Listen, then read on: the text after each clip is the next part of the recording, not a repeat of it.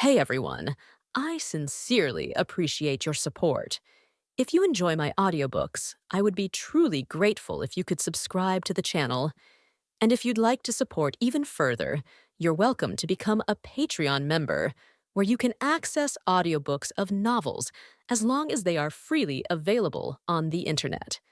Your kindness and support mean so much. Thank you. Originally, the one who best understood someone's abilities was often their adversary rather than the person themselves. After all, it was the one who had been hit that knew how much a punch hurt, not the one throwing it. In that sense, Kumara's group highly evaluated the pursuers' skills. At the very least, they were top tier among the bronze rank. Not a few among them were even silver rank in ability, and their numbers were by no means small, around 20 in total. Considering that silver-ranked adventurers were usually compared to knights of an ordinary domain, the guild had practically dispatched a quasi-knight order level force for this mission. Then, what of the opponent facing this formidable force? Slash, thud, crack, arg. The single, deranged knight was mercilessly crushing this force. This is ridiculous.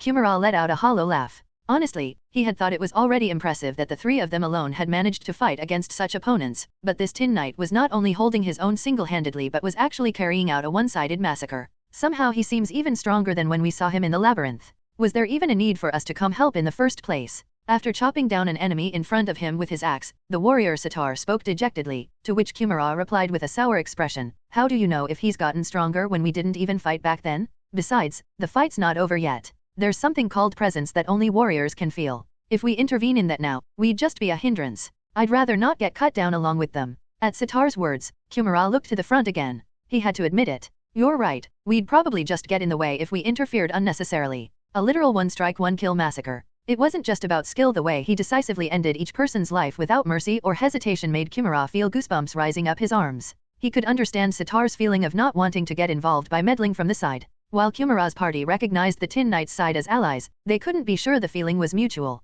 At first I thought the guild had gone overboard with their response, but now I see it was the opposite. Well, I guess they didn't expect the opponent to be this strong either. Whoosh! As if deciding the tides of battle were turning unfavorable, some of the pursuers tried to sneak away, only to be struck down by white mana bullets. Judging by how she kept glancing at the Tin Knight, Magia seemed a bit frightened as she spoke. "He's stronger than gold rank." "No, he does seem stronger than the leader of red gold. I've never seen the leaders of blue gold and white gold in action, so I can't say if he's for sure stronger than them. Is this the time to be ranking who's stronger? Men, really? Hehe. Well, ranking debates are part of human nature. It can't be helped. Even so, there's a time and place for.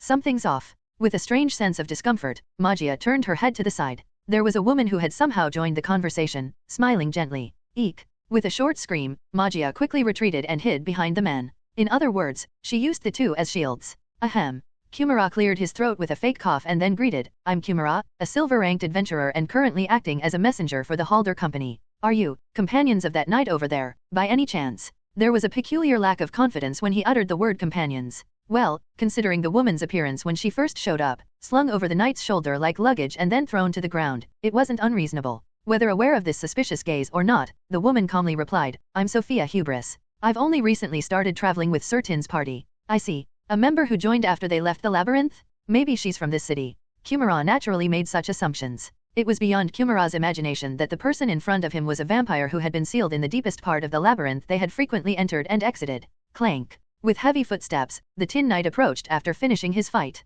The pursuers who had faced the knight were all rolling on the ground. Judging by the depth of their wounds, it seemed unlikely they would get up again. Good thing we kept one aside beforehand. After glancing at the one pursuer he had captured at his feet, Kumara spoke, "Since the story might be a bit long, shall we move somewhere else first?" The thick darkness covering the sky was slowly fading. No matter how remote this alley was, if multiple corpses were discovered in a pile, it would inevitably cause a big commotion. They needed to hurry before that happened.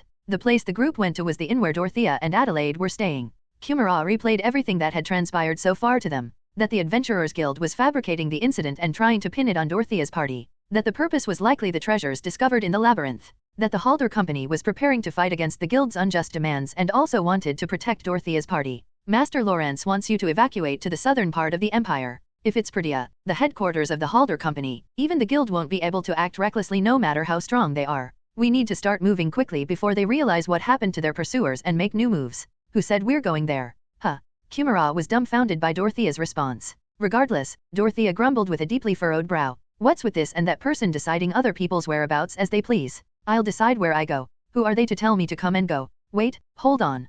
Are you in your right mind? The guild is after your lives. Kumara shouted in confusion. His carefully maintained businesslike attitude shattered in an instant, and his usual adventurer speech came out. Of course, this didn't make Dorothea change her words. So, if we go there, what then? Will the guild suddenly apologize saying, "Oh, we're sorry. Actually, we fabricated everything. We'll quietly turn ourselves in and bow our heads? Or will all the incidents be resolved at once, overturning everything just with your and my testimony?" Of course, that wouldn't happen. It was unclear why the guild had committed such reckless actions, but it was obvious that they wouldn't back down easily after moving so boldly. Therefore, the Halder Company's goal was clear: to secure Dorothea's party, to prevent the guild from manipulating the incident as they pleased, and to continue the standoff in that state to obtain concessions from the guild side. That process would likely be a very tedious political and public opinion battle. During that time, Dorothea's party would have to be kept under control. Kumara could fully understand why they didn't like that. However, then what are you going to do? I understand that the current situation is unreasonable from your perspective, but there's no other way to face a huge organization like the guild, is there? Or maybe... Kumara's gaze turned to Adelaide, who was standing nearby with a blank expression, golden hair and violet eyes. Even as a mere adventurer, Kumara knew the power and status of the Lion Duke's bloodline. If the girl in front of him actually held an important position within the bloodline, and Dorothea was counting on that. No, I'm not, Adele, seemingly realizing the implication, stuttered in a fluster. It was true that her hometown, the Friedel domain, was a highly valued domain, but if asked whether the current Friedel, which had lost most of its main force compared to its prime, could stand against the guild, one could only tilt their head in doubt. No, even if she had the ability, Adele didn't have the authority to move it, so it was impossible for her to be of political help. I never expected anything of her in the first place. Dorothea cut off that speculation in one stroke. Ignoring Adele, who was shrinking while muttering, "That's sad in its own way," Dorothea continued, "Let them come if they want to. Whatever the reason, once they've drawn their sword first, it's the witch's way to pay them back in kind. I've been trying to avoid fights and moving nicely according to the rules, but they took me for a fool." As if responding to Dorothea's complaints, the knight beside her nodded his head. Somehow, he looked very excited. Faced with this extremely belligerent master and servant, Kumara was at a loss for words. "They're much more dangerous than I thought. If it were possible, he wanted to kidnap them and take them to the company by force, but considering the Tin Knight's overwhelming, it simply wasn't feasible. On the other hand, he couldn't just let them do as they pleased either. The moment Dorothea's party was defeated by the guild and gave the testimony they wanted, Kumara's party would be finished in one go as well. It was truly an unwelcome shared fate. But, is the Adventurers Guild really the enemy? At that moment, Sophia, who had been quietly listening to the conversation, stepped forward and asked. Dorothea retorted with a frown, "They attacked us, didn't they? But these people here are also adventurers, aren't they? The Adventurers Guild seems to be quite a large organization, so I think there might be quite a few people who would oppose this incident if we look for them. How can we distinguish each one of them? We don't necessarily need to distinguish them ourselves. What's important is the justification that this incident is not right. Power struggles always occur within large organizations, and an easily understandable justification is the weapon most favored by politicians." Sophia continued, "If we can just find out who benefits the most within the guild when this conspiracy succeeds, the next step is to give justification to those who oppose that someone. Then they will spread the story on their own, disparaging the opponent and biting into their flesh with all their might. What if it doesn't go as planned? What if they're all in cahoots and there's no opposition? Wouldn't that be good in its own way, as it means there are no innocent victims?" Dorothea made a nasal sound. "Not bad. I like that we can get revenge for sure without being tied down." At last, their course of action was decided. The first victim of the group became the pursuer who had been captured alive while all his comrades were killed. I have nothing to say to you? Just kill me instead," the pursuer, tied up with rope, shouted with a somewhat solemn air. It wasn't that he had some extraordinary loyalty or had received professional training to endure pain that made him so bold. The one fact he believed was, "No one else was captured alive besides me. If there's no testimony from me, it'll be troublesome for these guys, so they can't really kill me or torture me to the point where I can't speak properly." That was right. It was like the meta of a malicious debtor who, knowing the other party couldn't collect, yelled that they had no money and dared them to try collecting. That was the source of the pursuer's confidence. To this, Dorothea replied, "Oh, you have nothing to say? That's right. Then die. Hey, Tin Can, cut off his head. If he won't talk while alive, well, we can just make his soul talk after he's dead." Wait, hold on, I'll talk. So don't come closer, eek." Faced with the wicked witch and her deranged familiar, the pursuer quickly surrendered. Watching this scene, Kumara muttered with a blank expression, "Guys, are we perhaps screwed?" In front of the monitor, you quietly fell into thought. The city of clockwork, tick-tock. You reflected on the things you had accomplished there. With Dorothea, you succeeded in partially restoring the Tin Knight's power at the Magic Doll Workshop.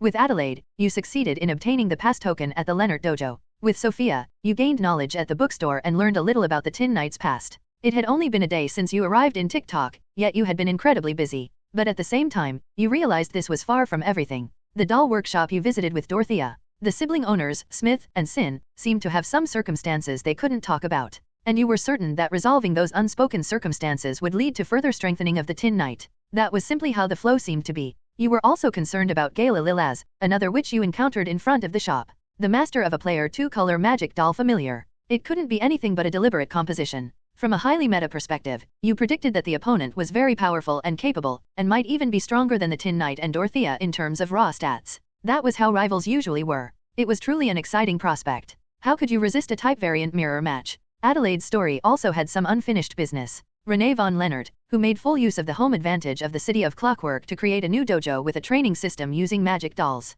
The old man and his followers, who were once driven out by Renee and his faction, returned with a sort of revenge. A conflict between the new generation and the traditional generation, and a match to determine who would lead the TikTok dojo. Since the recognition of the token Adelaide obtained depended on the outcome of their victory or defeat, there was no option to pass by without intervening. As a bonus, although it couldn't be called the primary goal, you were also concerned about the 6th and 7th level tests that you had yet to clear. They practically screamed challenge quests. What about Sophia? The story told by the adventurers you rescued with Sophia was enough to stimulate your interest. The conspiracy orchestrated by the Adventurers Guild. Unreasonable and coercive tyranny. You and your companions designated as its victims. The opponent had come at you with swords rather than words, and once attacked, you had no choice but to retaliate. Above all, according to your speculation, what those behind this incident were after was likely not simple money. The guild was trying to prevent the final room of the labyrinth from opening, even distributing fake interpretations to adventurers. That room was where Sophia had been sealed. This incident was carried out by the guild under the pretense of recovering the treasures found in the labyrinth, and it would be strange if Sophia had no connection to it.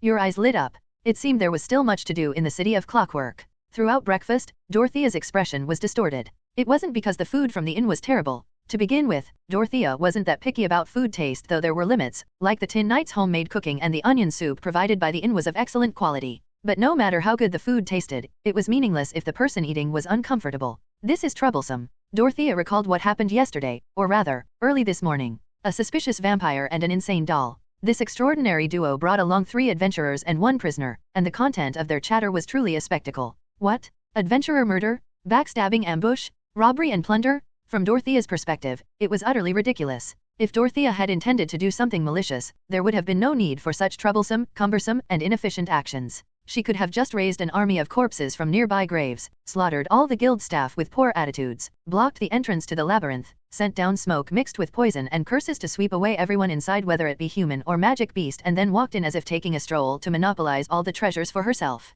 It wasn't that she couldn't do it due to lack of ability, but that she wouldn't do it because dealing with the aftermath would be troublesome. She had been reluctant to clash with the massive organization called the Guild and tried to achieve her goal in the most moderate, legal, and reasonable way possible, only to suddenly hear accusations like "you killed them? You wicked witch." She couldn't help but feel furious. Had Sophia not suggested a new method last night, she might have seriously considered dropping all social decorum to prepare for a large-scale battle, even at the cost of slightly lowering her social reputation. Avoiding fights that could be avoided, but always striking back if the opponent drew their sword first, was Dorothea's principle. All the pursuers were from the Schwartz branch. There's a high possibility that the Schwartz branch manager is behind this. But there was no physical evidence, is there? Sophia said she'd come up with follow-up plans. Recalling the information blurted out by the terrified pursuer, Dorothea almost unconsciously moved her spoon to put food in her mouth. At that moment, she suddenly felt a gaze staring at her from the corner of her vision. What? Do you have something to say? The Tin Knight points out that she's eating very unappetizingly. It's none of your business how others eat.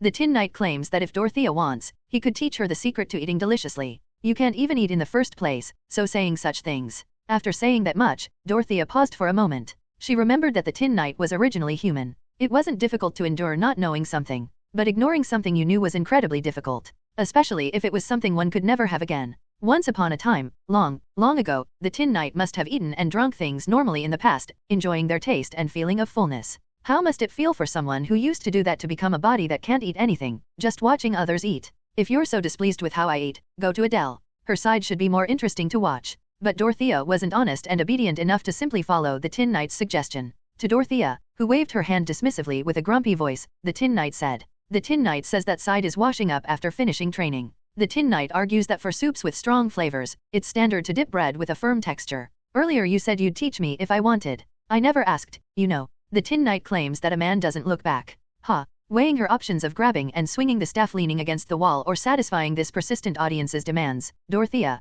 who was contemplating which to choose, finally chose the latter. After all, even she was too lazy to exert herself at the dining table. It had nothing to do with learning about the Tin Knight's past. Probably. After dipping the dark bread in the soup and putting it in her mouth, the bread that had felt a bit hard became much softer. Every time she chewed, moving her teeth up and down, the soup that had soaked into the bread leaked out and spread throughout her mouth. It certainly wasn't a bad taste. But it's not so amazing that you need to go on about secrets or whatever. Dorothea, who was about to complain that he was making too much fuss, decided to just keep her mouth shut when she saw the Tin Knight nodding his head up and down as if satisfied. Well, I guess it's fine. The more enthusiastic he is, the safer my body becomes. After rationalizing her actions like that, Dorothea finished her meal and got up. The Tin Knight asks about the upcoming schedule. Why? The Tin Knight wants additional enhancements at the doll workshop.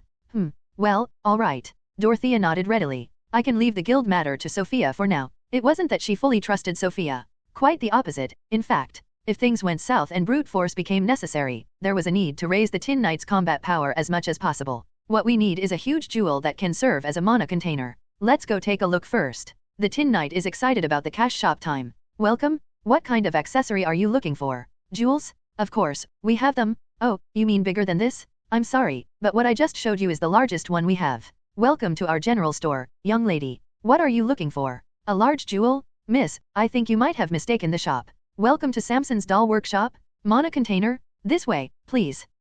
This is the best quality item available in this city, but it doesn't satisfy you. Hehehe, to come all the way to this remote place. Young lady, you've got quite the nerve. I don't have jewels, but I have something just as good. If you just taste this drug once, you can reach Nirvana. Gak? I'm sorry, please spare me. Gak. About 3 hours after leaving the inn, Dorothea irritably scratched her head. There's really nothing useful here. They had been scouring various places in TikTok all morning, but no jewel suitable to be the Tin Knight's new mana tank was in sight. There were 1 or 2 jewels that seemed to have quite a large capacity, but even those fell short when compared to the vessel the Tin Knight originally had. It doesn't seem easy to increase mana capacity. What's left is just improving efficiency further. Hey, if we can't do it, we can't do it. What's with this right now nonsense? It's unsightly. If it was in grandfather's workshop, not this corner room, we could definitely do it. Dorothea recalled a certain pair of siblings in a back alley of TikTok. If there was any room left to further enhance the Tin Knight in this city, that place seemed to be the only option left. As Dorothea was about to move her steps again, a strangely familiar voice reached her ears.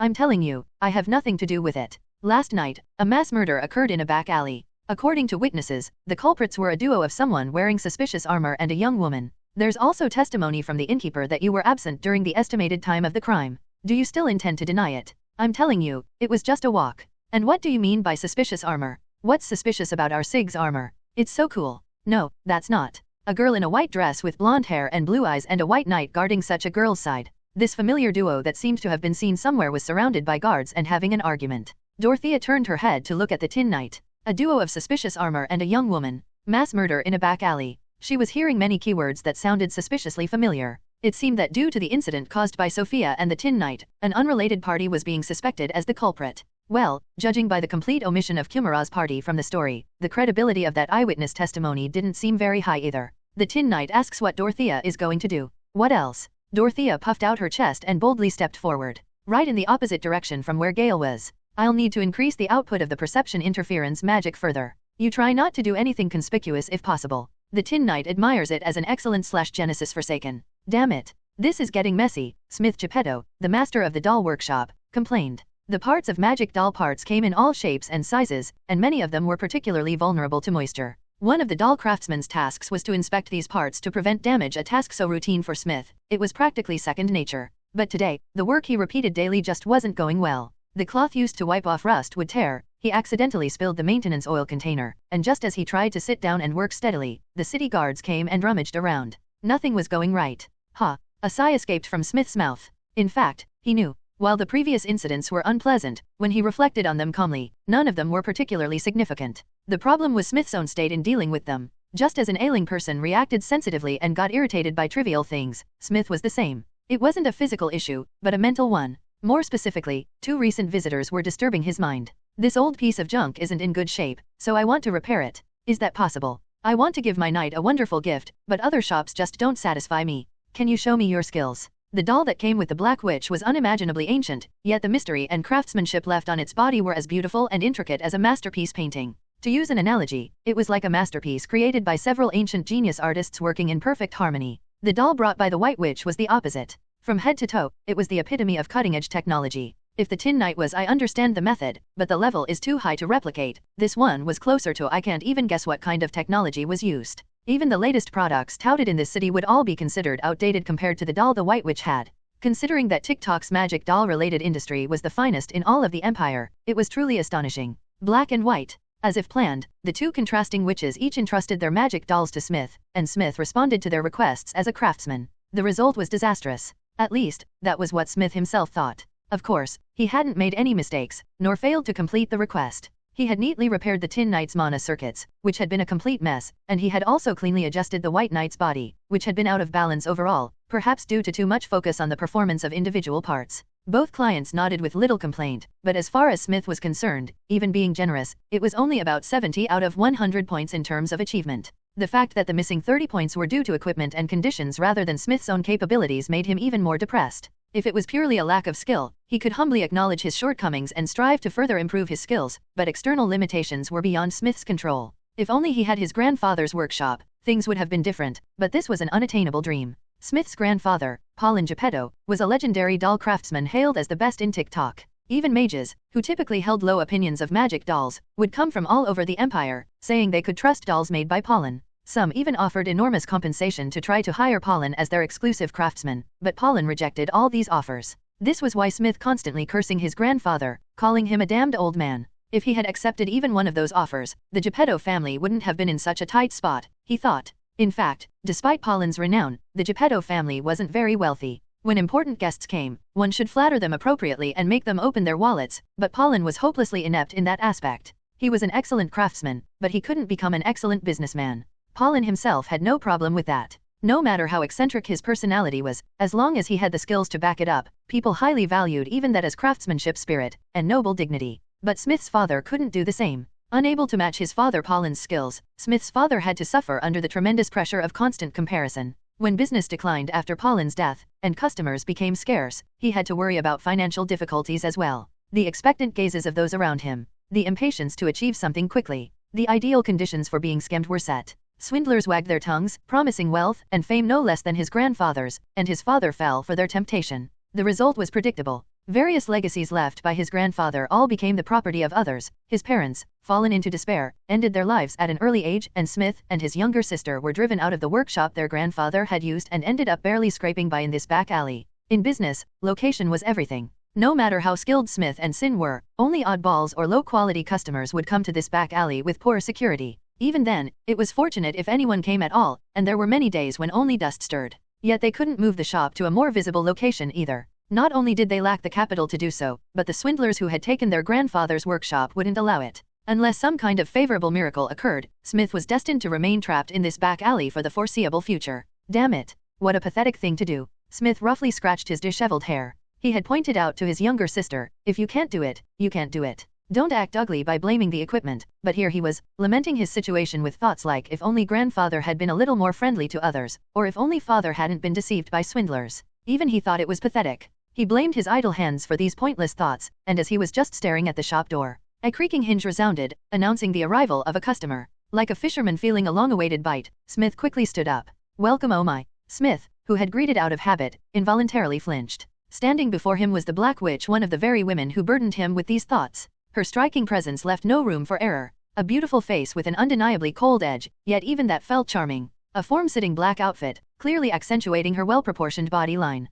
To Smith, who lived in the back alley, it looked like a trouble-causing device itself. Like flies to a Venus flytrap, he could already picture the dick-for-brains men swarming towards her. And yet, he found it strange that he heard nothing. With such an eye-catching woman walking around the back alleys, rumors should have spread, but none of the local idiots around had talked about her. Smith wasn't capable of imagining that something like magic that makes it difficult to see her appearance unless she wants to talk to you might exist. Is it because she covers herself with a cloak? No, honestly, this doesn't seem like something that can be solved to that extent. Smith snapped back to his senses as he was thinking that far. What was important now wasn't the customer's appearance. Ahem. What brings you here? Smith, determined to be different from his grandfather who had the worst customer service skills, greeted the customer with a somewhat friendly attitude. Due to his rough appearance, he looked more like a muscular bouncer guarding the entrance of an entertainment establishment no matter how one looked at it, but Smith himself didn't realize this. The witch answered, I came to request additional enhancements. Oh, did you find a jewel in such a short time? Smith's doubt was natural. The Tin Knight's mana container had significantly decreased in capacity due to being overworked for many years, but even so, its performance was superior to most things circulating in the market.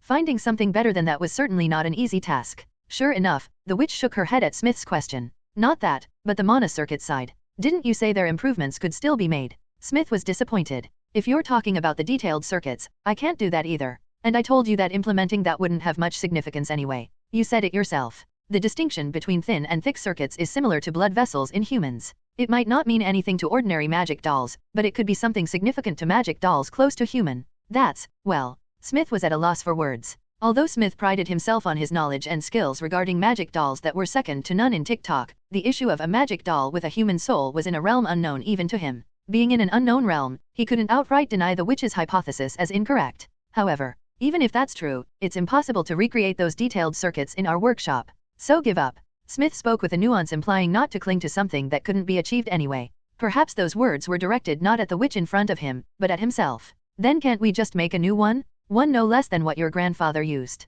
Smith's eyes widened. There's a craftsman here skilled enough to repair the Tin Knight. However, having lost the high-grade equipment they originally used, it's impossible to fully demonstrate their skills. To this, Dorothea's conclusion was simple. Then isn't it solved if we just give them good equipment? What? History and tradition? A building with family memories? Can you eat that? Of course, there was a protest from the Tin Knight. The Tin Knight insists in a situation like this, we should help recover the workshop of memories. No, as long as the tool's performance is similar, it doesn't matter whether there are memories or not. The Tin Knight points out that we should follow the standard of the story. You're talking about standards. Where in the world does such a thing exist? Dorothea knew nothing of the Geppetto family's detailed circumstances. Truthfully, she wasn't the least bit interested, either. What was important to her was the fact that if she provided Smith with a suitable environment and tools, she could entrust him with the work she wanted. I'll give you the created workshop, as is. However, all future work related to this guy will be done for free. How about it? Smith was flustered. Wait. What do you mean? You're saying you'll create a workshop for me? Just to entrust one job. Whether it's just one job or not is for me to decide. So, do you have any thoughts? Of course he did. But, it's impossible. If I try to crawl out, the Stromboli company won't sit idly by. They're one of the big shots in the magic doll industry, and they have a Count's family backing them up, so everyone trembles before them. Does that list of trembling people include this city's lord?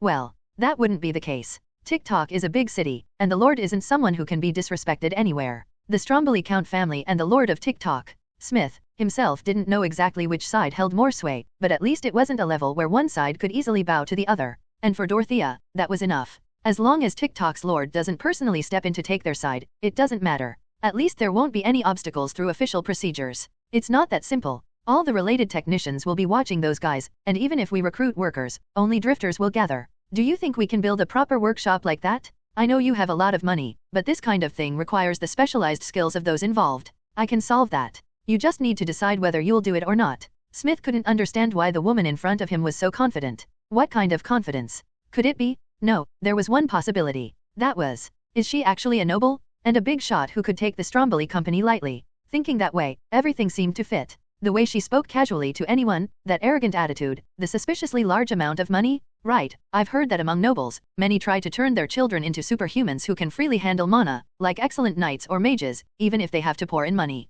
That staff. And the magic doll. If we consider that somewhat strange outfit as a mage's clothes, Smith trembled. The once-in-a-lifetime opportunity he had been longing for was right in front of him. And Smith, who thought his family had suffered because of his grandfather's stubbornness, had no intention of making the same mistake. Let's just ignore the fact that Smith's father had also been scammed through a similar thought process. People tended to believe they'd be fine even without much basis. After all, I'll do it.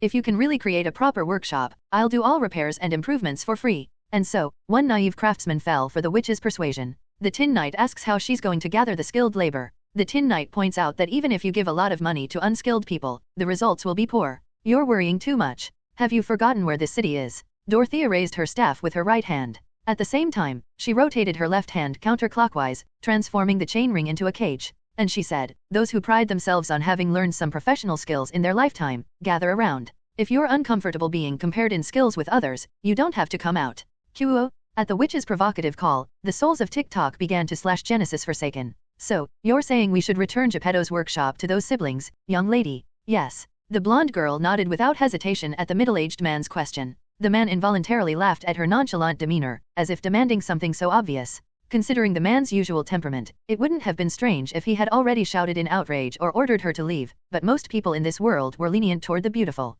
Faced with the girl's appearance that seemed to be a feast for the eyes, the man decided to listen to this bold girl's story a little more. Why should I do that? When Paul Geppetto was alive, his workshop was indeed the most advanced and prestigious. But it's been over a decade since that old man died, and magic doll technology has continued to develop in the meantime. Honestly, with Stromboli's abilities, it wouldn't be difficult to create a workshop equal to or better than his without clinging to a dead old man's workshop, right? Ha! After uttering an ambiguous sound that could have been admiration or a sigh, the man lit a cigar. After savoring a slow puff of the hazy tobacco smoke, the man nodded readily. Well, you're not wrong. Indeed, it wouldn't be difficult to construct a workshop of equal or better caliber now. Unlike when we first acquired the workshop, we've finished interpreting various secret techniques. But that's that, and this is this. Blowing cigar smoke near the girl's face, either unconsciously or intentionally, the man smiled provocatively. Just because my wallet is overflowing with gold coins, does the value of silver coins diminish? The posthumous work left by the legendary master, Geppetto. A masterpiece magic doll created in the workshop imbued with Geppetto's spirit.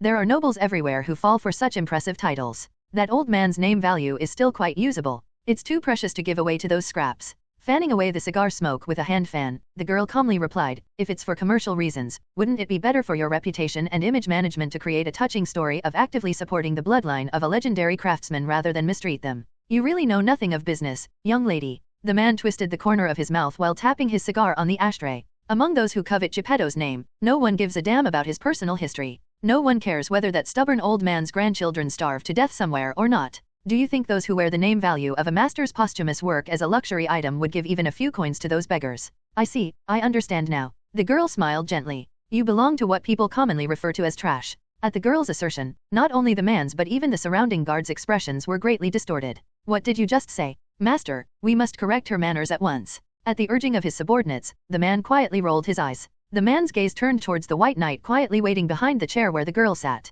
Tisk, forget it. It would be undignified to be swayed by the words of a young girl. After making such an excuse, the man leaned back in his luxurious chair and waved his hand dismissively. I think I've done enough to repay the gift. You may leave now. Yes, let's do that. I have nothing more to say, either. After the girl and the white knight left proudly, the man called for his personal mage nearby. Let me ask you once again, is this thing really valuable? What the man held in his hand was a flat, square cloth pouch with strange characters drawn on it. Inside the pouch were several stone-like pieces, each engraved with the same pattern as drawn on the cloth. The middle-aged man had a very dubious expression on his face. To the question of Charles Stromboli, the head of Stromboli, the mage answered in confusion, yes, it's a talisman imbued with powerful defensive magic. Although it's consumable, just possessing it has the effect of a professional mage's defensive spell, so its value is incredibly high. Even considering the entire empire, mages who can create such things wouldn't reach even 10%.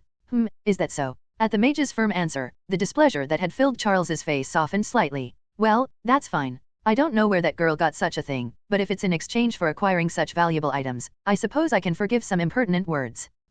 Master, but is it really alright to let her go like that? Considering she's walking around with a magic doll and readily offered such precious talisman as mere bargaining chips, she might have an extraordinary background. There's nothing to worry about. Among the influential families of the empire I know, there's no name like a Lilaz. It could be an alias, but using an alias itself means they can't come forward openly, doesn't it? Besides, I sent her away nicely without intimidating her just in case, so nothing should happen. That didn't seem particularly nice at all. Such a thought crossed the mage's mind, but just as he was about to speak to his master again, another subordinate approached. Master, we've received word from our person planted in the Lord's mansion. They say a document requesting permission to establish a workshop has been submitted. Location: in the Northwest District. A place neither particularly good nor bad. Which company? It's not a company. What? Is it an individual business? Then there's no need to report it to me. We already control all the best locations in the city anyway, and the guides who deal with travelers will only introduce our places, so they'll wither away soon enough. Well, the one who applied is Smith Geppetto, that guy.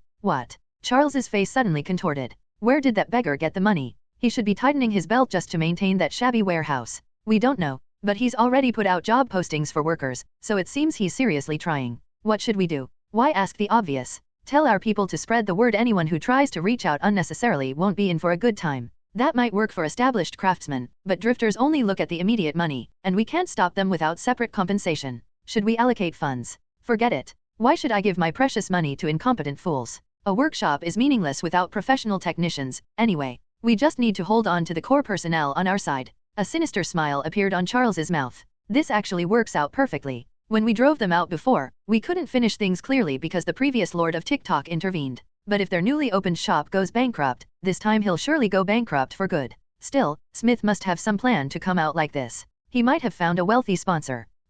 Perhaps we should take some additional measures. Oh, my friend. Don't say such scary things. We're a company, not bandits. Should we bury everyone we don't like? At Charles's words, his subordinates all exchanged knowing looks. What's with those expressions? It's nothing. As expected, master, you are truly a moral and exemplary merchant for others. Ha ha ha, yes, that's right. The wicked capitalist, Charles Stromboli, laughed loudly. There was nothing to stop his laughter. Not yet, at least. Dalton, a young man from TikTok, carefully looked around. In the wide open space, according to the public notice he had seen, about 30 workers had gathered at the site where a new workshop was to be built soon. The faces of the workers were quite familiar. They were the usual idlers who hung out with Dalton without any particular business. Dalton thought. Only drifters have gathered. Naturally, this assessment included Dalton himself. The workers were generally young or on the younger side, and there wasn't a single skilled worker who should have been playing the role of the backbone of a site such as this. They might have decent physical strength, but that was their only advantage. Seeing only people without proper skills or experience gathered, it seemed impossible for this construction to be completed properly.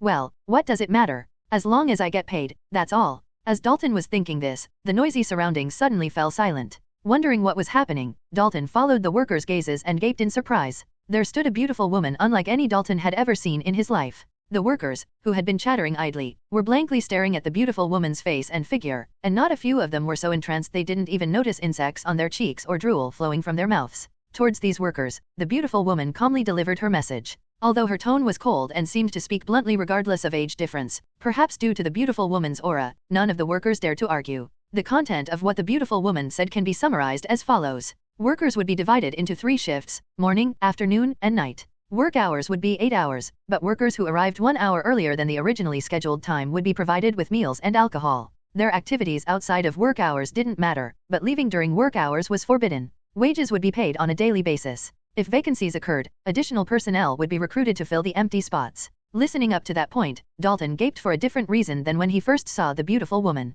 So, you're saying you'll give us alcohol? And right before work starts. Both alcohol and food. But there won't be any breaks during the 8-hour shift, and if you come late and ask for food, you won't get any. That doesn't seem to be the important part here. The workers were at a loss for words. There had always fools who drank during work hours only to get beaten by their superiors, but this was the first time they had seen a workplace encouraging it. If they were told they would be offered drinks after work, they might just say the employer was kind-hearted and generous, but what kind of situation was it to tell them to drink before work? After the beautiful woman left, the remaining workers started to discuss their own rational hypotheses.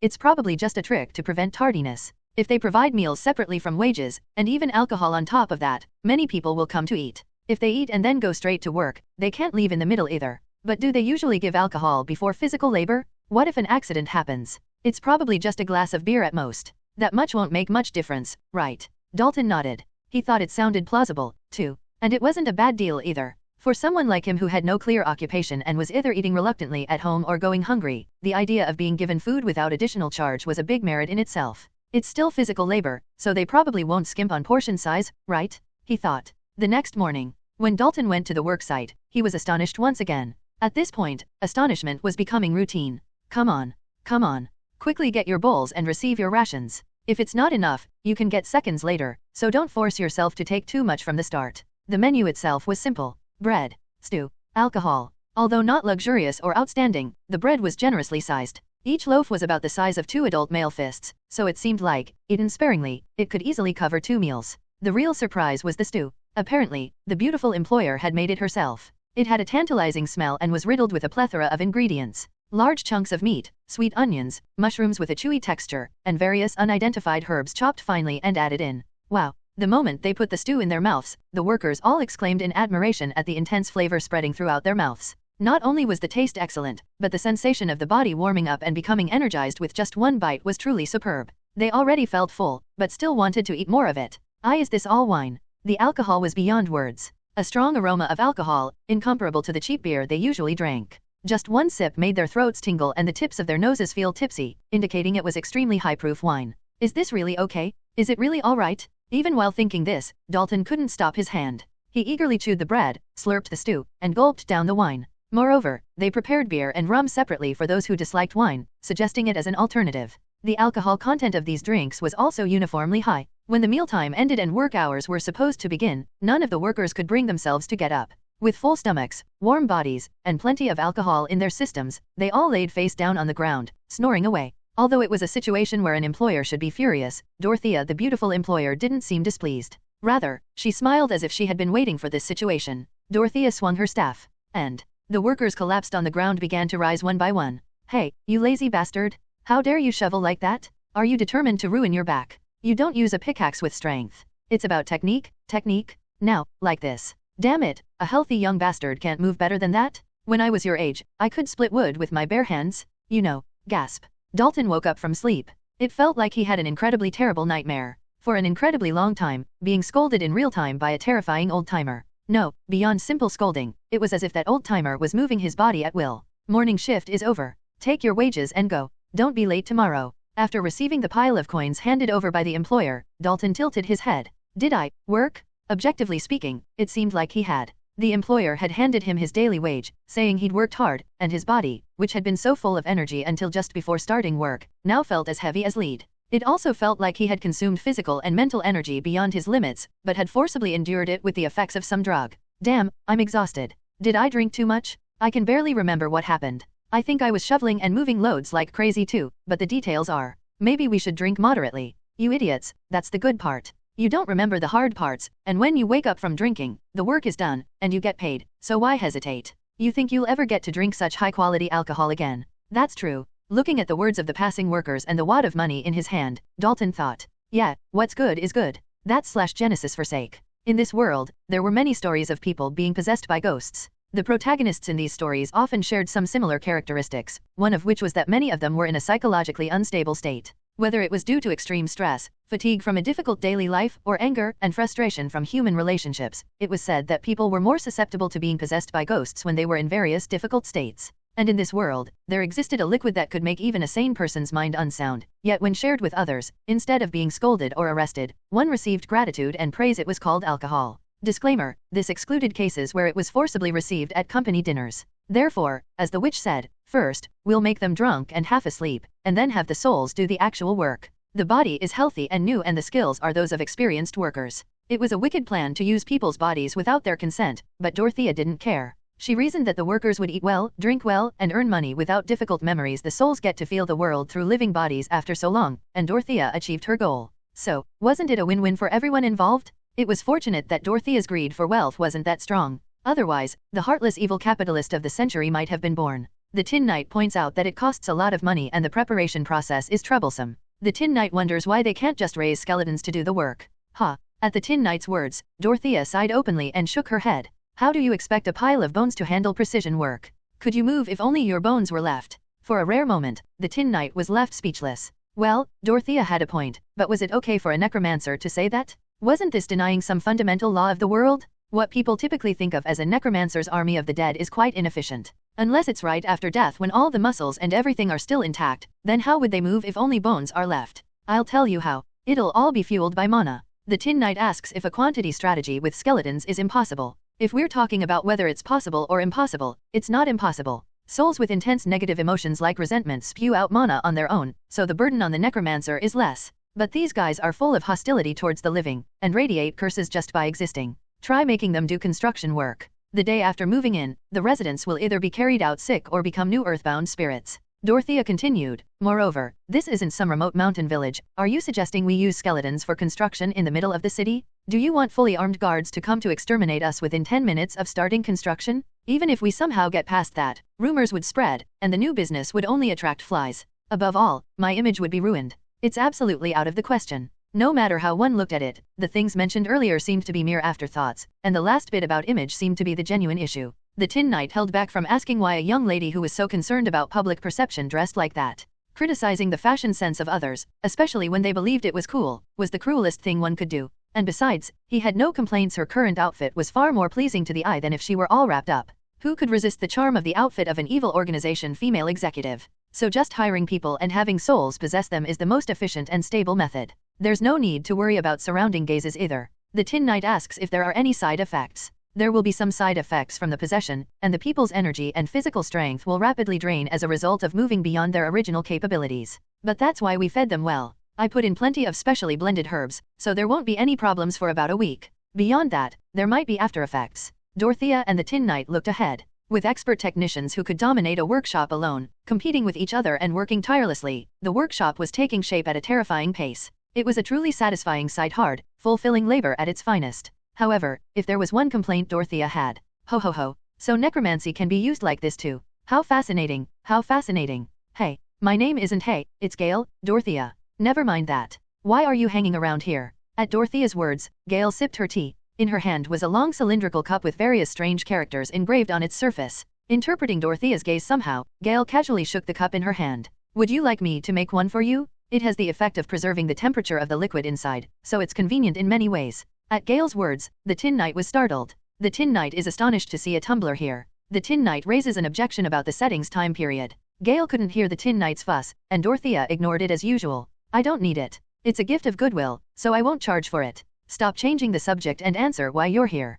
I'm also interested in the Geppetto siblings' techniques. Gale flicked her wrist and swept her gaze across the surrounding city with a nod. Dorothea's eyes narrowed. This girl called Gale Lilaz looked like a princess straight out of a fairy tale, but somehow her actions were strangely plebeian. Charitably speaking, she was friendly without formality. Viewed a bit more critically, she was like a street ruffian. Both her appearance and behavior were in stark contrast to Franca Aglaya, who was and looked like a rich, naive young lady. Whether aware of Dorothea's silent impressions or not, Gale freely shared information that wasn't even asked for. One of the reasons I came here in the first place was because I once saw a magic doll made by Paulin Geppetto when he was alive. It was such a masterpiece that it was hard to believe it was made by a doll maker from the Empire. The blatant regional discrimination in her words didn't particularly bother Dorothea. To begin with, it was a well-known fact that the Empire's magic doll technology lagged behind that of the magic country. Isn't that rumor extremely late? I heard that old man died over a decade ago. I thought there would still be something left in the same city, but the result was the worst. At best, people with only apprentice-level skills were strutting around calling themselves masters.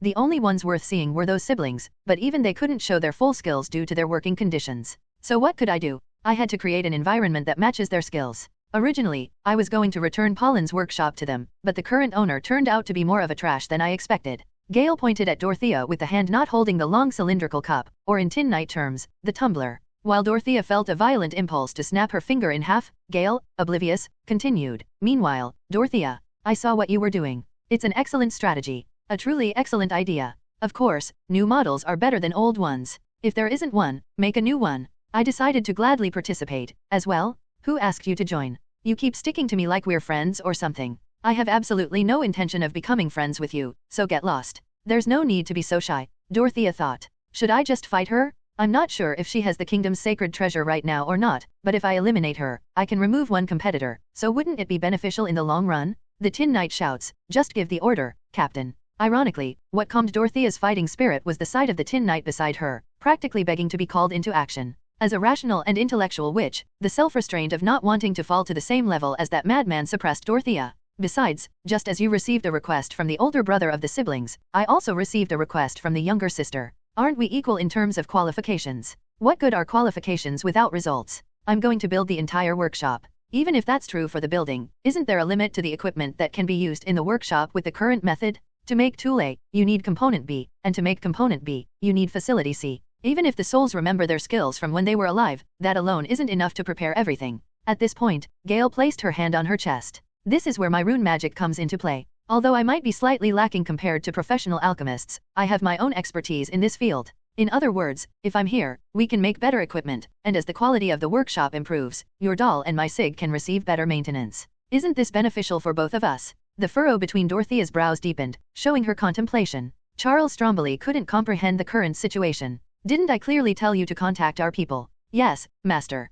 We did. Then which bastard had the audacity to ignore my words and side with those guys? None, master. Not a single skilled workers ignored your words. Those mobilized for their construction are all drifters without proper skills or steady jobs. Is that so? Then riddle me this. On a hill overlooking the northwest part of the city, pointing at the new workshop being built in the center, Charles raised his voice with veins popping on his neck. How is that building being built so properly over there? The exterior was practically finished in a single day. Strictly speaking, it wasn't a mere day but a day and a half, but no one dared to point that out in front of a boss who was already bad-tempered and seemed to be in a foul mood. Well, it seems they're working about 20 people in 3 shifts, working 24 hours without rest. No, that alone doesn't explain the impossible work speed. In the mind of Charles, the evil capitalist, workers were inherently lazy beings. One gave them wages for 8 hours of work, then the hired workers would slack off for 8 hours while sneakily watching their surroundings. Since they got paid as long as they filled 8 hours, there was no reason to work hard. The wise in his own opinion Charles observed such people, and either kicked them out saying there was no money to pay because they didn't work properly, or increased work efficiency by attaching supervisors to provide continuous motivation, which the public called verbal abuse, violence, and threats.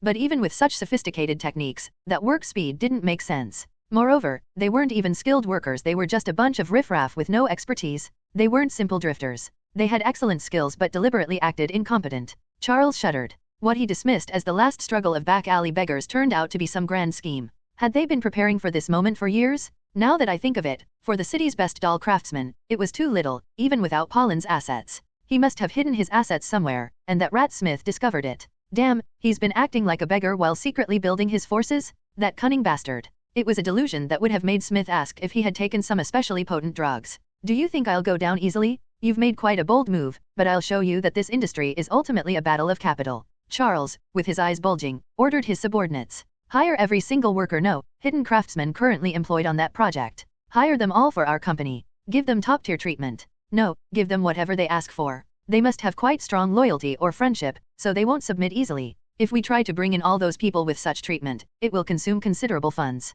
They're not only highly skilled, but also thorough enough to deceive a city for years. This is where investments should be made. Now stop whining and make it happen. Charles let out a sinister laugh. I can't wait to see the look on that bastard's face when he loses all the connections he's secretly built for nearly a decade. Ha ha ha ha ha. The worker Dalton and his colleagues clinked their glasses and shouted, to another day of hard work. Cheers. Cheers. https://ko-fi.com/Genesis Forsaken. Brother Smith, how could you plan something like this without consulting me? What if you get scammed? Hey, Sin, how could you bring in someone like that without saying a word? What if the shop goes under because of this? The Geppetto siblings' glares clashed fiercely in the air, but only briefly. Soon, both of them averted their gaze. They had both acted on the idea of let's do it first and tell the other when results come out, so there was no point in blaming each other. After clearing her throat several times as if to dispel the awkwardness, Sin said, ahem, well, isn't it fine, anyway? Thanks to the cooperation of Miss Gale and, Miss Dorothea, was it? Anyway, the construction of the workshop is going smoothly, and there are these incredibly amazing workers from who knows where. At this rate, it won't even take a week until completion. Well, what's with that gloomy answer? Are you worried that customers won't come once we start business in a good location? Lacking confidence, are we? Shut up. As if that could be the case. Smith scratched his head. It's that bastard Stromboli I'm worried about. To someone who's been freely using Grandpa's name for profit, us, the real bloodline, becoming competitors must be extremely annoying. He won't just leave us alone like this. Come on. That's why we're deliberately putting up the sign later and trying to act uninvolved by staying away from the construction site as much as possible. He probably doesn't even know this shop is ours, so what's the problem? He's not that easy to deal with. He'll definitely use some petty and vicious tactics. Damn, I'm anxious. Smith's anxiety was spot on. Stromboli's deceitful and violent scheme was descending upon the construction site workers. What? Why would the Stromboli company want someone like me? Haha, your modesty is excessive. No matter how much you try to hide it, a nail in the pocket will eventually stick out. It would be troublesome if you underestimate our company's discernment. We know your abilities very well, and we promise to treat you accordingly. Well, I'm very grateful for your words, but I'm already employed, you see. Now, here are the specific contract details. I dare say it's undoubtedly the highest amount in the industry. Gah. Although the workers were satisfied with the working environment where they could eat and drink as much as they pleased and the work wasn't very hard or, more precisely, they vaguely remembered it that way they were still only temporarily employed. Few could resist the tempting amount offered by the Stromboli company. The conditions were so good that some even suspected it might be a scam, but, wait a minute, isn't this a scam? Aren't you just going to take us away like this and then pretend nothing happened and not pay us later? With our company's reputation, we could never do such a thing. Still, I can't trust it. The place I'm working now isn't bad either, so there's no reason to betray them. Can't be helped. If you agree to the contract, we'll give you an advance payment. I must have been too suspicious. There couldn't be a more trustworthy company than this. Even such suspicions crumbled helplessly in the face of more money. The Stromboli headhunters felt puzzled. Are these really elite workers hiding their skills? They just look like random street riffraff to me. Weren't they supposed to be incredibly loyal and devoted people who endured years of contempt and disregard from others while hiding their skills? They seem too eager to jump ship. No matter how I look at it, it seems like the boss has misunderstood something. Stromboli was the top company in the Empire's magic doll industry. Of course, since magic dolls themselves weren't such a hot commodity in the empire, the company wasn't that large in terms of scale. Even so, being at the top of the industry meant that talent naturally gathered there. The headhunters, who had brains instead of spaghetti in their heads, realized that something was going wrong and reported it to the higher UPS. Master, reports are coming in that all the newly hired craftsmen are complete idiots. Master, the existing craftsmen are expressing dissatisfaction after learning about the contract terms of the newly recruited craftsmen. Master, the team leaders from each department are claiming that all those hired this time are incompetent fools. And here, a truth of the world revealed itself once more. The truth that even if the employees working on-site had brains, it meant nothing if the higher UPS didn't accept it. Tisk tisk, everyone's judgment has fallen so much. I'm truly worried about how our company will run after I retire. Charles Stromboli, sitting arrogantly on the sofa, took a big puff of his cigar and then spoke. He began to lecture his foolish subordinates. In the end, what moves people is money. But there are not a few people in the world who are swayed by trivial sentiments even after gulping down the contract money. Since they betrayed their friends for money, don't they need some self-justification? Self-justification, you say? Yes, it would be a bit awkward for them to work hard on our side right after betraying. They might also be unsure whether their skills were really discovered or not. We should consider that they're currently observing the situation. But Master, if we show people receiving good treatment without working properly, it could negatively affect our existing employees. How about creating a separate team to operate them apart from the existing employees? Or should we pressure them to work properly? Oh my, you clueless friends. Charles clicked his tongue while grinding his cigar in the ashtray. If we don't mix them with existing employees and keep them together, will they try to adapt to the new workplace or conspire with each other? They need to see others working hard around them and feel some pressure to quickly come to their senses. And pressuring them? What if they go back to that Smith bastard because of that? Charles spoke so confidently that even the employees listening began to tilt their heads, thinking, is that so? It seemed to make sense when they heard it. In fact, it was more accurate to say they hoped it was right. Although he hadn't inherited the title or domain, being pushed aside by the eldest son, Charles was still a member of the Stromboli Count family. If he said so, his subordinates had no choice but to believe and follow him. Charles smiled with satisfaction. And even if they don't work properly, so what? Now that we've taken those workers away, it's only a matter of time before that shop goes bankrupt. Ha ha ha ha ha. Is it just you this time? Yes. Faced with the cold gaze of the Black Beauty the construction site workers had yet to learn Dorothea's name. Dalton felt his body involuntarily stiffen. It wasn't simply because of the employer-employee relationship. Although her physique was clearly more slender and frail than Dalton's, the beauty's eyes were full of intense will and formidable charisma. When looking from afar, he had the leisure to chat idly with his colleagues about her beauty and figure, but now, facing her and having a conversation, he felt like a frog in front of a snake. Rationally speaking, Dalton hadn't done anything wrong, but he couldn't help but feel like shrinking. Damn, did everyone really go over to Stromboli? Should I have gone too? Dalton found himself inwardly sinking with regret. He, too, had received an offer from Stromboli, but ended up refusing it to come here instead. Of course, it wasn't because Dalton had any particular loyalty or strong work ethic. Dalton knew well what his abilities were. He also knew how a craftsman who received treatment beyond his abilities was treated by others. If someone with Dalton's abilities entered a large company at least by Dalton's standards like Stromboli, he would become a prime target for contempt and ridicule by those around him. That was right. Dalton had refused the offer simply because he didn't want to be cursed at. Well, it'll be hard to work alone. The beauty made a slightly sulky expression, but then shrugged nonchalantly, as if she had expected this outcome. Then you? From now on, you're the manager. Pardon? Dalton reflexively asked back. I said you're the manager now. There's not much to do, just help with food distribution and sometimes hand out money when I'm not around. Leave the heavy lifting to that guy over there. Saying this, the beauty pointed to a knight in full armor nearby. Only then, realizing that what he had heard wasn't a misunderstanding, Dalton waved his hands in confusion. Wait a moment? Manager? Why me? Because the manager ran off. I'll pay you more, so do a good job. Do a good job? But there's no one here. I told you at the beginning, didn't I? We'd hire new people if vacancies occurred. There were people who couldn't join last time due to overcapacity, so we'll gather people quickly. You can bring people you know if you wish. It's fine as long as they're physically strong. Also, today's a break. We'll start again tomorrow after gathering people. Dalton's mouth gaped open. Something about this situation was unfolding in a completely different direction that he had initially anticipated. Although Dalton had initially tried to refuse somehow, while he was stammering, the beauty had unilaterally said what she wanted to say and left, and he had gained a new title as the site manager. The following day, manager sir, can we really eat this before working? All this food and alcohol?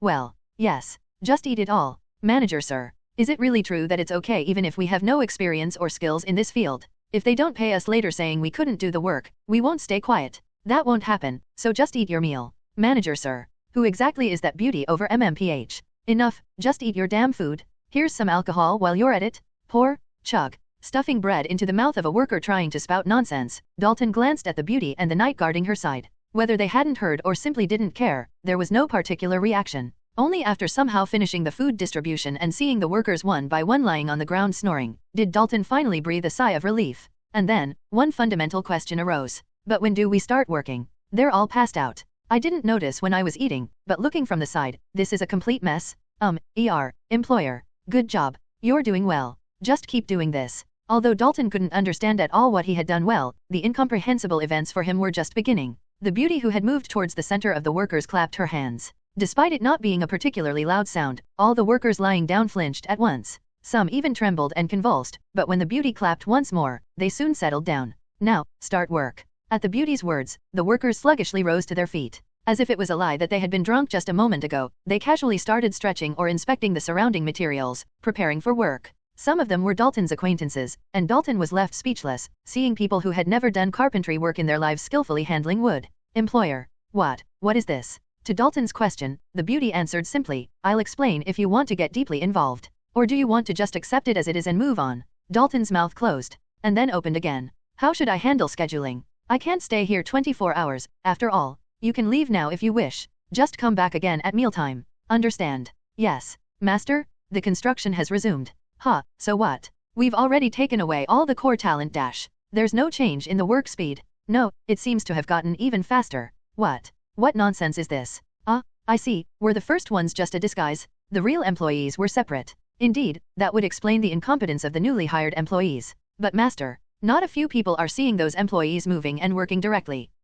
They might have mixed real and fake ones to deceive our eyes. Charles made a decision. Bring in the new workers, too. The financial drain will be too severe. I'm not saying to bring them all in. Watch carefully from the sidelines and pick out only the capable ones. Then, after that, put our own people in the empty spots to observe the internal situation, and after that, scouting will be easier, won't it? Oh, how wise. When a person touched something hot, they'd instinctively pull their hand away saying, ouch, it's hot. This reaction stemmed from the hand sending an urgent signal to the brain, warning that if one kept touching this, something bad would happen. But what if the brain ignored that signal? Moreover, what if the spinal cord, which acted as a middle manager, ordered to remove the hand immediately without considering the details, but the brain stubbornly ordered it to go back and touch it again? What if it kept saying to hold on to it regardless of whether it was hot or not? After all, it wasn't its concern. It would surely lead to disaster. The soft, fluffy palm wouldn't end up just being warm, it would end up golden brown and crispy. This was precisely the plight faced by Stromboli's on-site workers. What? You want us to watch them work and only bring in the skilled ones?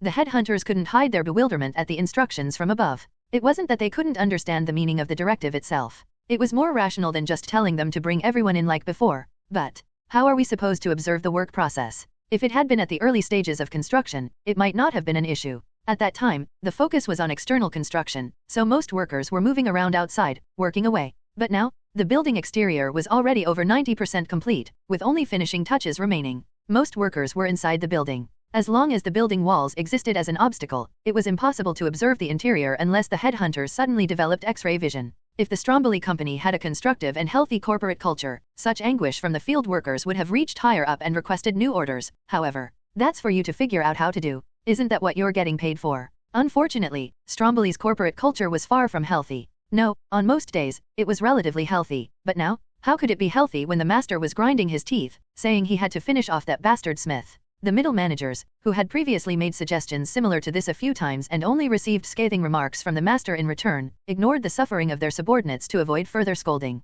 Even when some conscientious middle managers attempted to escalate the issue to the upper levels, they found themselves blocked by higher middle managers and failed. The headhunters had to find a way somehow while cursing shit under their breath. Sneaking indirectly was impossible due to the two knights, one gray and one white, patrolling around the building. Trying to observe from afar with telescopes was also impossible due to strange black smoke-like haze filling the areas near the windows. The headhunters, who had to produce some results, eventually opened their own wallets to hire a mage. Please do your best.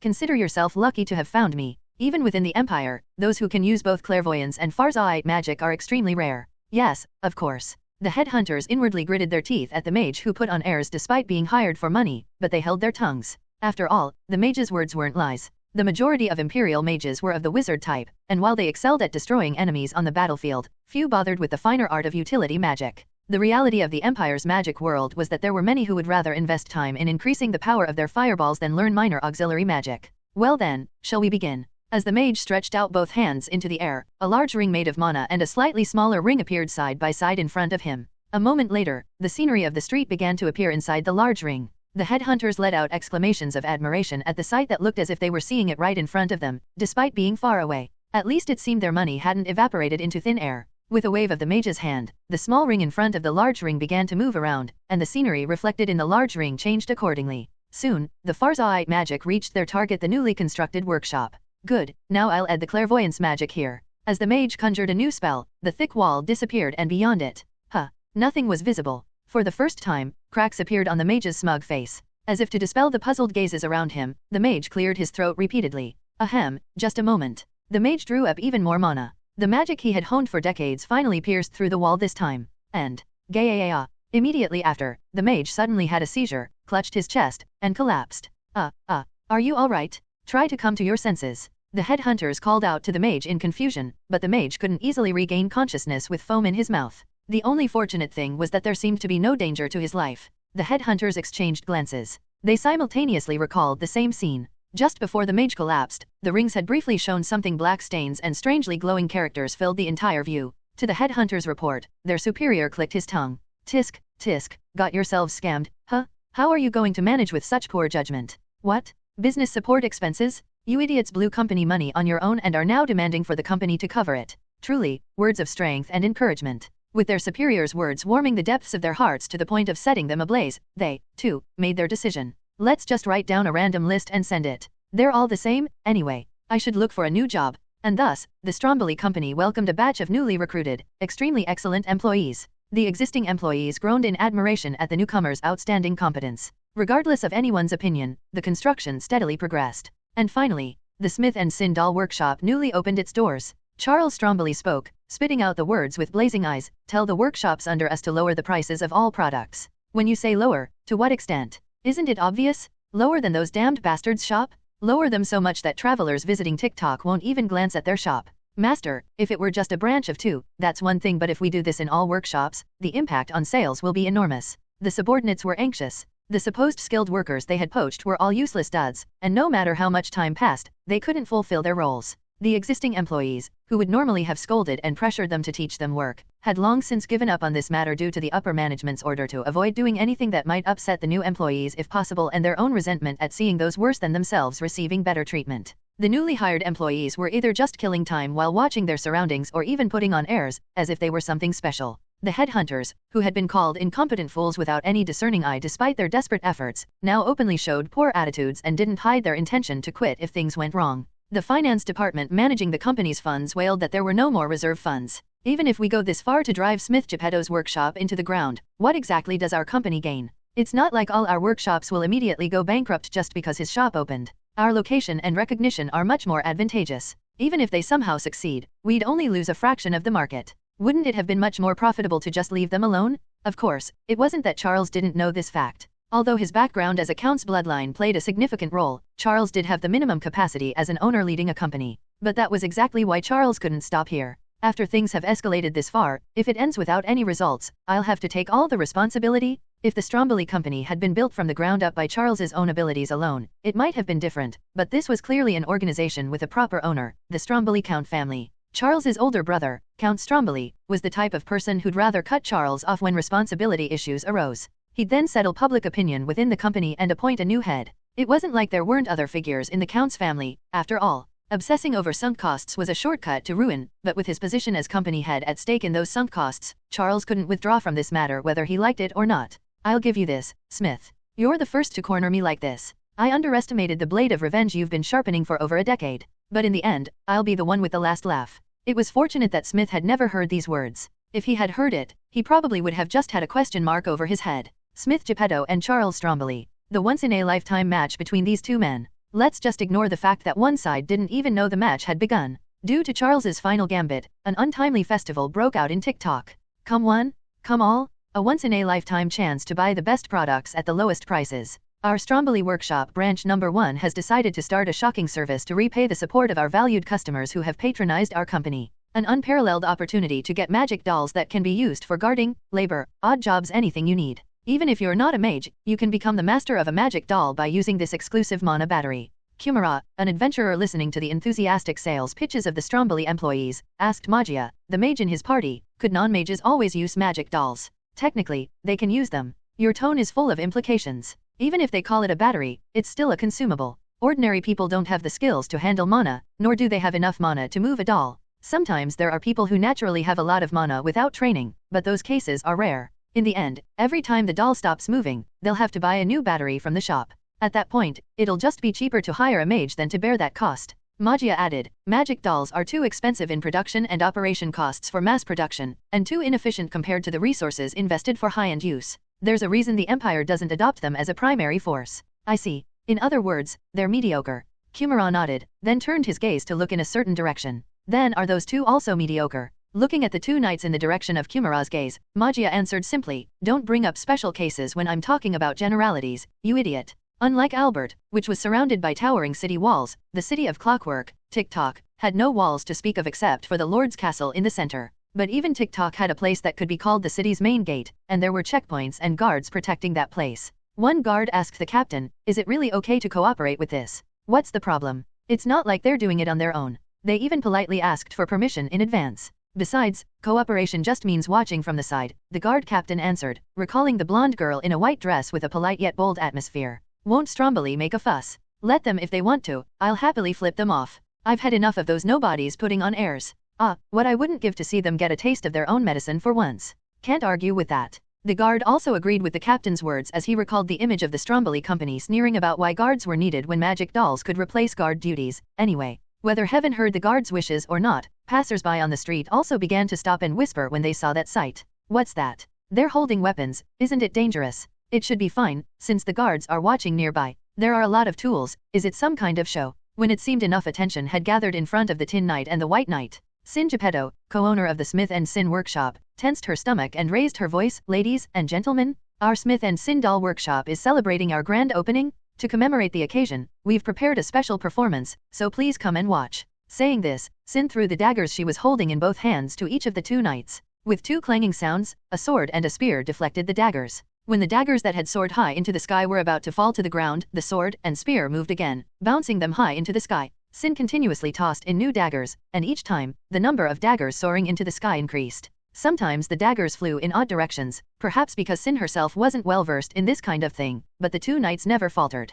Clang, clang, clang, clang, clang. With rhythmic metallic sounds, the daggers kept rising into the sky and falling back down. Faced with this strange juggling performed by sword and spear, the passers-by's eyes widened. Wow, how is that possible? Their skill is no joke. The two knights performed this technique, which looked difficult even while standing still, effortlessly while walking forward. Then, the Tin Knight pointed at one passerby with his empty left hand.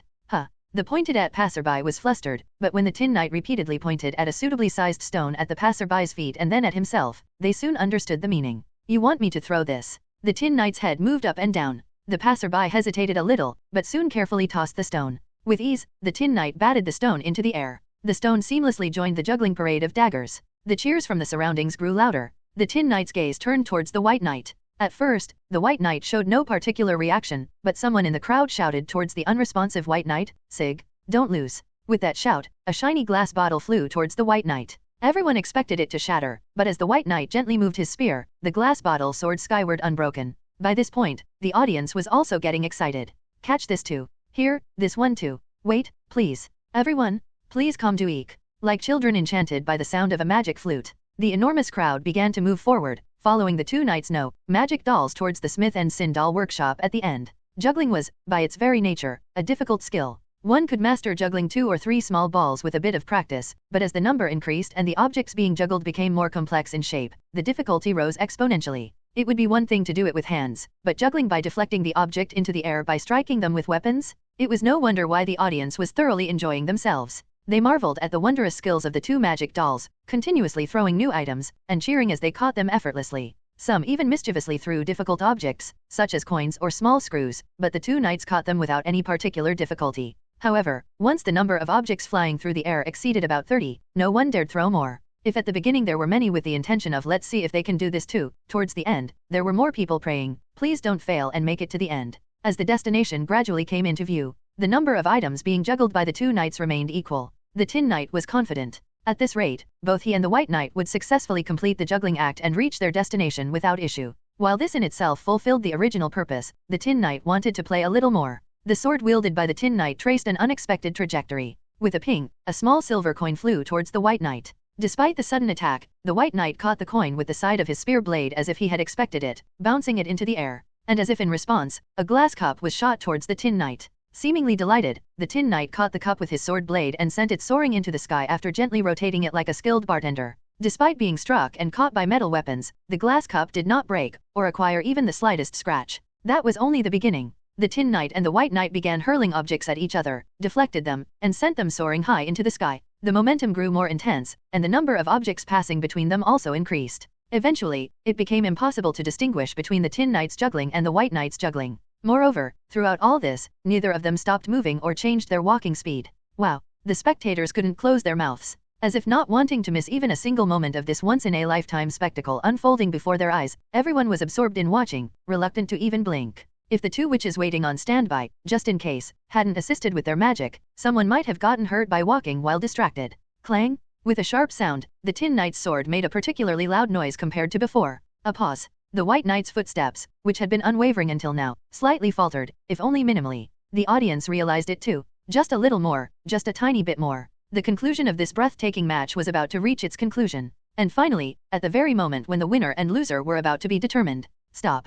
The two knights halted their steps right then and there. The audience felt puzzled and then sighed in realization. Smith and Sin Doll Workshop. They had somehow arrived at the destination the two knights had been aiming for. Sir Knight, a girl with golden hair dressed in adventurer's clothing shouted. The girl spun her whole body and used that momentum to throw two large, wide pieces of cloth into the air, and as the Tin Knight's sword and the White Knight's spear moved skillfully, all the objects floating in the air were wrapped in the cloths, turning into two bundles. After the two bundles landed on the ground with a thump, a moment of silence passed. And then, whoa! Cheers and applause loud enough to deafen one's ears filled the street. It didn't take long for the legendary opening performance and the rumor of the Smith and Sin Doll Workshop to spread throughout TikTok. After the commotion settled, watching the workshop bustling with all sorts of customers from a distance, Gail Alilaz looked on, satisfied. The advertisement seems to have been a huge success. With this, they shouldn't be easily pushed around by that greedy old man even after we leave. Rationally speaking, there was no reason for the two witches to help the Geppetto siblings to this extent. Dorothea and Gail's purpose was solely the maintenance and strengthening of the two knights, and that purpose was achieved at the point when they overcame Stromboli's interference and completed the workshop.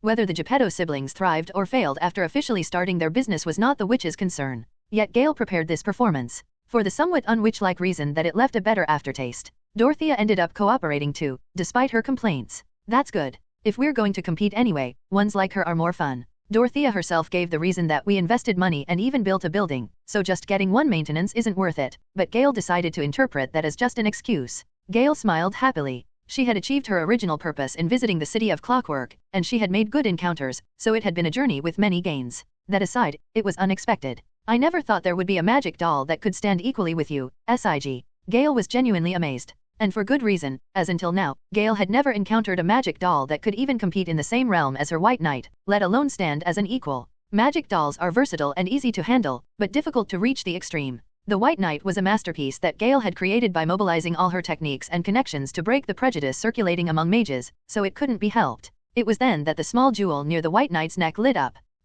Gail's constantly smiling face was tinged with doubt. Not equal, but you lost, you say. She blinked blankly, like someone who had experienced something completely unexpected. She was so surprised that even her speech pattern crumbled a bit. The White Knight made no sound. But Gail, who had formed a master-servant contract with the White Knight, could hear its will. I used both hands to wield my spear, but the Tin Knight never used his left hand holding the shield until the end. Therefore, it's my defeat. Gail was surprised. First, she was surprised by the fact that her knight had been defeated, but what truly left her astonished was the emotion of frustration contained in the White Knight's will. Until now, the White Knight had never expressed its own will. It had always followed Gail's orders and accomplished any task smoothly, but that was all. The artificial soul forming the core of the White Knight contained vast information and numerous response patterns inputted, but that was just a process of deriving predetermined answers according to set procedures. Therefore, Gail assumed this match would be no different. Since she had ordered "Don't lose," she thought the White Knight had simply compiled with that order without any feelings about the match itself. But that wasn't the case. The White Knight was now showing emotion. It considered the defeat humiliating and was burning with the will to win next time. The doll that had no heart, or perhaps had a heart but hadn't been aware of it, had taken its first step forward. For Gail, this was an incredibly joyous thing. Gale smiled more brightly than any smile she had shown so far and said, yes, let's win next time, for sure. Around the same time. In another place. Will you drop dead if you go even a moment without causing trouble? To Dorothea's question, the Tin Knight gave a thumbs up. The Tin Knight insists that there's no need to be sarcastic when giving compliments. The Tin Knight proudly states that he can read Dorothea's warm inner feelings, so he has no connection with regret, devastation, or obsession. Die. It was a short and blunt word. It was a voice so cold that it could leave those of weak heart traumatized, but the Tin Knight was unfazed. Dorothea seemed to lack even the energy to swing her staff as usual and let out a big sigh. Didn't you think about what would happen to those left behind if you show people something like that as an opening event? It's obvious they'll pester them asking if they don't have magic dolls like you or that white one. The Tin Knight expresses the opinion that the first impressions should always be left strongly.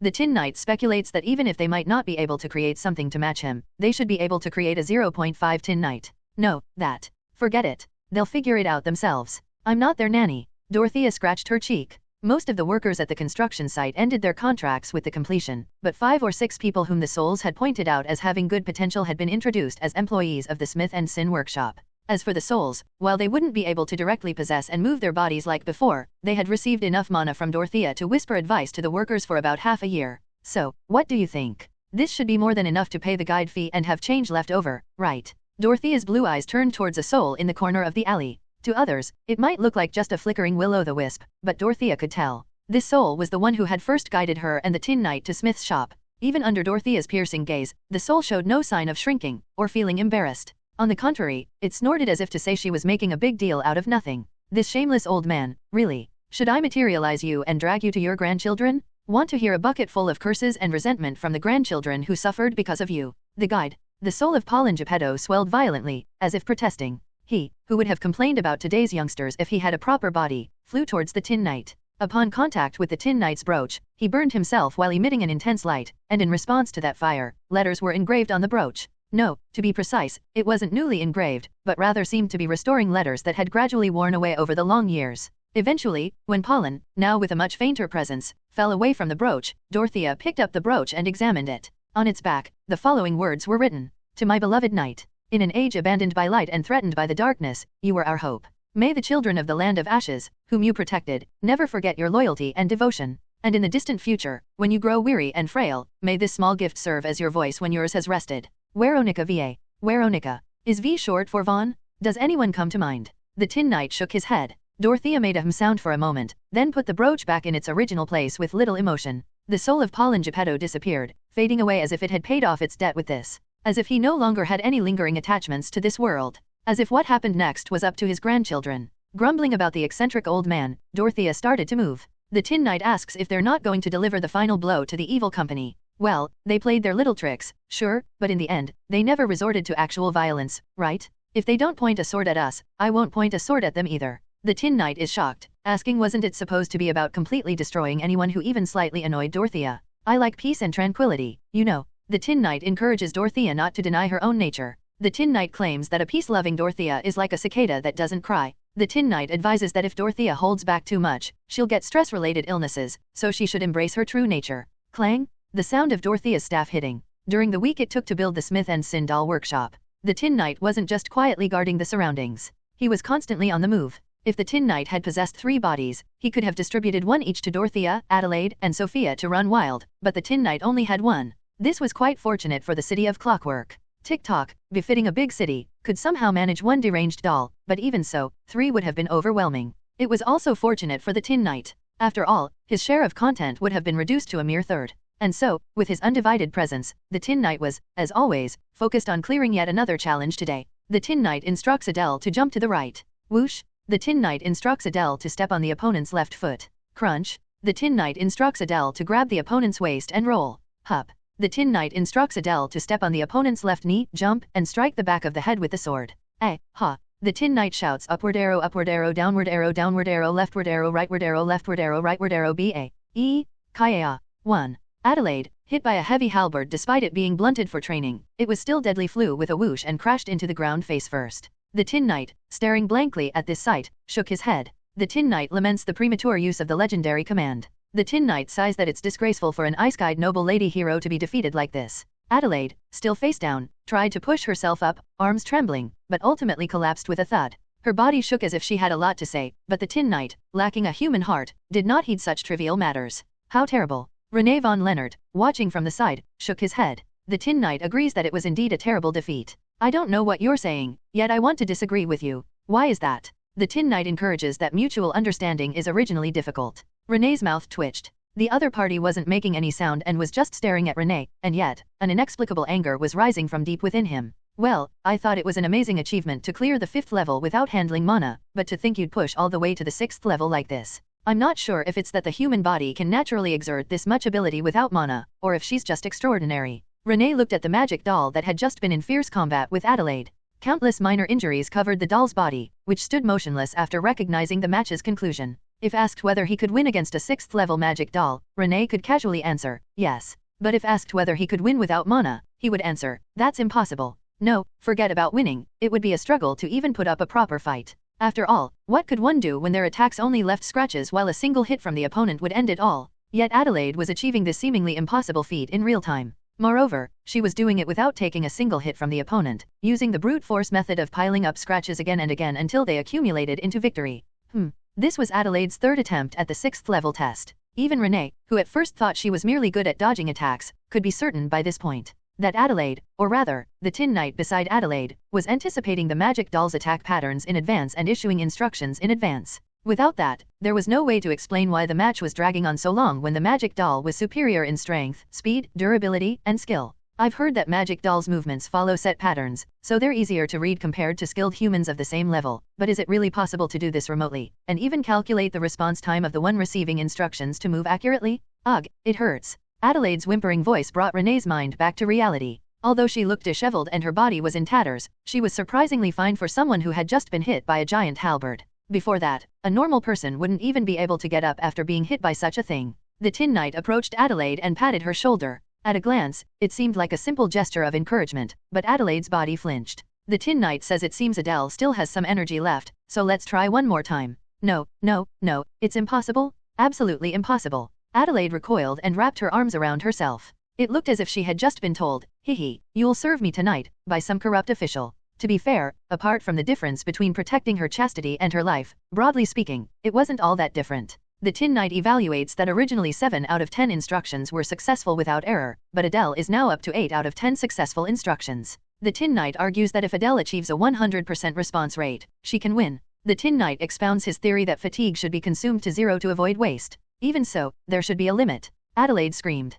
Compared to how she used to just stammer and do as she was told at first, this was tremendous growth. Although Adelaide herself would vehemently deny it, in some twisted way, this was proof that the Tin Knight's crazy philosophy about whatever didn't kill Adelaide would only make her stronger was true. The Tin Knight lamented. He should have pushed her more when she didn't know anything? The Tin Knight says if that's the case, he'll reluctantly modify the training plan. The Tin Knight accepts that sometimes it's necessary to indulge a pupil's whining. Although René couldn't hear the Tin Knight's words, looking at Adelaide's dead fish-like eyes, he felt an inexplicable pity rising within him. Clearing his throat, René decided to intervene. Ahem, I'm not sure what you two are discussing, but let's stop here for today. I have places I need to be, so I'm planning to close the dojo in the afternoon. The gazes of the teacher and pupil turned to René. Adelaide asked on behalf of the Tin Knight, places to be. René answered, those damn old geezers have finally made their move. We're going to have a showdown at the Lord's estate. You're welcome to join, if you're interested, of course. You do seem somewhat curious, after all. The Tin Knight nodded, and Adelaide followed suit.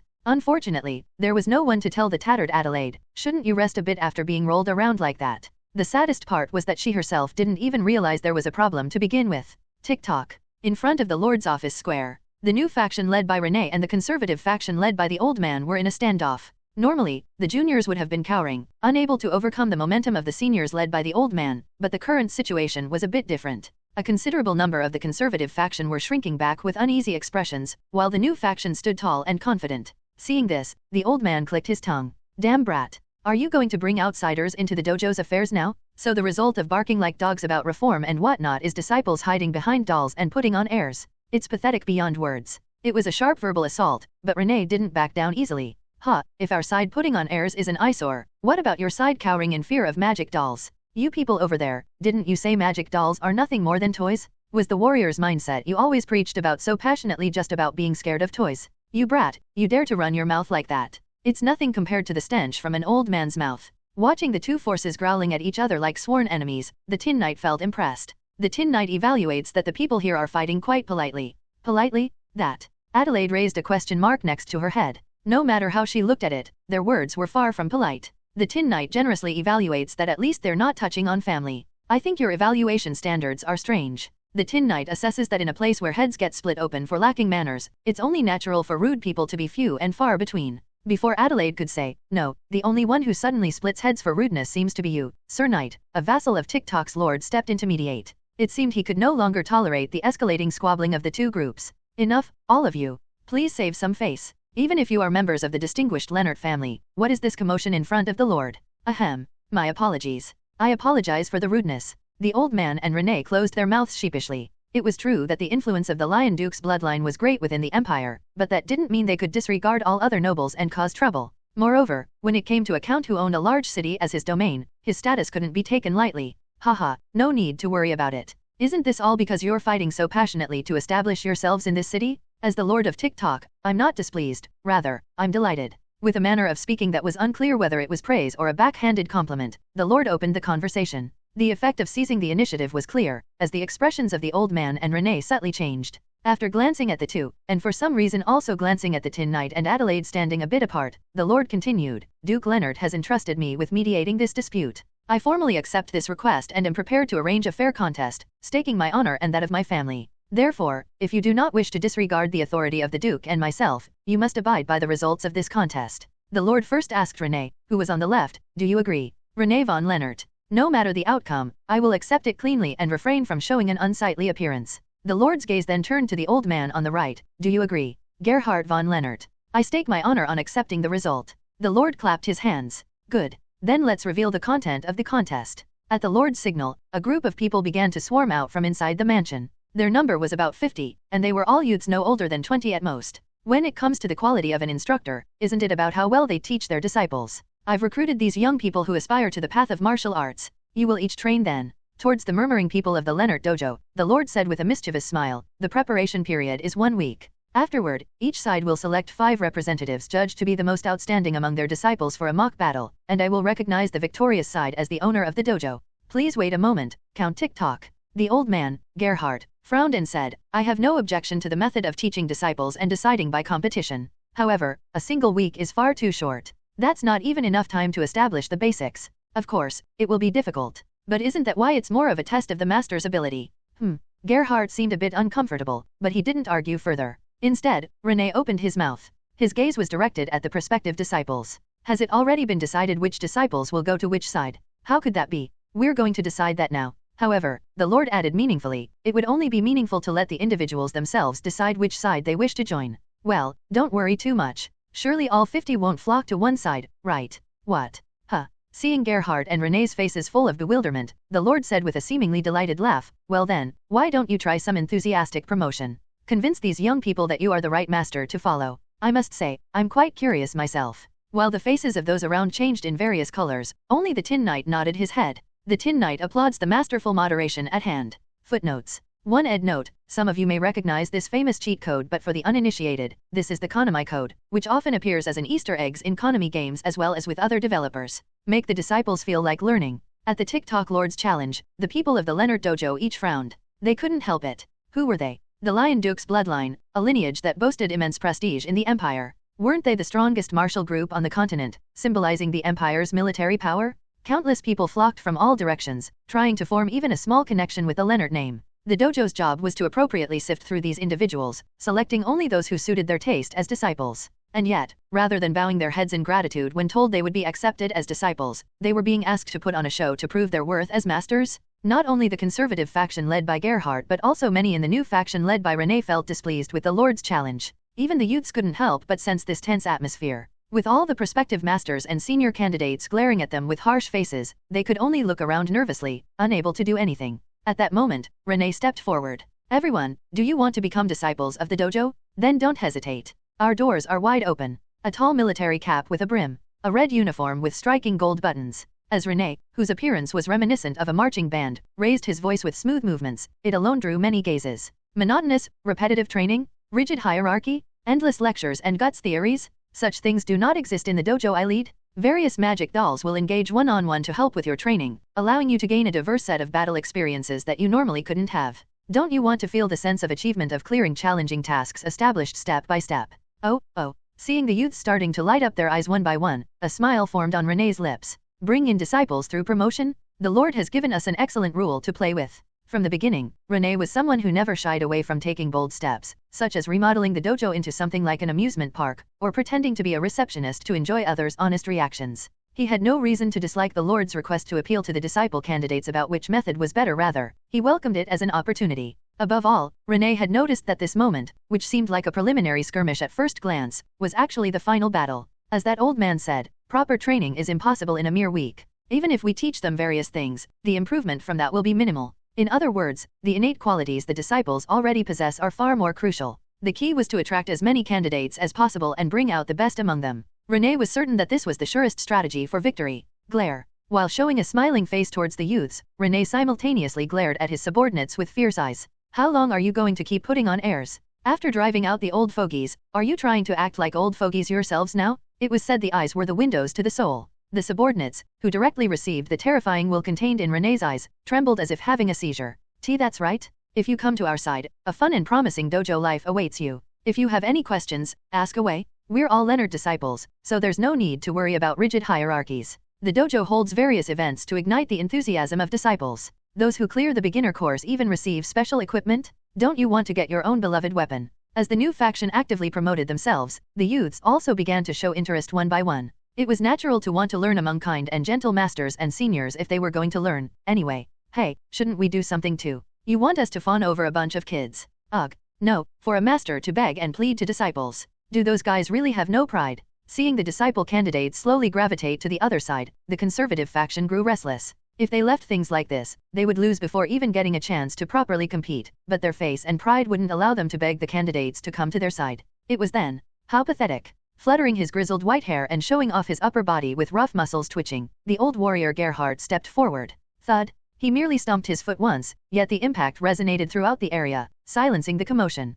After confirming that the surrounding gazes had gathered on him, Gerhardt asked the Lord, Count, there's one thing I'd like to ask. The Count answered with an inscrutable smile. What is it? That thing over there. Would it be alright if I use it a bit? Saying this, what Gerhardt pointed to was the large statue in the center of the square. While people were bewildered, not understanding how he intended to use the statue that seemed to depict a soldier-shaped magic doll, the Lord readily gave permission. Do as you please. I won't complain, no matter what the result is. I'm grateful for your generous consideration. Stride.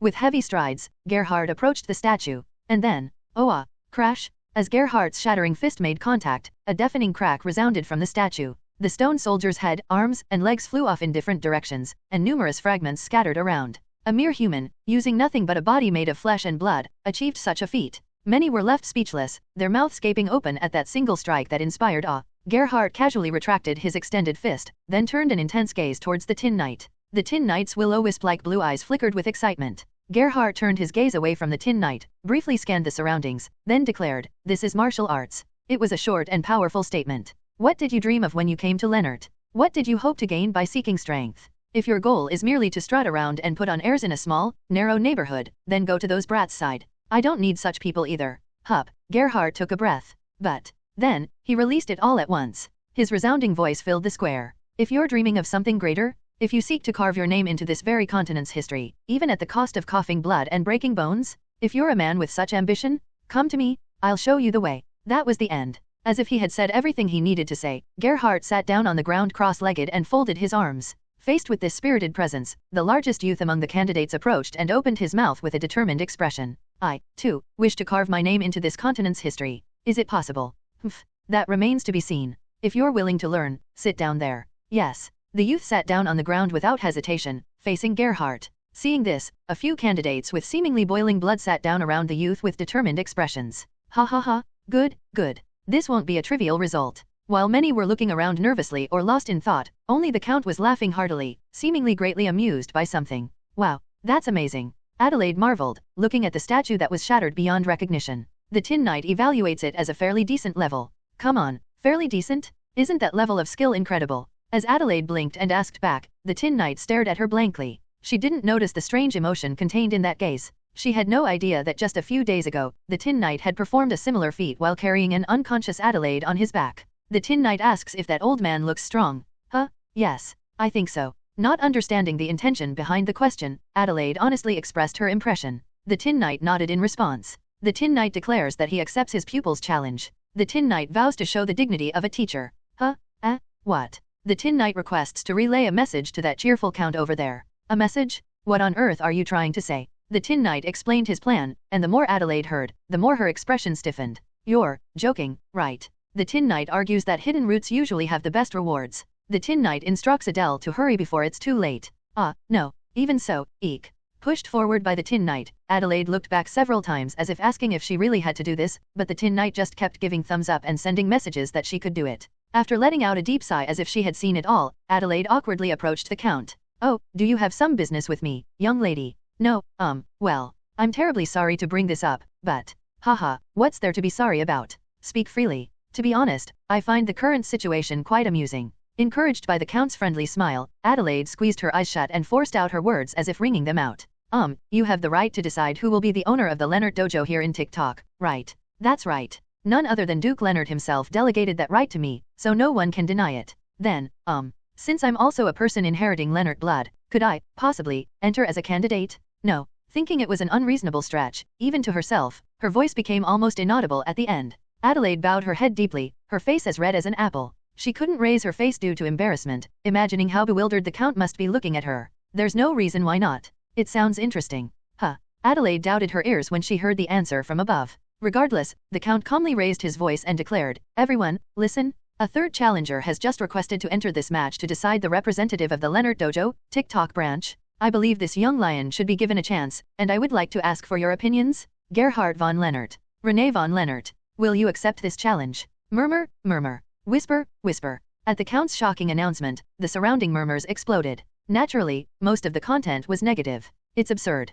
What qualifications does she have to interfere? We can't accept such a thing. Denial, hostility, suspicion, derision. Faced with these various gazes, as Adelaide was flustered and at a loss. It's not bad. I owe a debt to that one, anyway. If I can repay it all at once, that's even better. I, Gerhard, will recognize that little one's participation. Once again shocking those around him, Gerhard glared at the Tin Knight standing behind Adelaide. The old warrior's eyes were burning with competitive spirit. This old man, really. Renee sighed as if tired of this situation, but thinking that denying it here would only make him look cowardly, he eventually nodded. Fine. I'll recognize it too. But in that case, how will the match be decided? With a three-way battle, the existing rules won't work, right? The Count responded as if it was no problem at all. We'll have 5-1:1:1 matches, and recognize the side with the most points as the winner. Isn't that simple? What if there's a tie? Then the representatives of each team can have a final match. All right. As the new rules were decided, people grew livelier. Those enticed by the free-spirited atmosphere and easy-to-understand rewards headed towards Renee, while those with ambition and desire for honor sat down in front of Gerhardt. And the number of people heading towards Adelaide was 0. In fact, this result wasn't strange at all. Compared to the two groups, each with their own intense characteristics and charm, Adelaide lacked strong charisma, background, and even legitimacy. Ugh, see, it was impossible after all, Sir Knight, Adelaide whined in a resentful voice. She herself had no interest in the title of dojo representative, and this situation came about purely because she couldn't resist the Tin Knight's insistence, so she couldn't help but feel that way. However, the Tin Knight was confident. The Tin Knight argues that if we can't break through the 7th level with the orthodox method within the time limit, it's good to become the side administering the test. The Tin Knight argues that while the title of recognized by 5 dojos is good, the title of conqueror of 1 dojo is even better. That might be true, but even so, if we can't win. Excuse me. Yes. Adelaide turned her body at the voice coming from beside her. There stood several young men. Can you accept us as disciples? Me too. Please accept me too. Adelaide was flustered. It was good that candidates had appeared, but she couldn't understand why they had come to her, or even what they saw in her. Worried that they might have made some big misunderstanding, or that they might suffer because of this choice, Adelaide carefully asked back, well, accepting isn't a problem, but why here of all places? To Adelaide's question, the young men answered in confusion, that? We saw that knight fighting in front of the dojo the other day. He was incredibly strong, so we thought it would be good to learn under him. I see. Adelaide nodded. Now she understood the situation. She thought, right. Come to think of it, this might be an opportunity. Sir Knight is also skilled at teaching others. Maybe, just maybe, if we can get the representative position here, it could be a great help when I return to my domain later. Of course, Adelaide couldn't stay here permanently, so she would have to appoint a proxy, but the difference between having even a nominal title and not having one was enormous. Adelaide grabbed the hand of the young man at the front. All right, let's do our best together. Why yes, why yes, the young man answered, stammering violently with his face bright red. Meanwhile, the faces of the other young men beside him twisted with jealousy. See close? Her face is so close? Damn it. I should have been the one to step forward first. Who cares about the latest facilities? Who cares about the extremes of martial arts? A cute girl is giving lectures directly? That was right. Adelaide thought she had no weapons to wield in this match, but in fact, she did have a weapon. An absolute weapon that was bound to work if the opponents were hot-blooded youths. Some who hadn't decided where to go yet glanced towards where Adelaide was. Damn, should I go there too? It's not like I'll gain anything even if I win this match, anyway. Isn't the path where I can enjoy the process of the match itself the most beneficial?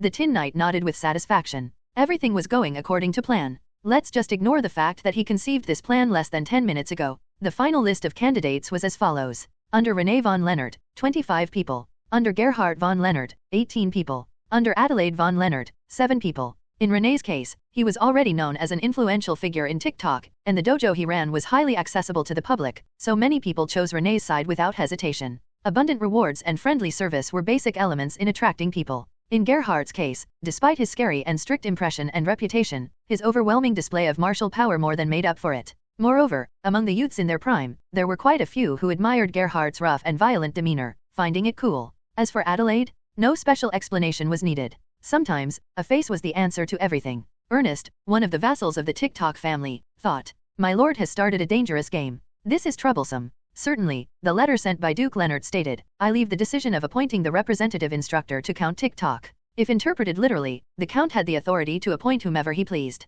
However, in letters between nobles, the context before and after was often more important than the simple content. Inserting a third party other than Renee and Gerhard, who were the parties involved in the incident, could potentially be seen as a provocation against the Leonard ducal family. It was fortunate that Gerhard and Renee showed willing reactions to Adelaide's participation in the match, otherwise, the conflict between the Leonard family members might have escalated into a fight between Leonard and TikTok. While Ernest thought as a subordinate that his lord should refrain from dangerous antics, he also realized his hopes were futile. His lord was a man who couldn't resist interesting things. And now, before Ernest's eyes, was that interesting thing. "I'm Ernest, assigned to be Lady Adelaide's assistant for the next week, starting today." Bowing in greeting towards Ernest, the golden-haired girl responded with a flustered greeting, "Ah, yes. I'll be in your care." Ernest inwardly smiled bitterly at the freshness emanating from every expression and action. No matter how he looked at it, she seemed more suited to the role of a disciple than an instructor. Considering the status of the Leonard dojo, the fact that such a small girl was participating in a competition to gain the representative qualification was even comical.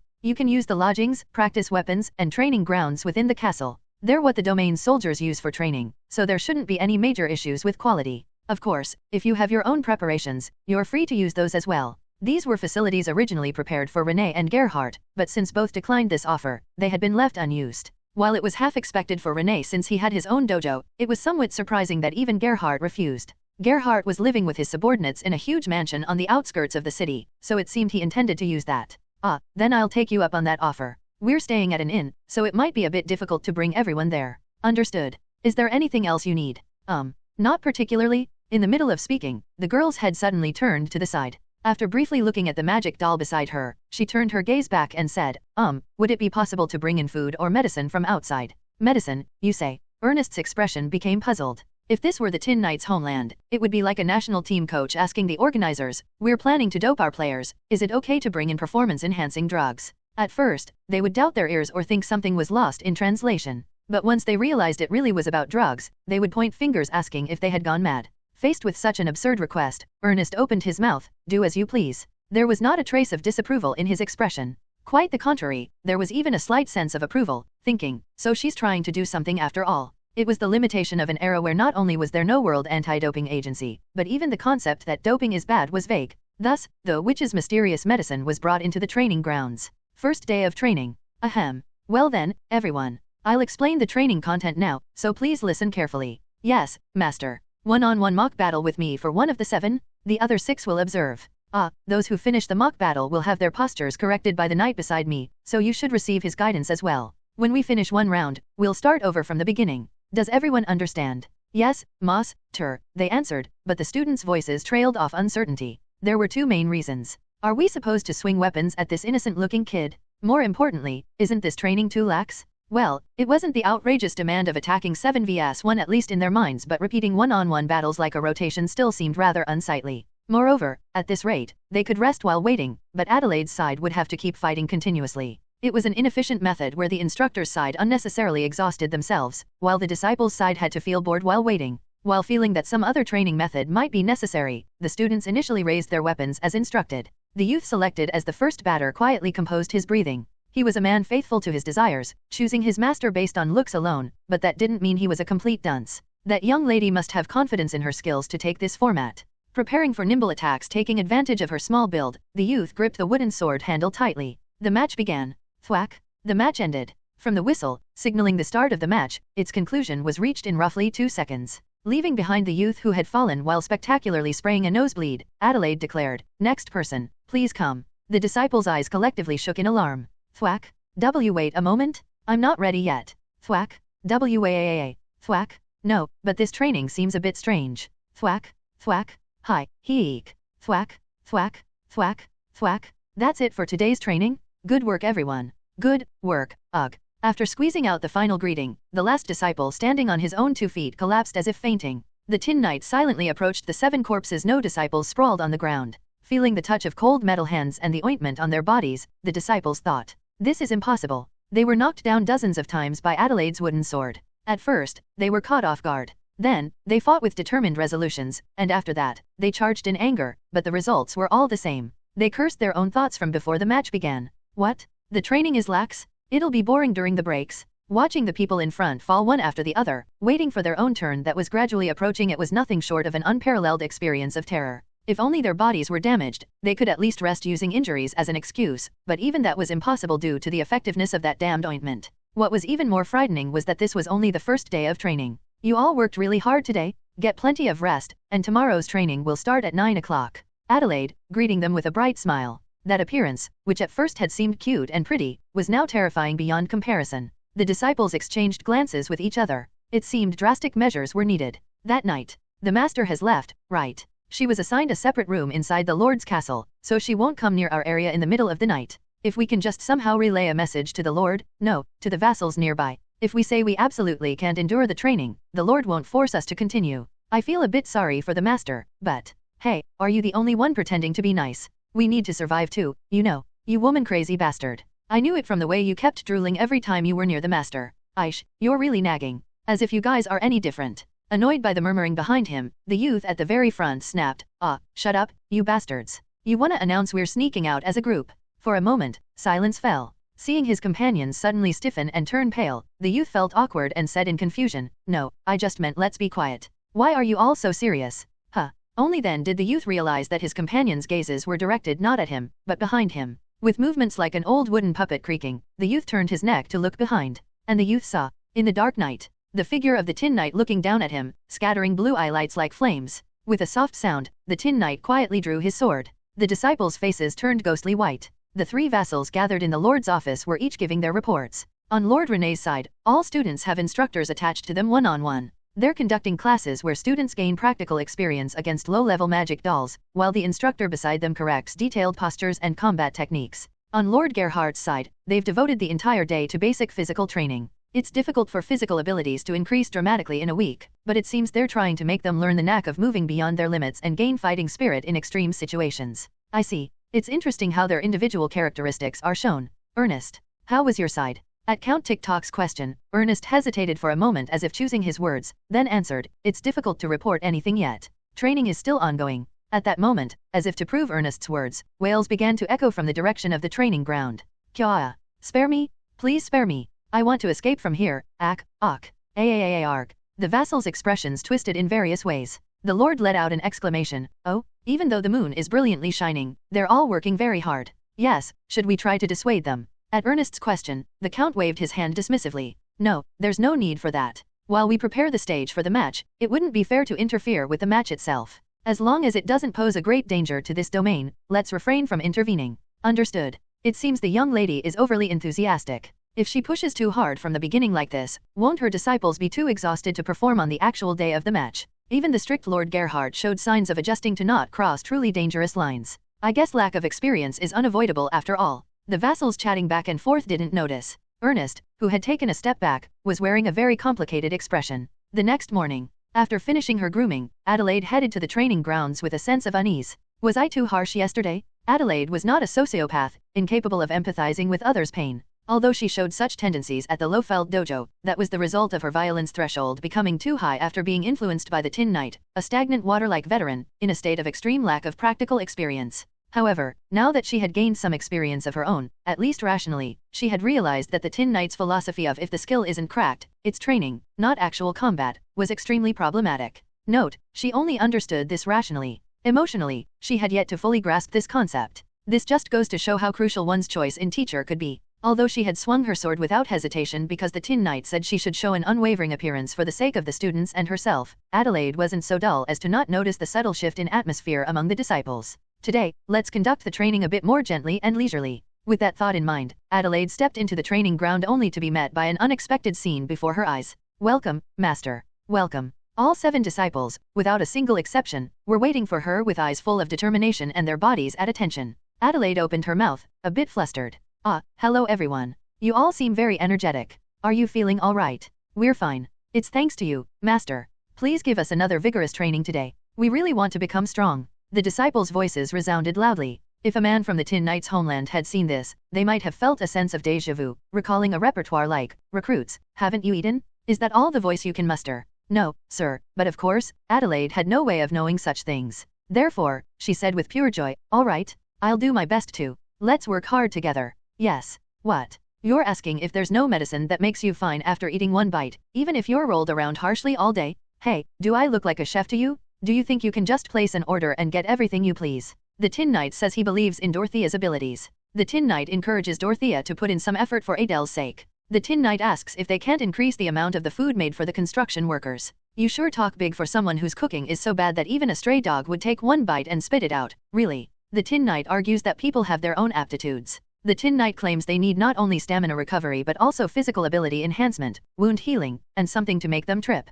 No, I'm busy dealing with things on my side too, you know? And what nonsense is this about making people trip? The Tin Knight cheers her on. The Tin Knight encourages Dorothea, saying that she can do it. The Tin Knight chants Dorothea's name. Clang, clang, clang, swish, swish. The Tin Knight smoothed out his dented helmet after being beaten by Dorothea. The power of her staff seemed to be increasing by the day. The Tin Knight praised himself, saying it was certain that he had a talent for making those around him grow. It was nonsense that would have made the witch lament that she should have beaten him more if she had heard it. Now, having obtained the witch's assistance, which was as convenient as a certain blue future robot, the Tin Knight had nothing more to hold him back. Point 1. To put it simply, the gates of hell opened for the disciples. In the training grounds at midnight. Whoosh. As the Tin Knight pointed his sword to the right, one student who saw this tensed his stomach and shouted, "Roll right." Scurry. The remaining 6 students, except for the one who raised his voice, quickly rotated to the right. Whoosh. This time, the Tin Knight pointed his sword to the left. Roll left. Whoosh, whoosh. Stand up. Sit down. Whoosh, whoosh, whoosh. Lie down. Stand up. Lie down. The 6 students quickly rolled on the ground, while the one who didn't roll and only moved his mouth rolled his eyeballs, observing the Tin Knight's attitude. The Tin Knight nodded, and the student's face brightened. Everyone, rise. Rise. Training day 3. The students' movements were impeccably coordinated. The idea that communication without a common language was nothing more than a misconception. The sword itself was an excellent means of communication, and they were enthusiastic and capable students. After it became known that the student who showed the best performance against Adelaide during the morning training time would become the Tin Knight's adjutant and be on the rolling side instead of the being rolled side, their training results skyrocketed. But the Tin Knight knew the truth. Even if they replenished their physical strength and energy with the effects of the medicine Dorothea had given, there was clearly a limit. Unless they were going to use it only until the test and then discard it, they needed to guarantee some rest and sleep time to prevent their bodies from being damaged. In other words, the actual time gain was about 1.5 times that of others. If this competition had been a month-long endeavor, it would have been very meaningful, but unfortunately, the deadline was only a week. Unless one were a genius like Adelaide, for ordinary people, even if a week turned into 10 days, their skills wouldn't increase so dramatically. It wasn't a waste, nor was it a guaranteed victory. Above all, pushing people with violence and fear like this had clear limitations. To improve the students' motivation, a more special trigger was needed. The Tin Knight's blue will-o-wisp-like eyes flickered brightly. The next day, the students woke up in a gloomy mood. Damn, to think we have to endure this hell for 4 more days. Why is that terrible medicine so effective? If only something would hurt, then we could use that as an excuse to rest. Stop it. We're already halfway through. Even if the medicine filled the pain and fatigue of the body, mental fatigue and pain didn't disappear.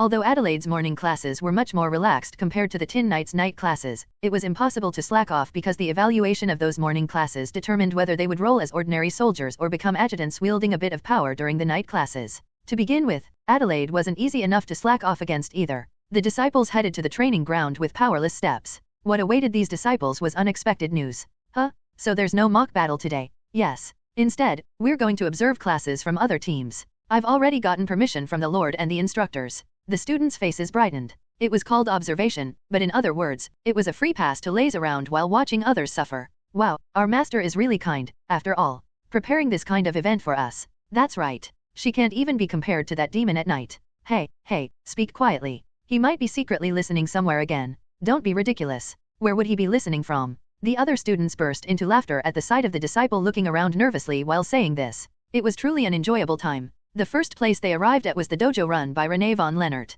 Watching a young man deliver a splendid strike against a magic doll and the Renee team members cheering for that young man, the students made subtle expressions. I want to beat up our demon instructor like that, too. Compare what's comparable. If that tinkin was that slow and weak, I would have beaten it on the first day. They chose their team well and are training comfortably.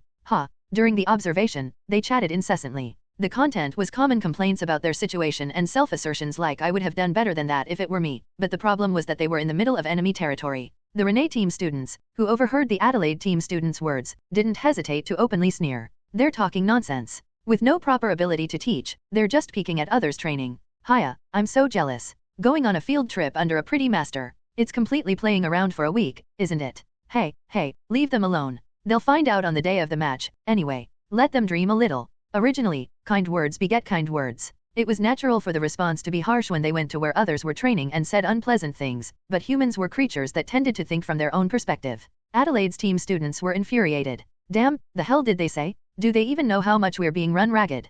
Run ragged? Are you holding hands and dancing? Must be exhausting. The verbal altercation between the two teams was diffused before it could escalate into a full-fledged fist fight, thanks to Adelaide, who had been held back by the Tin Knight, belatedly understanding the situation and mediating. However, the mood of Adelaide's team did not improve at all. The sight of their master bowing her head repeatedly and apologizing to the other side as they left the dojo only worsened their mood. The observation of Gerhardt's team's class was even worse. Perhaps due to Gerhardt's strict teaching policy, no one approached them to sneer or pick fights, but naturally hot-blooded youths could sense how others thought of them just by looking into each other's eyes. The arrogantly raised chins, the subtly upturned corners of their mouths, the eyes looking down on them as if they were pathetic, each of these seemed to be saying, "Tisk, look at these idiots. This is real men's training. Are you enjoying playing house with a girl? Do you even have anything down there?" Adelaide's team wasn't so dull as to not notice this. Do you know what those bastards said? They called us beggars mooching off the Lord's castle because we don't even have our own training ground. Those Renee bastards. It was obvious the dolls were going easy on them, but they talk so disgustingly as if it's because they're so great. The nerve. They complained about 10 hours of physical training a day. We train all the time except for the 4 hours we sleep. Guys who don't even work as hard as us are looking down on us? Isn't that infuriating? Joy shared increased, sorrow shared decreased, but anger shared multiplied. Even disciples who initially tried to maintain composure couldn't help but feel their heads heating up and their eyes rolling as they started hearing the experiences of other disciples. After confirming that the delicious stew had boiled sufficiently, the Tin Knight added one more spoonful of magic ramen seasoning. "Sir Knight, what's the matter? You want me to write something down? If our team wins, we plan to implement an assistant system to mediate between the instructor and students. Naturally, the top performers of the match will become assistants. This means they're going to officially create a position similar to mediating between us and the demo, I mean Sir Knight, right? So, if we just win the match, we can legally boss those bastards around. There's more content at the end. Even if another team wins, there's a possibility that a similar system will be implemented." In truth, the Tin Knight had never discussed this with Renee and Gerhardt, but he wasn't exactly lying either. He had only mentioned the possibility, after all, and the disciples interpreted that phrase as the Tin Knight intended. If you win, you can become assistants and boss them around. But if you lose, you'll be under them instead. Just saying. We must win, by any means necessary. Arrogant bastards, I'll shove a wooden sword down their throats. You saw those bastards sneering when our master was bowing her head, right? We should gouge out all their eyes. No, that's not enough, right? Our goal isn't victory. It's murder. Kill them, kill them, kill them, crack their heads open. Watching the disciples raging with bloodshot eyes and veins, spitting as they spoke, Ernest, the vassal of the TikTok family, quietly wrote a report. The disciples' mental state is extremely unstable, and they have fallen into collective madness. I suggest appropriate restrictions for a safe match, also requesting a component analysis of the stew brought in by the Tin Knight. The Count replied, "It seems interesting, so leave it be. Kids all grow up like that. And that soup smelled so good that I sneaked some and ate it, but it just tasted good. My lord. Ernest's scream echoed through the halls, and a few more days passed. Finally, the curtain rose on the guillotine match. Let's just ignore the fact that only one side was aware of the shift in nature of this match. Footnotes. 1 Ed note, we're basically calling Dorothea Dora Eamon. The representative of the new faction, Renee von Leonard, thought. It's impossible to turn a beginner into a proper warrior in just a week's time. The best approach is to instill confidence and adaptability through appropriate difficulty adjustment and various victory experiences. The representative of the conservative faction, Gerhard von Leonard, thought. In a battle between novices, the deciding factor is ultimately mental strength. Being pushed to the extreme, experiencing moving beyond what you thought was your limit, this becomes a solid root that strengthens the mind. The representative of the rootless, or rather, the invading faction, Adelaide von Leonard, thought. Cheer up, Phyto. Although there was one slightly odd one mixed in, their judgments, while differing in details, were similar in basic outline. It's impossible to achieve dramatic physical ability improvement or technical proficiency in just a week. Therefore, strengthen the mental aspect. One side tried to create the best state through consecutive successful experiences, while the other prepared for the worst with an unyielding spirit, even in dire situations. On stage, the representative of Renee's team showed a confident expression and composure as if they could accomplish anything. The representative of Gerhardt's team seemed to have a barely imperceptible pride, as if this children's fight wasn't anything special. But what really caught the audience's attention was not these two, but the last participant beside them. Growling, bloodshot eyes, dark circles, disheveled hair, even beast-like growls escaping from the mouth. There stood a dangerous person who, if encountered in a dark alley at night, or even in broad daylight next to a guard post, would make one want to run away first. Ahem. Between the three contestants, the knight commander, who had reluctantly taken on the role of referee due to the orders of a superior whose brain was pickled in cheerfulness, opened his mouth with a troubled expression. Lady Adelaide, may I ask one question? Yes. Please go ahead. The contestant's condition appears to be a little concerning. Are they truly fit to participate in this match? In fact, it looked much more than a little concerning, but the knight commander was a gentleman who knew how to distinguish between what could and couldn't be said to a lady. It's fine. They're just a bit overenthusiastic. Lord Ernest thoroughly examined them before the match. At those words, the gazes of the count's vassals all turned towards Ernest. Ernest's cheek twitched as he received a barrage of gazes, saying, "You really think that's okay? Really? Isn't it your head that's not okay?" He tried to maintain composure as he answered. The examination showed no particular abnormalities. There was an incident where the Tin Knight brought a drug that sent people on a trip before the match and asked if it was okay to compete after taking it, but it wasn't a big problem since he gave up soon after being told it wasn't allowed. It seemed more serious that they were in this state without even taking drugs, but having seen such frenzied training for a week, even Ernest's sense of normalcy had become somewhat numb. This was why a person's usual environment was important. Well then. The knight commander nodded, albeit with a slightly sour expression. He knew well the diligent and loyal nature of Ernest. If he judged there was no problem, that assessment could be trusted. Well, the appearance still looked quite problematic, no matter how one looked at it. The conditions for defeat are incapacitation, surrender, or going out of bounds. The three will engage in a free-for-all, and the team of the last man standings gains a point. Is everyone ready? Yes. Growling. Could you respond properly? No, never mind. Shaking his head as if giving up, the knight commander moved away from the center of the arena to the edge. Then he declared, "Match, begin." A 1vs1 battle. The standard approach was as follows. Was there one exceptionally strong person? Then the two weaker ones would form a temporary alliance to take down the strong one. Were two strong ones evenly matched? Then those two would work together to eliminate the weakest one, clearing any hindrances from a 1vs1 match. Then what if all three were similar in skill? Then, based on personal connections or friendships, the two closer ones would team up and attack the remaining one. One might ask why all the conclusions end up in joint attacks, but that was why it was called the standard approach. It was predictable and highly efficient. The very fact that it was predictable and repeatedly used despite it was proof enough of its effectiveness. Therefore, the early development of a three-way battle was a game of reading the situation. One had to observe one's surroundings to figure out if one was the strong one or the weak one, and act accordingly. Yet, as if throwing such standards to the dogs, Representative A charged forward at the start signal and immediately struck Representative R in the face with a wooden sword. Point 1. Thwack. A sound too dull to be called crisp echoed. With the audience's shocked faces as a backdrop, Representative R's body fell backward as if in slow motion. Without hesitation, Representative A delivered a merciless follow-up strike to the downed opponent's chest. Growling. The eyes of Representative A, who had seemingly abandoned human language, stared at the next target. Representative G almost involuntarily shrank back, but soon gritted his teeth and swung his sword to counter the oncoming attack. With a rough sound, wooden sword met wooden sword.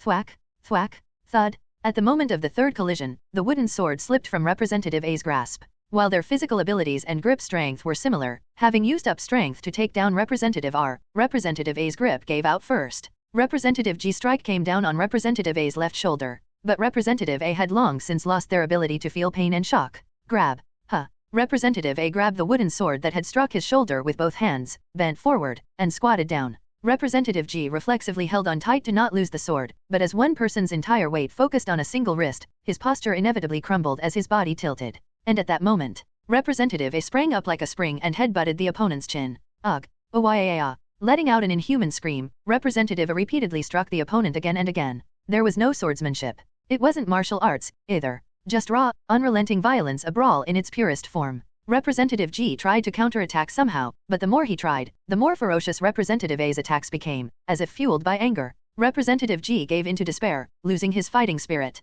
Seeing Representative G completely curled up and not even daring to resist, the Knight Commander finally intervened. That's enough. Winner, Team Adelaide. Yeah. Oh, well done. The winner shouted in triumph, and their teammates responded with cheers. In contrast, members of the other teams all had dumbfounded expressions.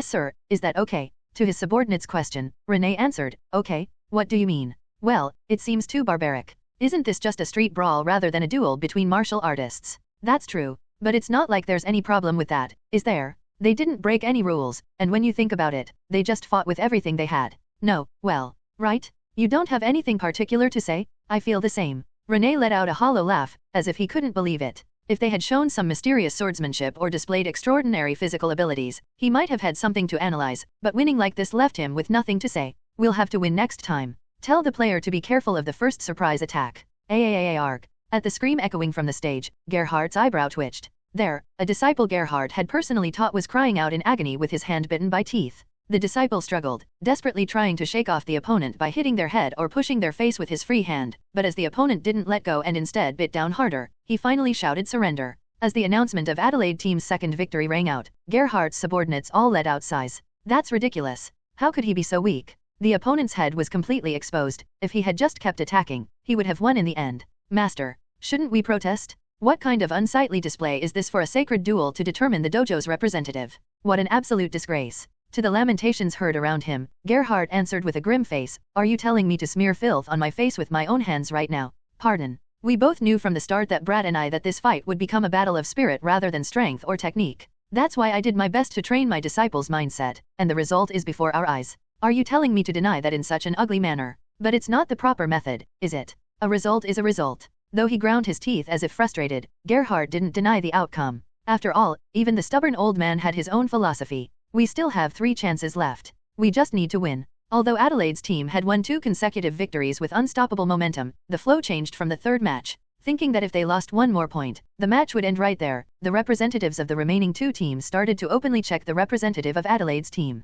In a situation where the skill difference between each wasn't that great, no matter how full of fighting spirit they were, it was too much to overturn a 2-on-1 match. After the 4th match ended, Renee's team had 1 point, Gerhardt's team had 1 point, and Adelaide's team had 2 points. Everyone, do your best. Adelaide anxiously watched her final representative step on stage. For the past week, though lacking in know-how and experience, she had done her best as a master. The fact that all she could do was cheer while her disciples fought so desperately made her feel sorry. A cold, hard hand patted Adelaide's shoulder. The Tin Knight declares that Adele does not need to worry. The Tin Knight asserts that Adele should believe in them as their master. Sir Knight. Adelaide, who had been staring blankly at the Tin Knight, soon began to look at the stage again with a determined expression. For her, who couldn't even believe in herself yet, it was too difficult a request to believe in her disciples. But, even if she couldn't trust her capabilities as a master, Adelaide believed in the Tin Knight wholeheartedly. He was eccentric and sometimes prone to committing unimaginable antics, yet among all the beings Adelaide had encountered, the Tin Knight was undeniably the strongest and most indomitable existence.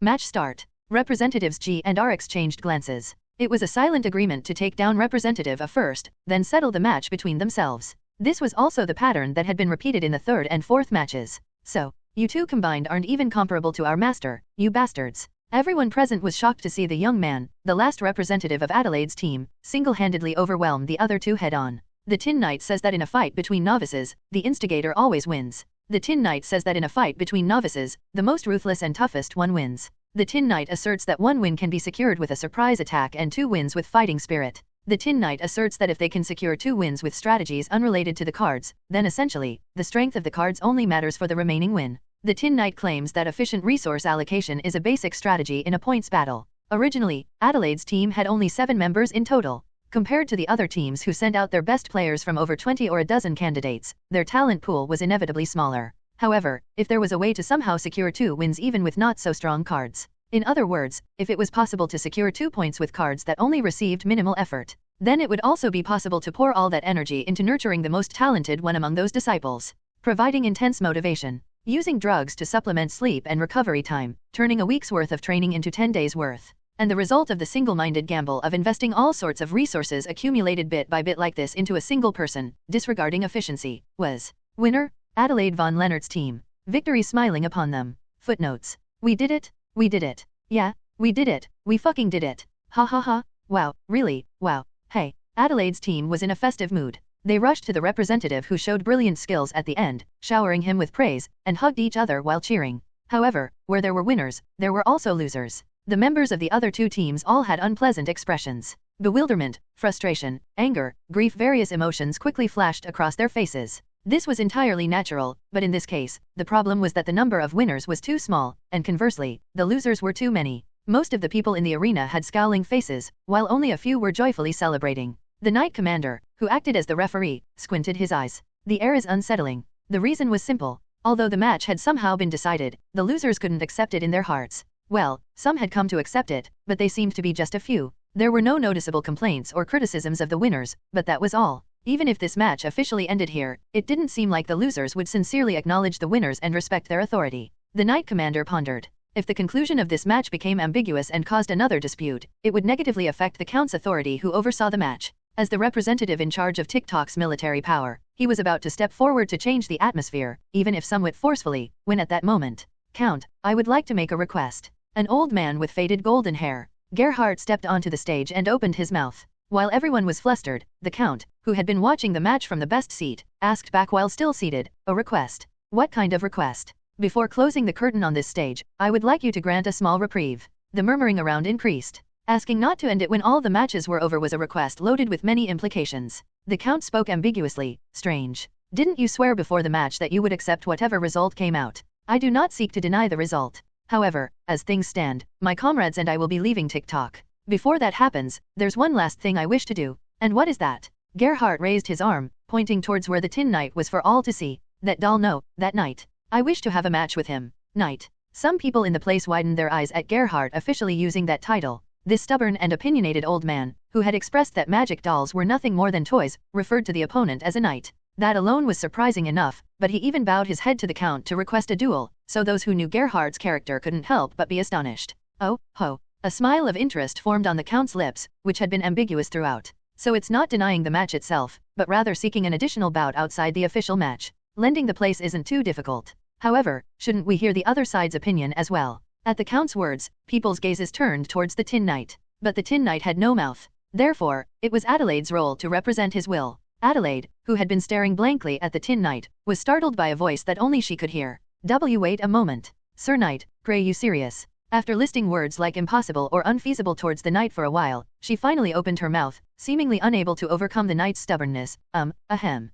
I will convey Sir Knight's will. I accept his challenge. However, if this is to be the final battle on the stage to determine the true master of the dojo, a simple one-on-one match will not suffice. Everyone focused on each syllable coming out of Adelaide's mouth. This was originally a match where 3 representatives faced each other with their pride at stake. Gerhardt, if only you and I compete while the other is excluded, that would be the height of unjust. Renee, who had been unexpectedly mentioned, showed a confused look, but Adelaide's words weren't over yet. So how about this? Renee von Leonard. Gerhardt von Leonard. Both of you come at us together. Adelaide and I will fend you off and prove our qualifications as winners once more. After finishing that, Adelaide looked around nervously and added, that's all. Silence fell. Although Adelaide had tried hard to refine the Tin Knight style language into a more classical feeling, she couldn't change the fundamental message. A duel is fine. But if you're going to come at me, both of you come. This was a shocking answer. Considering that Gerhardt and Renee were skilled enough to serve as representative instructors of the dojo, it was a declaration that felt not just rude, but bordered insanity. People expected Gerhardt to express anger, but he only twitched his eyebrow without shouting or losing his temper. That's what he says. What are you going to do, brat? Without even turning his gaze, Gerhardt spoke. A shadow fell beside him. With the stage set up like this, how could I dare refuse? It's not like I want to ruin the event. Taking off his brimmed hat, Renee grumbled. You're still concerned about trivial things like events. That's why you're no better than a clown, let alone being qualified enough to be a representative instructor. Pathetic fellow. Let's call it the virtue of a capable businessman. You have such a high nose despite being kicked out for failing at both management and people management. As the two stood side by side, someone who could no longer hold back began to act. Clank, clank, clank. With heavy yet crisp footsteps much louder than those of an ordinary person, the Tin Knight landed on the stage. Beside him stood Adelaide with a very tense expression. The Count rose from his chair and declared, "No rights are at stake in this match, and there is no absolute reason why this match must be held. However, I find this match extremely interesting." He spoke as if questioning the parties of the Leonard Dojo, loud enough for everyone in this place to hear. "What about you? Is a fight without gain worthless? Is a struggle without reward meaningless? Do you really feel no anticipation for the stage that's about to unfold?" No one raised their voice, but the audience's eyes showed their will more intensely than any voice could. The Count exclaimed cheerfully, "I've heard your answers well. Then let us all watch. Let us all anticipate a conclusion that is sure to satisfy us all." Gerhardt, clad in rugged martial arts clothes, took a deep breath and widened his feet, front and back, taking a fighting stance. As René, dressed in his ornate uniform, drew his rapier, the sharp blade that usually showed little presence boasted its existence. The Tin Knight raised his sword and shield, and Adelaide gripped her sword with both hands. Let the extra match begin. Four shadows lunged at each other. The Leonard Ducal family was one of the highest-ranking noble families in the empire. Their vast influence and authority bred intense power struggles and competition among blood relatives. Gerhardt was a loser who had been pushed out in that competition. Once, he had dreamed of becoming a hero surpassing their ancestor, the Lion Duke, but the times did not smile upon him. His bloodline had become too mighty. To maintain their position, it was judged that they needed versatile talents who were also excellent in governance and diplomacy, rather than those who excelled purely in martial strength.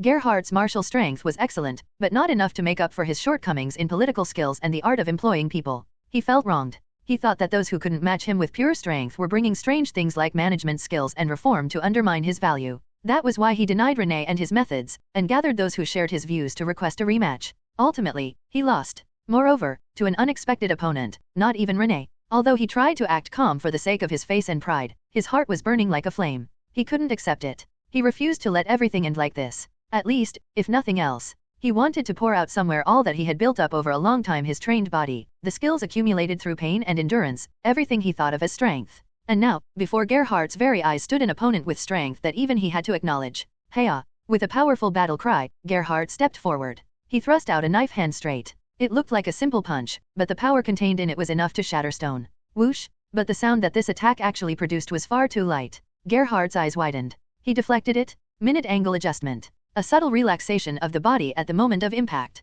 It was shield work so masterful that even Gerhardt, who was on the receiving end, admired it. The Tin Knight's sword stretched out, aiming for Gerhardt's throat. It was an extremely efficient trajectory, with no waste whatsoever. Gerhardt dodged in the nick of time, but a thin line of blood blossomed from his neck. Regardless, it was an attack so full of killing intent that one might want to ask if he knew this was a duel on stage, yet Gerhardt only grinned. It wouldn't be worth it if he weren't at this level. Even as blood flowed, far from retreating, Gerhardt clung even closer to the Tin Knight. He extended his right leg to trip the Tin Knight's legs while pushing his upper body with both arms, causing the Tin Knight's heavy body to fall backward. Gerhardt's legs seemed to soar into the sky, then came crashing down. Crash! A small crater formed on the smooth stone floor. It was an unbelievable power to have been created just by a person stomping down, but even that meant nothing if it didn't hit. The Tin Knight, who had effortlessly rolled backward to break his fall, was charged at again by Gerhardt. Thud, thud thud, thud thud thud. A flurry of blows rained down as if not to give a chance for counterattack. At a glance, it looked like he was compensating for lack of power with speed and technique, but some skilled individuals could see the truth.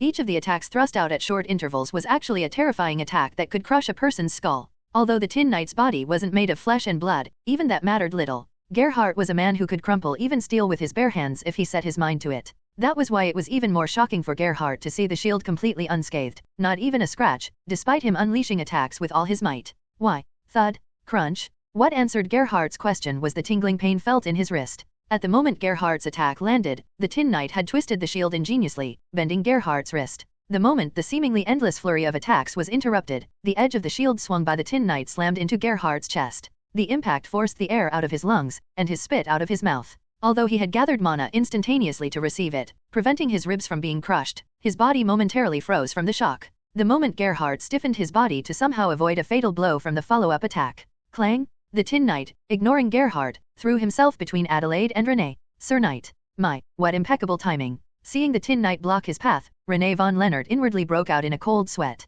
Even while dealing with that old geezer, he has enough leeway to intervene here. Although he had rebelled against Gerhardt's methods and driven him out, René had once learned martial arts under him. Renee knew all too well the level of skill possessed by that stubborn old man who never listened to anyone. Gerhardt was a monster who could dismantle a troll known for its excellent regenerative abilities with nothing but raw physical force alone, without any hint of magic. It was already amazing that he had taken his eyes off such an opponent and intervened in another battle, but the truly terrifying part was that the Tin Knight's body bore no plausible wound. I knew he was skilled from the beginning, but to think it was to this extent. However, Renee, too, had risen to the position of representative instructor of a dojo. He had no intention of easily yielding the match while being amazed at the skills of another. Bang! He extended his left leg straight behind him, bent his right leg in front, and stretched out his arm. A movement that could be described in those mere words, yet its momentum and speed were like a fired arrow. More than mere speed, it was precise. Clang! The moment the tip of Renee's rapier met the Tin Knight's shield, sparks erupted, spewing a light large enough to be seen from the audience seats. The Tin Knight swung his sword in retaliation, but Renee swiftly pulled his body back, evading the range of his blade. Subsequently, clang clang clang, a noise similar to the initial strike rang out 3 times in succession and sparks rose along with them. And as expected, Renee again widened the distance, pulling his body out of the Tin Knight's attack range. Renee's gaze remained composed. Whether I focus purely on speed or add variations to the trajectory or timing, he blocks it with ease. Considering that Renee's thrust contained enough power to penetrate through any ordinary shield, it was a perfect defense technique that was almost intimidating. Not strengthening the entire wide shield surface, but predicting the attack point and inputting mana in appropriate proportions to the contact area and its vicinity, it was a technique whose precision bordered obsession. Even just being able to divide and use 100 mana in units of 1 is praised as a master, but this knight seems to be operating in units of 0.1, no, even 0.01. If he were a pure martial artist, he would have praised the Tin Knight's excellent mana manipulation, but Renee, who was essentially closer to a businessman, interpreted this from a different perspective. When operating limited resources, the smaller the minimum unit of the resource, the less waste there is. If the minimum amount that can be moved is 1, you have to support 1 equally to places that need 1 and places that need 0.3.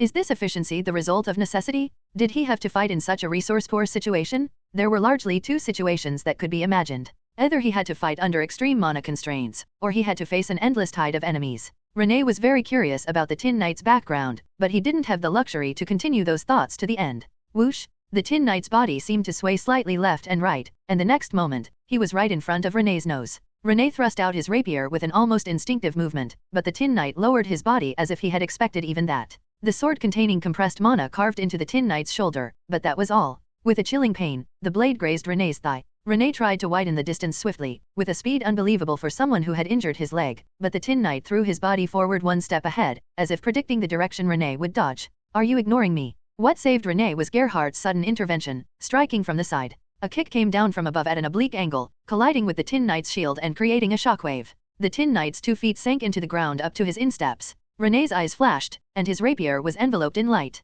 Clang clang clang clang clang clang clang. A rain of arrow-like consecutive strikes poured down. The process of thrusting and withdrawing was so fast that it created an illusion, as if multiple thrusts were being extended simultaneously. The old man's terrifying kick locked the shield in place, and his buried feet limited his mobility. Therefore, he blocked this. The sight of the Tin Knight blocking the attack, even in such a situation, shocked Renee. Strictly speaking, he hadn't perfectly blocked all attacks. Renee's attacks were certainly piercing through the Tin Knight's metal body and inflicting wounds. But not a single attack reached any position that could be called vital. The Tin Knight's body spun in a circle. Shield to the front, sword to the back. The misaligned trajectories of Gerhardt and Renee were forcibly brought together by the Tin Knight's movement. Of course, they weren't the kind to be easily caught by that. Renee and Gerhardt simultaneously kicked the Tin Knight's legs as if they had rehearsed it. If an ordinary person kicked a metal leg, they would only hurt themselves, but it was a different story for superhumans who could strengthen their bodies with mana. With a heavy impact resonating, the Tin Knight's knees were forced to the ground. At the moment the Tin Knight lost balance and fell forward, the two, sensing a golden opportunity, attempted to attack together. It was an attack with mana concentrated to the extreme to surely pierce through the Tin Knight's metal body. Evasion impossible. Defense incapable. At the moment when the two were certain of victory, above the head of the fallen Tin Knight, a flash of light was drawn left and right. Slash. Red blood blossomed like a flower. Before the match began, the Tin Knight had given Adelaide only 2 instructions. Between the martial arts uniform and the formal uniform, the latter is slightly weaker, so stick to that side. There's no need to try to win against the opponent. Just hold out somehow until I give the signal. Adelaide faithfully followed those words. She faced off against Renee as soon as the start signal was given and devoted herself to evasion without attempting reckless attacks. But Adelaide soon had to realize the thought that she could somehow manage if it was just about buying time, not winning. How naive that thought had been. Renee's movements were light, swift, and razor-sharp. The terror of thinking she could dodge this level of attack, only to realize the next instant that the blade was already in front of her nose, The time it took for Adelaide to be completely cornered was only about 15 seconds. Even that was only because the opponent was avoiding vital points considering it was a duel. If that wasn't the case, it was clear she wouldn't have lasted even half that time. After escaping the crisis due to the Tin Knight's intervention, Adelaide watched the tremendous battle unfolding before her eyes with unease. The Tin Knight alone was battling against two skilled opponents. Although she thought she should help him, she had no idea how to intervene in such a high-level battle. She had thought she had become somewhat stronger after gaining various practical experiences, but the stairs she had to climb were still high, and its end remained out of sight. Just as her barely built self-esteem was about to crumble once more, the Tin Knight notifies Adele that it's about to start, so get ready. At the message resonating directly in her head, the shadow cast over Adelaide's face disappeared. Even with his feet bound by heavy blows and his body pierced by sharp thrusts, the Tin Knight's voice was no different from usual. The Tin Knight says the chance for the dealer to shine is when the tank has all the aggro. The Tin Knight instructs Adele to slash left and right at waist height on the count of 3. It was an instruction that seemed incomprehensible at first glance, but Adelaide's body was already prepared. She was still cowardly and lacked courage. She was still inexperienced. However, if Sir Knight says so, even if she couldn't believe in herself, she believed in the indomitable Tin Knight. The Tin Knight says 1. As the Tin Knight skillfully twisted his body, the bodies of the two instructors converged in one place. Adelaide's body crouched low, as if preparing to leap. The Tin Knight says 2. The two instructors adjusted their postures as if not to be easily caught and launched a counterattack against the Tin Knight. Whoosh! Like a spring bouncing up, Adelaide shot forward. At the tip of her sword, a golden light cluster that even Adelaide herself wasn't aware of was forming like a mirage. The Tin Knight says 3. At the two instructors' attacks, the Tin Knight fell forward on his knees. Just as the two instructors were about to deliver the finishing blow to the Tin Knight, Adelaide cut down both of them simultaneously. Slash! A flower of blood blooming brilliantly. Eyes widened in shock. Only then did the two instructors recognize that Adelaide, whom they had thought was participating only nominally, was a proper warrior in her own right, but it was already too late. The Tin Knight, still prone, rolled forward half a turn. The feet of the Tin Knight and Adelaide met as if in coordination. The Tin Knight says to jump up. As the Tin Knight's two legs stretched out with all their might, Adelaide's body was propelled into the sky. The two instructors attempted to counterattack again while spraying blood, but their attacks meaninglessly sliced through the air. Above and below, in the gap where the two were confused about which direction to aim, the Tin Knight let go of his sword. And with his empty hands, his crushing grip grasped the ankles of the two, and yanked them earthbound. Hup. Ugh. Even as his body was being pulled, Gerhardt used his remaining foot to kick the Tin Knight's arm with all his might. To the attack containing an ominous power, one of the Tin Knight's arms was dented. It was an injury that would have required preparing for at least a compound fracture if he were human, but the Tin Knight didn't mind. The Tin Knight let go of his right hand holding Gerhardt without hesitation, and swung his grotesquely bent arm like a club, striking Renee's solar plexus. The heavy metal body contained a power no different from an iron mace. Renee's body convulsed violently from the unguarded impact to his solar plexus falling limp. Crash! Sent spinning like a top by Gerhardt's kick, the Tin Knight hurled his shield mid-flight. The Tin Knight shouts to strike down. Gerhardt, bracing himself for Adelaide's attack, was caught off guard as the shield lodged itself into his side. The seemingly immovable Gerhardt lost his balance, which had been like a solid rock, revealing a gap. Slash! Adelaide's descending slash tore into him, using the momentum of falling to deliver a devastating blow. Brother! A straight line from the right shoulder to the right thigh. The members of Gerhardt's faction screamed at the large wound that could only be seen as fatal. However, thwack! Far from clutching his wound and collapsing, Gerhardt himself moved his leg and kicked Adelaide even in that state. The sword Adelaide was holding broke, and she, too, rolled on the ground, unable to withstand the impact. Splurt! Blood gushed from Gerhardt's wound. It was the price he paid for forcing movement in an injured state. Gerhardt, examining his wound with a grim face, twitched his eyebrow as he saw Adelaide groaning, yet struggling to get up. Clank! The Tin Knight stepped forward, as if confronting Gerhardt once again. His body was riddled with penetration wounds, and his right arm was twisted outward at about 90 degrees, yet he seemed as indomitable as ever, showing no sign of weakness. Rather, he gave off the impression that he could fight much more fiercely if he so chose. Just as Gerhardt was about to step forward thinking, perhaps, then I too, the Count's voice was heard, how about stopping there? If this goes any further, it will become a fight to the death rather than a duel. Gerhardt's body hesitated. Knowing the Count's words were right, but wanting to burn his full strength, the old man stubbornly insisted. Many duels become fights to the death. If this had been a fight to the death, you would have already lost.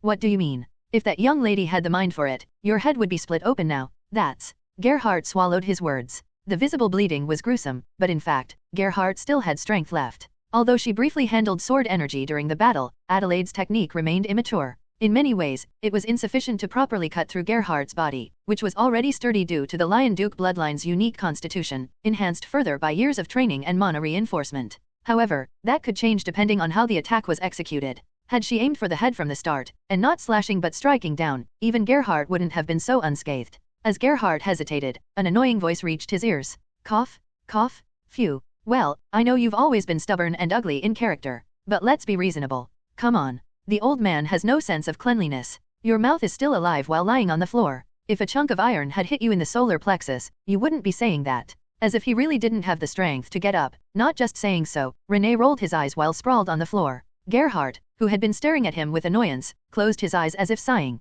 I admit defeat. After the match ended, there were no cheers filling the arena or grand award ceremonies. The spectators, who should have offered admiration or cheers, were instead left shocked by the bloody fight that had unfolded. What a shame. It was such a spectacular fight. To the Count calmly munching on cookies as if he couldn't understand, the Knight Commander replied with an expression that seemed to want to sigh. Well, to ordinary people, it must have looked like they were really fighting for their lives when they said they were having a duel. The standard for a fatal wound for ordinary people and for martial artists trained with mono was quite different. For the former, a wrong cut to the thigh or neck could lead to death from excessive bleeding, but for the latter, with a bit of focus, blood vessels could be blocked, stopping their own bleeding to fight further. Of course, there were limits, as it wasn't to the level where severed arms would grow back, but it was true that as the level of both sides increased, duels tended to become more vicious. Especially the Lion Duke bloodline, perhaps because their basic constitution was strong-boned, this trait was even more pronounced. Well, to put it another way, since it was such an incredible fight, there probably won't be anyone who refuses to accept the outcome now. Even if there were, they wouldn't easily open their mouths due to the surrounding atmosphere. In that sense, Lord Gerhardt did us a favor. Judging by how he insisted on the match until the end, it doesn't seem like it was intentional. Isn't the result what matters? And even if Lord Gerhardt didn't have such intentions, Lord René certainly did. Honestly, he had no reason to agree to the duel other than that. Although, I'm sure they didn't think they would both lose side by side. The Count muttered inwardly. The Knight Commander agreed. The result of this match was abnormal. I'm curious about the identity of that Tin Knight. I've heard that magic dolls from the magic country have much better performance than those of the Empire. Could he be from there? If so, it's a scary thing. We should quickly strive to improve our technology in our city, too. Otherwise, our TikTok dolls might fall like common soldiers before a knight when facing magic country dolls, the Count said playfully. Judging by the smile on his lips, he didn't seem to be seriously worried. Do you perhaps have any guesses about that knight? To the Knight Commander's cautious question, the Count shrugged. Well, at least he seems like a very interesting fellow. I see. At the answer that could be either sincere or a joke, the Knight Commander inwardly sighed. His lord was, as always, an enigmatic individual. TikTok Lord's Castle. Infirmary. You're asking me to take on the role of instructor here. With bandages wrapped around his upper body, Gerhardt twitched his eyebrow. Adelaide shrank her shoulders at the sight that looked like he was suppressing rising anger to anyone who saw it. René, who was beside him, interjected. Unlike Gerhardt, he was neatly dressed in his uniform without a single hint of skin exposure. It's not me but us. Let's be precise with our words. I have no desire to be lumped together with a brat like you under us. Hey, old man, do you think I'm doing this because I like you? Don't fight, everyone. Seeing the two growling at each other, Adelaide desperately conveyed her thoughts while glancing at the Tin Knight. Sir Knight, isn't this an unreasonable move no matter how you look at it? At Adelaide's eye signal, the Tin Knight replied. The Tin Knight answers that if that was the case, he would have just taken one side from the beginning and ended it after getting the token recognized. The Tin Knight insists that the reward for the hidden route should be bigger than the normal route. The Tin Knight declares that the dojo where Adelaide becomes the representative instructor should be bigger and stronger than the others. The Tin Knight says that having an old man of strength and a young man of technique is better than having just one or the other. It was obvious, but it was impossible for Adelaide, who had to wander the continent collecting tokens, to stay in TikTok continuously and act as an instructor. The position of representative instructor would essentially be in name only, so the actual operation of the dojo would have to be entrusted to someone else. Adelaide had thought of entrusting that role to René, with whom she had some acquaintance and also feeling guilty for suddenly hitting him from behind, but the Tin Knight argued that if they were going to do it anyway, it would be better to persuade Gerhardt as well. Of course, the Tin Knight had no intention of speaking for himself and expected Adelaide to relay everything, disregarding any discomfort she might feel. Well, if he had no heart, naturally, he lacked human decency as well. If the witch had been here, she would have stepped on the Tin Knight's brake by spitting out harsh words or physically beating him, but the cowardly little lion cub still lacked such courage and capacity. Instead of kicking her hopeless master's shin, she looked at Gerhardt and René with teary eyes. Well, is it really too much to ask? The two remained silent. And then, if that's the winner's will, I have no choice but to follow. Surprisingly, it was Gerhardt's side that raised the white flag first. René's eyes widened. What's this? What's gotten into this old man? I thought for sure you'd say something shameless, like if you're going to entrust it anyway, hand over full authority. A duel is a duel. Didn't you shamelessly challenge me again after losing to me? What you did was a scam, wasn't it? You really have a way with words. Someone listening might think you were kicked out without doing anything wrong. Although Renee grumbled complaints, he eventually nodded like Gerhardt. Well, I suppose it's better to take on the role of instructor than to be kicked out. When this duel becomes widely known, the strength of magic dolls will be re-evaluated, so the number of disciples will probably increase. Adelaide's expression brightened. Thank you both so much. Haha, no need for thanks. The old man should be thanking you, Adelaide. For me, I'm just keeping half of what I had, but for this old man, he's getting half of something he had nothing of, right? It seems like he should be bowing in gratitude no matter how you look at it. Your tongue is long for a loser. Ahem. Ha ha ha. Adelaide let out an awkward laugh at the sight of the two starting to fight again while barely acknowledging her greeting. She was worried whether the dojo would run properly with these two rivals constantly butting heads, but what could she do? She had to believe in the Tin Knight's intuition. After that, they discussed things like new disciples entering the dojo will first receive general training, and then choose their preferred instructor during the specialization process, creating an assistance system to increase the motivation of disciples. Adelaide's 7 disciples will receive bonus points when applying for assistant roles, and so on. Then the Tin Knight spoke to Adelaide. The Tin Knight suggests talking about the Smith & Sin workshop as well. Right. The day after tomorrow, a doll workshop affiliated with our party is scheduled to open. The knight says he'll show some performances on the street to celebrate the grand opening, so please come and watch if you're interested. Oh, a doll workshop, you say? If it's a place you recommend, it's quite interesting. I've been patronizing the Stromboli company, but it's basic to have multiple trading routes. Tisk. To have such skill, yet you're lowering yourself to play the role of a clown? It's hard to understand. The Tin Knight proudly puffed out his chest. The Tin Knight claims he'll show an even more powered-up version of himself then. The Tin Knight says that thinking about it, if they had twisted the event order and finished upgrading at the workshop before fighting, it would have been easier. The Tin Knight concludes that, in the end, this was enjoyable as it had an appropriate difficulty, and praises his own scheduling ability as excellent. Adelaide, who had to roll desperately during this match, remained silent. By the way, Adelaide, it seems like your doll wants to say something. What is it? Adelaide thought for a moment. Then, with a grin, she answered, no, he didn't say anything in particular. The Tin Knight is shocked by his pupil's rebellious face.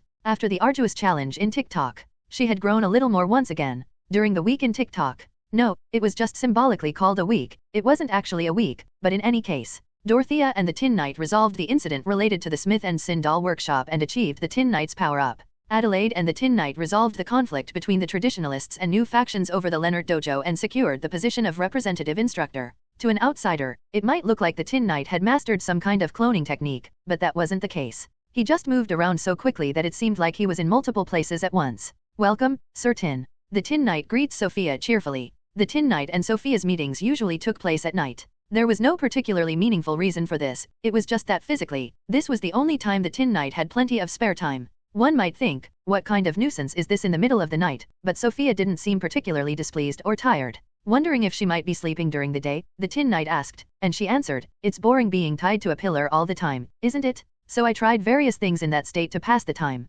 Most were thought experiments, but occasionally I also tried training to not sleep. After repeating it for about 30 years, the distinction between meditation and sleep disappeared. Sophia claimed that if she spaced out with her eyes open, it was no different from sleeping for her. At first glance, it seemed like a crazy claim, and even after careful reconsideration, it still seemed crazy, but the Tin Knight didn't mind. The Tin Knight rejoices at the appearance of a night watch comrade. The Tin Knight is thrilled about experiencing less boredom even in the middle of the night now. Dorothea, despite her fashion sense being that of an evil organization female executive, had a strict early to bed early to rise routine. In fact, it was simply a schedule based on efficiency, regardless of good or evil. Adelaide, on the other hand, would often collapse into such a deep sleep after each training session that she wouldn't notice if someone kidnapped her. Naturally, the conscienceless Tin Knight didn't consider his own brutal training regime as the cause. For the Tin Knight, who had to keep watch alone every night, Sophia's presence, able to function normally at night for whatever reason, was a welcome change. Of course, no matter how energetic these two non-humans might be in the middle of the night, human civilization was originally dictated by the sun. The things that could be done in the middle of the night when most people were sleeping at home were more limited than during the day, but they didn't mind. Their destination was one of the few places that was more lively at night than during the day. On the outskirts of TikTok. Despite being somewhat removed from the bustling area, there was a building where many people gathered to enjoy drinks and food. As Sophia and the Tin Knight entered this place, which boasted particularly bright light even as the streets were engulfed in darkness, the rowdy drinkers seated in the first floor lounge cheered. Hey, big sis, we've been waiting for ya. Jack, this dumbass won't listen no matter how many times I tell him about big sis. Show him your skills. Ha, well, look here, miss. It seems you've been hustling these youngsters, but it won't work on me. Welcome, interest, lust, enthusiasm. Amidst the cheers filled with various emotions, Sophia walked in with an indifferent expression and took her seat in her usual chair. At first, the man had a confident expression, but that didn't last long. Mahem. This hand wasn't very good. Next. What, you went all in with that trash hand. I won't fall for it twice. This time for sure, huh. Damn it. Finally, the once confident man raised the white flag, and after Sophia cleaned out a few more challengers, she turned to the owner at the bar with a smiling face and said, "The usual, please." "Yes, order received. Boys, Big Sis is treating. Drink up with gratitude." "Whew, it was worth the wait. Jack, Lampro, you really don't betray our trust. Thanks to you, we'll drink well. Hey, if you're going to thank someone, it should be Big Sis. Why are you thanking some random dumbass?" Ha ha ha. The place buzzed with even more liveliness and intensity. At the heart of this commotion was, of course, Sophia. "By the way, Big Sis, where on earth did you learn to gamble like that? The guys here are all supposed to be pretty good, but they can't even put up a fight against you." "Well, maybe it's the wisdom of experience." "What? Experience? Ha ha ha." At Sophia's answer, the other person burst into laughter. They were calling her Big Sis, but that was just a title of admiration for her excellent gambling skills and a bit of playful mischief. Among the patrons of this establishment, there wasn't a single person with a younger appearance than Sophia. No, if you say that with that face, what does that make Jack over there? If we go by face value, he should be about twice as strong as Big Sis for the calculation to make sense, right? Shut up. Who are you to talk about face value when your facial muscles are sagging from old age? If I'm twice, you're at least 4 times, yeah bastard. Yes, next loser, come quickly. This guy, the man called Jack, trembled with a red face, but the more he did so, the more the people around seemed to laugh with enjoyment. It was already the 4th day since Sophia and the Tin Knight started frequenting this place. Even those who initially looked at them with suspicion and doubt now showed a friendly attitude, having lowered their guard. Her excellent gambling skills, sociable personality, and above all, the behavior of spending all the money she won on drinks and food was more than enough to gain the favor of the drinkers. No matter how beautiful Sophia was, if she just took the money and left, people would have started avoiding her, but since all the money Sophia won ended up in the drinkers' stomachs anyway, it wasn't much different from them taking turns treating each other. The establishment itself was quite peculiar. The food taste was ordinary, the service wasn't particularly friendly, the prices weren't cheap, and decisively, the location was quite bad. Despite having all the elements of a shop that doesn't do good business, the place was always crowded with people. The faces of the drinkers coming and going were mostly the same, and their arms and legs were full of ominous scars. "By the way, Big Sis, what kind of request are you trying to make that you're taking so long?" That was right. They were adventurers operating with TikTok as their base. If one asked why adventurers weren't working at the guild but sitting around in a bar like this, the reason was in the phrase engraved in the Empire's law book. Adventurers belonging to the Adventurers Guild must follow the regulations of the guild headquarters and branch offices recognized by the headquarters. Adventurers are prohibited from privately giving and receiving requests without going through the mediation of the guild headquarters and branches. This law, created during the Iron Blood Emperor era, was made to strengthen control over the old adventurers who were half bandits, to standardize request fees and such to prevent clients from being unfairly harmed by adventurers, and to track and punish adventurers who committed wrongdoings. The intention itself was good, and it actually contributed to bringing the profession of adventurer from the shadows into the light, but originally, nothing in the world was perfect. It was a well-known fact that although it was called the Adventurers Guild headquarters, it was run by imperial officials, not adventurers. After the integration and reform of the Adventurers Guild, the guild headquarters became famous for being picky about establishing branch offices, and currently, there were only 4 officially recognized guild branches in the Empire. This meant that for both clients and adventurers to give and receive requests legally, they had to go to one of only 4 branches in the vast land of the Empire. For those near a guild branch, this wasn't a big deal, but for those far away, it was extremely inconvenient. To solve this inconvenience, intermediary offices like the one Sophia visited now were created. When a client visited an intermediary office to request a job, the intermediary office sent the details to the nearest branch by messenger bird. The branch evaluated the content of the request and determined appropriate contract conditions, then sent that information back to the intermediary office. The intermediary office informed the client of the contract conditions, and if the client agreed, they dispatched an adventurer waiting at the intermediary office. It was a very cumbersome and labor-intensive method, but it couldn't be helped. The authority of the imperial family was supreme, and if they ignored it and acted recklessly, the profession of adventurer itself might disappear from within the empire. You may not know this, but this is an intermediary office, not an adventurer branch, so even if you entrust a request, we can't give an immediate answer whether we'll do it or not. That's for the branch to decide. Since messenger birds usually take a few days to go and come back, if you're going to make a request, it's better to hurry. You all noticed. As Sophia erased her smiling expression and lowered her eyes, some drinkers no adventurers gulped. Her lonely yet sorrowful smile contained something that made the men's hearts ache, as fleeting as a leaf about to fall. I tried to hide it in my own way, but I guess it was just child's play in front of you all who have been through thick and thin. You all knew and were just playing along with the atmosphere. Ahem.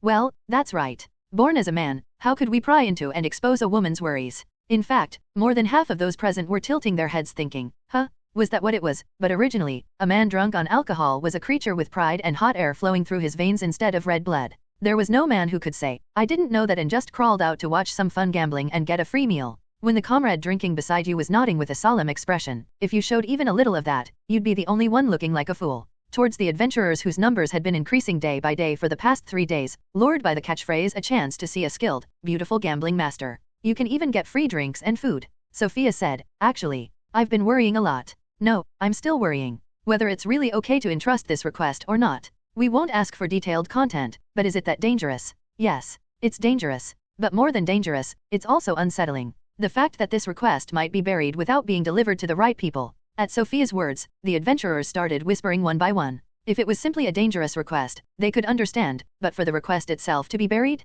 Big sis, are you talking about the risk of the messenger bird being intercepted? No, it's not that. It's just. After saying that much, Sophia let out a faint sigh. I really can't say. If you hear this story, you all could be in danger too. How could I cause trouble for you who saw through my shallow acting but pretended not to notice? No. The adventurers now put down even the food and drinks they were consuming and started focusing on Sophia's story. The man who had been talking with Sophia shouted towards the surroundings, hey, did you hear that? Big sis is worried about us. You cowards who are worried about the aftermath, get out quickly. Hey, don't butt in unnecessarily. Look, big sis, you might not know this, but adventurers are people who live with danger as their friend. That's right. There's no need to worry unnecessarily, so just spill the beans about the situation or whatever it is. At this point, the answer was practically decided. If one said they were too scared to listen here, they'd not only be branded a coward among their comrades, but the curiosity about the rest of the story would keep them up at night. How could they possibly leave? Sophia looked around at each of the spectators present, making eye contact with each of them one by one. The adventurers gulped as they met her peculiarly light pink eyes that emitted a strange light. All right, then I'll tell you about the great conspiracy related to the Adventurers Guild Schwartz branch. Originally, making a story engaging was more difficult than one might think. Even with the same plot, the same characters, and the same dialogue, the atmosphere could vary depending on how it was told. In that sense, Sophia was an excellent storyteller. Her skillful handling of eye contact, her change in tone according to the situation, and even the skill to appropriately keep people on edge. The adventurers focused on her story, being careful even with their coughing sounds, as the scenery seemed to unfold right before their eyes the more they listened. That's all. Only after Sophia finished her long tale with a gentle sigh did they start moving, as if a petrification spell had been lifted. So, you're saying they're trying to frame innocent people to swallow up the treasures from the labyrinth, is that it? And they even went as far as killing their own adventurers for that? Have you ever seen such bastards? Those Schwartz branch guys, I knew their reputation was bad, but I didn't know they were this rotten. Sophia's story was shocking. While it was bad enough that they were trying to forcibly find fault with something that was contractually fine to steal the treasure, everyone was furious and shocked at the part where they killed adventurers belonging to the branch as a means to that end. No, in fact, the latter was the main issue. Sophia intentionally emphasized the tragedy of adventurers betrayed by their own organization and the pitiful situation of fellow adventurers who were nearly assassinated while trying to resolve the resentment of the dead, and this was highly effective. If the focus of the story had been on Dorothea's group and the false accusations against the Halder company, that would have been just someone else's business to the adventurers. They might temporarily click their tongues or feel pity, but it would be a story they'd forget after having a drink and waking up the next morning. But when the focus of the story was on fellow adventurers, the adventurers at the intermediary office couldn't easily let it go. The thought that they too could be betrayed and abandoned like that someday made their legs weak and sent shivers from their heads to their spine. Sophia drove the final nail in. To be honest, I'm still hesitating even now. What if my request is just ignored? What if they treat it all as if nothing happened, saying they should cover up their colleagues' shame because they're part of the same Adventurers Guild? I'm so afraid of the great evil parasitizing the Adventurers Guild. Towards Sophia with her sorrowful eyes, the adventurers, their lungs full of hot air, declared, Don't worry, big sis. Our intermediary office's associated Weiss branch isn't a place that would participate in such a dirty conspiracy. That's right. The branch head of the Weiss branch was originally an adventurer. He's someone who understands and empathizes with our situation more than anyone. If he learns about this, he definitely won't let it slide. Everyone. Sophia trailed off as if choked up for a moment, then after wetting her lips with her drink, she said, Thank you. Thanks to you, I've gained courage. Owner, can I entrust you with the request? Rest assured. I'll make sure it's delivered properly. The owner with impressive bronze skin and a shiny bald head nodded with a heavy face that looked like it could have come straight out of a movie. It was an unbelievable change from the person who had been exchanging insults and jokes with the adventurers until just a moment ago. Sophia began writing the request form so that all the adventurers at the intermediary office could see. The adventurers who could read were impressed by the first phrase Sophia wrote. Show the will and romance of adventurers. The eyes of the already drunk adventurers became even more dreamy. They felt as if they had become characters in a heroic epic. After finishing writing the request form, Sophia whispered to them, You all have to keep this matter a secret, okay? The adventurers nodded. And then, keep this to yourself. It's important, so don't go blabbing about it carelessly. I heard an incredible story this time. I'll tell only you guys specially. Don't go talking about it anywhere else. Huh? Where did you hear that story? Tisk. If it's already spread, there's nothing we can do. Well, the story goes like this. It didn't take long for the story of the evil conspiracy of the Schwartz branch and the righteous adventurers fighting against it to spread throughout the city. Ranger Kumara said, that? It's all true. The guild called me out and tried to threaten me to give false testimony. But I'm an adventurer too. I can't bow to unreasonable power, so I proudly refused. Mage Magia said, the story about the explorers hired by the Halder company backstabbing adventurers is a lie. We clearly confirmed that the adventurer was still alive even after they left. Warrior Sitar said, when we defied their intentions, they sent assassins. You ask if it's related to the group of unidentified corpses that appeared recently? Well, maybe your guess is right. The former assassin, who had boasted that they could kill him if they tried, but nearly had his head cut off by the Tin Knight, was particularly talkative. It was a rule of the world that those who switch sides became the most zealous. There were vile orders from above. We were threatened that if we didn't comply, they wouldn't leave us alone, either. Although I couldn't withstand that threat at first, at the last moment, I hesitated. Is this really right? Should I overlook such injustice? I made my choice. I decided to fight with justice without yielding to evil. The fabricated testimony continued, which would have made his former assassin comrades faint if they had heard it, but the dead couldn't speak. More precisely, there was a certain necromancer who could make that possible, but she wasn't kind enough to resolve the resentment of those who had tried to kill her. As various testimonies from related parties continued and circumstantial evidence matched up, now there was no one within TikTok who denied the dirty conspiracy of the Schwartz branch. TikTok was a major city in the northern part of the empire, and its influence extended deeply into the surrounding domains. One day, as related rumors spread more and more, following one after another, the response from the Adventurers Guild Weiss branch arrived in TikTok. However, the method wasn't by messenger bird. Hey, tell the person in charge to come out here. One morning, as a strange visitor entered through the main entrance of the intermediary office, ordering as if commanding, the adventurers showed a mixed reaction of doubt and displeasure. Well, if you're looking for the owner, he just went out to do some shopping. If you're here to make a request, wait a bit. Huh? That guy goes shopping? Huh? He's completely become a shop owner now. How surprising. Are you perhaps a noble? The adventurer who stepped forward as a representative asked carefully while frowning. It couldn't look good for a man who looked at most in his early to mid-20s to be calling a 50-plus-year-old owner that guy and this guy. Still, wondering if he might be a noble, they checked, but the visitor shook his head. I'm not a noble. Why? Damn it. If you're not even a noble, your way of speaking is dirty for a young guy. Is the owner your friend? Huh.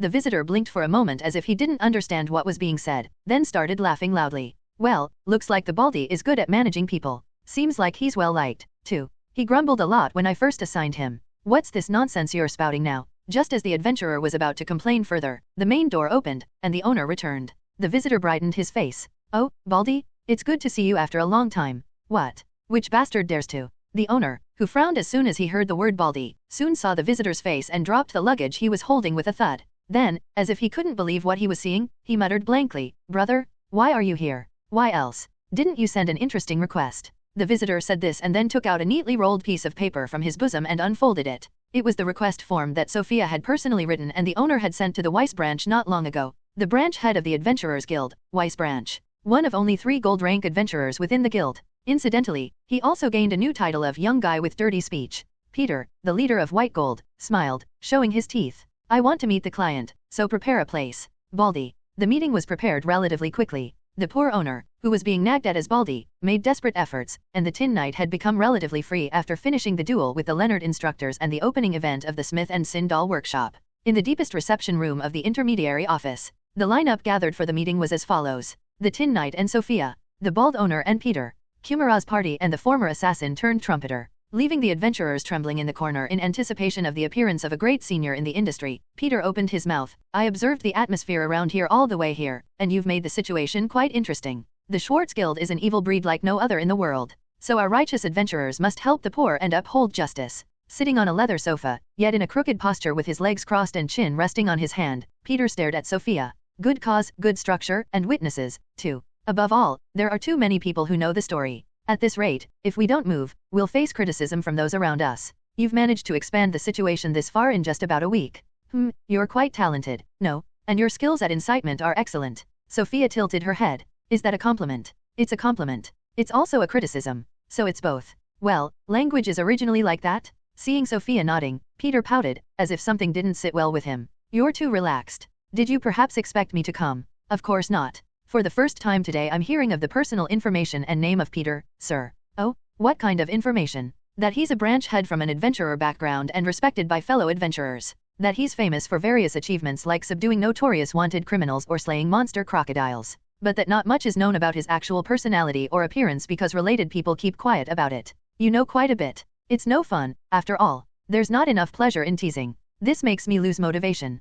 Peter sprawled on the sofa as if he was genuinely bored, and the members of Kumara's party silently screamed at the sight of their respected senior's completely relaxed posture. It's just that, isn't it? Ride on public opinion like this, beat up those Schwartz guys thoroughly, then ally with the Halder company to grasp the initiative within the guild. Something like that, right? The stage is certainly well set, but that's all. Given the situation, we have to do it, but it's not fun even if we do. I'm disappointed, really disappointed. You talk about the romance of adventurers, but you don't know romance yourself. Oh, my. Sophia put her hand to her mouth, then blinked and said, what should we do, Sir Tin? It seems we're not compatible. If I had known, I would have brought Adelaide instead. The Tin Knight agrees that Adele indeed has good reactions. The Tin Knight suggests Dorothea as a second option, saying she's no less in terms of impact. Ah, certainly. The Tin Knight encourages Sophia, saying she has her own strengths, so let's use them. I understand, Sir Tin. Then let's continue with my way. Ahem. Sophia cleared her throat. And then, Peter sir. As a reward for successfully completing this matter, how about I introduce you to a splendid adventure?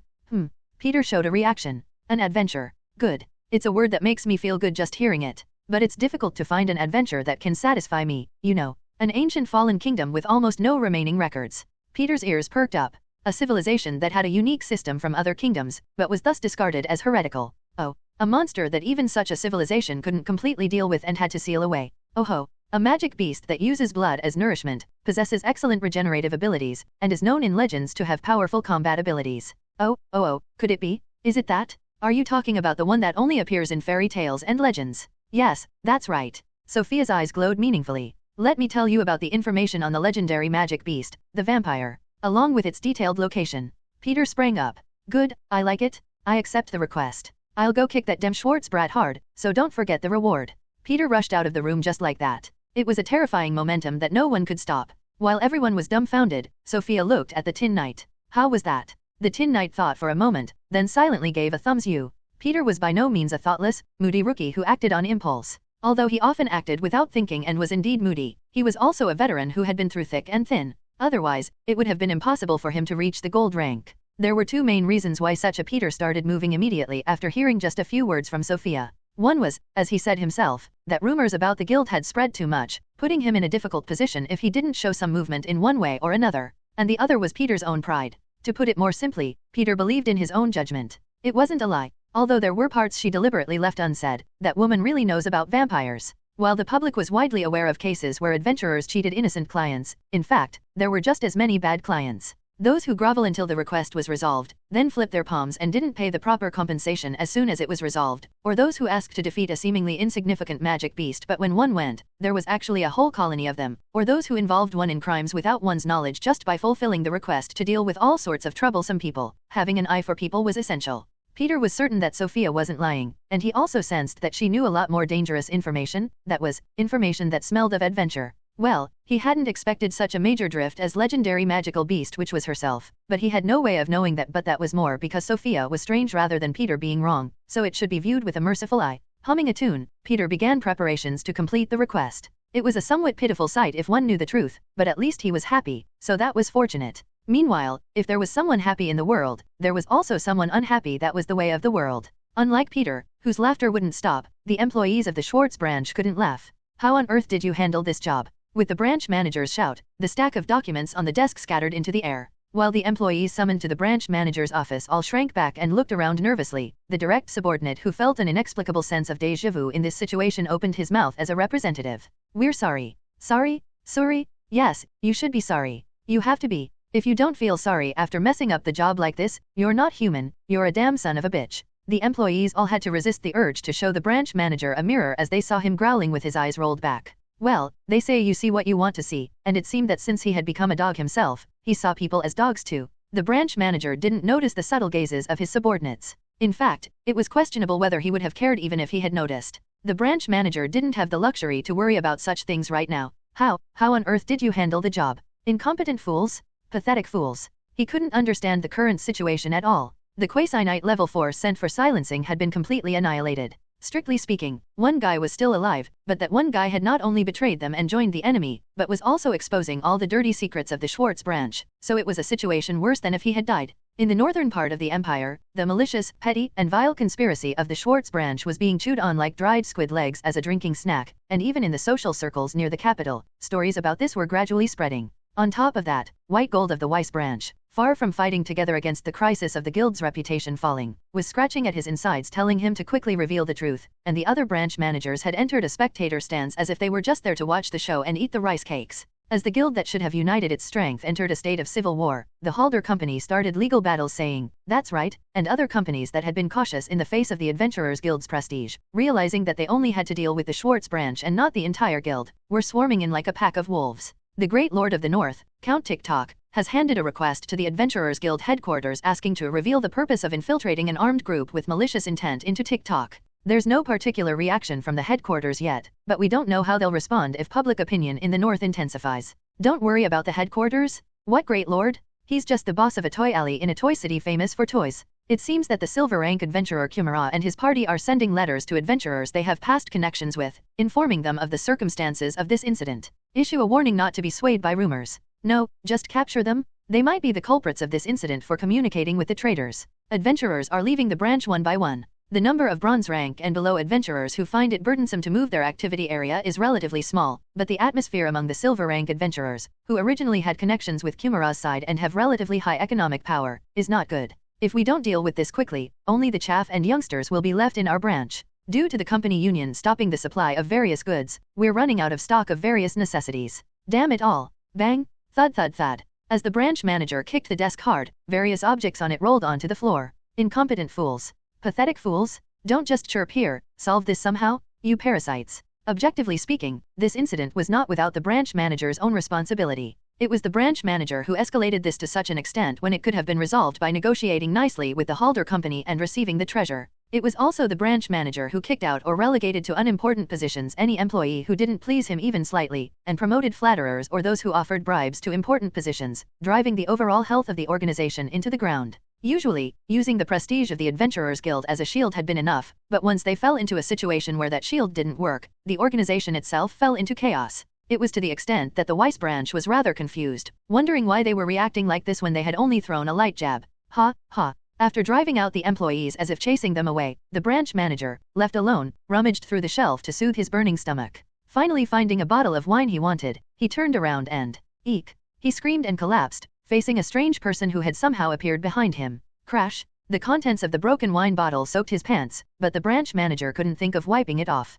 No, he couldn't even get up, just sweating profusely. Towards the branch manager in this state, the strange person wearing a green mask asked. The master is waiting for results. It was a truly bizarre voice. Although it was speaking human language, it was not a human voice. Wind passing through rock crevices. Wind shaking tree branches. Wind making high-hung flags flutter. It felt as if all kinds of sounds that wind could make in nature had gathered in one place, mimicking human language. While feeling his spine instinctively stiffen, the branch manager pretended to be brave, as if not wanting to admit that he felt fear. Well, barging into the room without any notice, what kind of rudeness is this? I'll specially forgive you this time, but be careful next time. The masked strange person tilted their head. It was an action as if they didn't understand what the branch manager had said. Labyrinth. Treasure. Recovery. Not yet. The branch manager frowned at the strange person who seemed not to have heard what he said and only spoke of their own business, but soon answered gruffly, Tisk, it seems that person needs quick money. All right. I'll show sufficient sincerity. So go back for today. The master is waiting for results.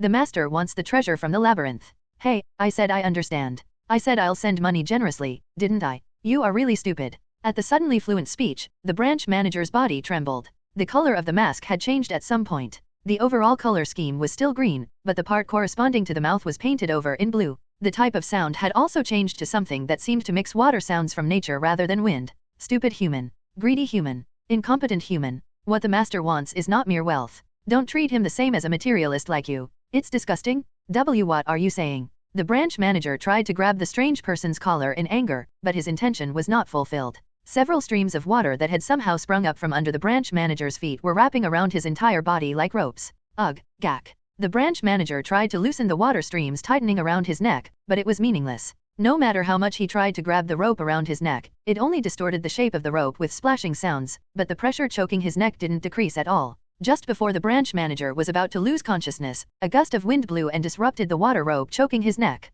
With the mouth part of the mask painted green again, the strange person said, "Human. Subordinate of Master's friend. We. Master's subordinates." As if refuting this, the mouth part of the mask changed to blue again. Don't be ridiculous. Even among subordinates, there are ranks. We are the Master's precious right hand, and this pig is just one of many minions. Not knowing his place and trying to lay hands on me, he should naturally be disposed of. Must not bully. Master did not order. In the human world, isn't it a sign of competence to do things even without being ordered? Lie. It was as bizarre a sight as could be, with the strange person who outwardly looked like just one person conversing in different voices. After a while, finally, it seemed a conclusion had been reached between the strange person, or strange people. Treasure location. Tell. You fired. Get your hands off this matter. It seems you'll only be a hindrance if you stay. The branch manager, who had barely regained his breath after nearly suffocating, reddened his face upon hearing this sentence. He struggled as if squeezing out his last bit of pride.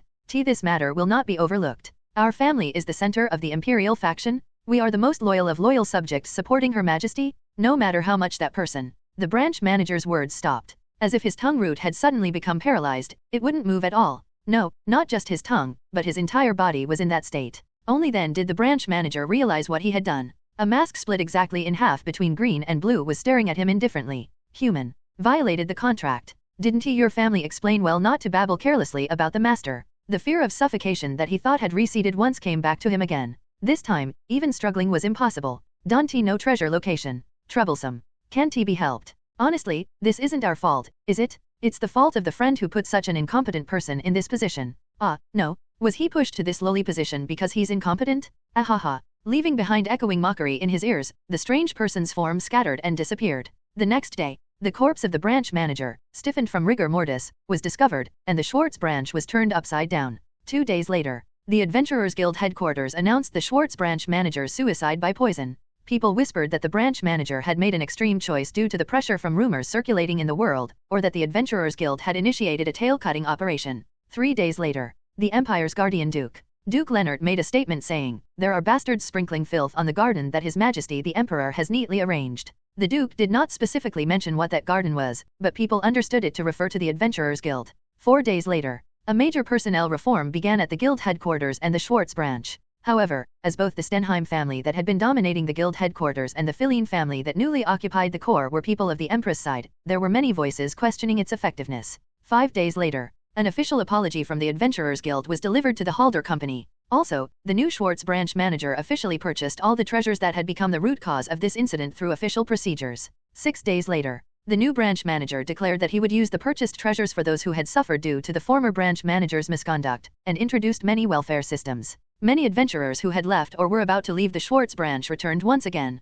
A week later, the pinnacle of the Empire's mages, Algind Good Witch, protege of the Witch of the South, left the Empire's capital. And so, a great incident that would involve the entire Empire. Now that I've finished my business, I'm going to leave this place. The Tin Knight protests that he hasn't finished all the side quests yet. The journey that the Tin Knight's party had been through so far was so swift that it would make one involuntarily stick out their tongue in amazement if seen from the side. The time it took for the Tin Knight to arrive in the City of Pleasure and consecutively take the heads of the Columbo thieves second-in-command and leader one day. The time it took for Dorothea, who was ambushed, to launch a counterattack that very night, subdue Franca, and conclude a contract one day. The time it took for the party, angered by the arrogant guild staff, to conquer the labyrinth to its deepest part and extract the core treasures one day. The largest portion of the party's journey was travel time along with Dorothea's catalyst preparation and Adelaide's training that took place during it. The actual time spent facing and solving problems didn't even amount to a tenth of the entire journey. The reason was simple. Both Dorothea and the Tin Knight were outstanding in terms of taking action. However, there was some difference in the detailed direction, which could be easily compared as follows.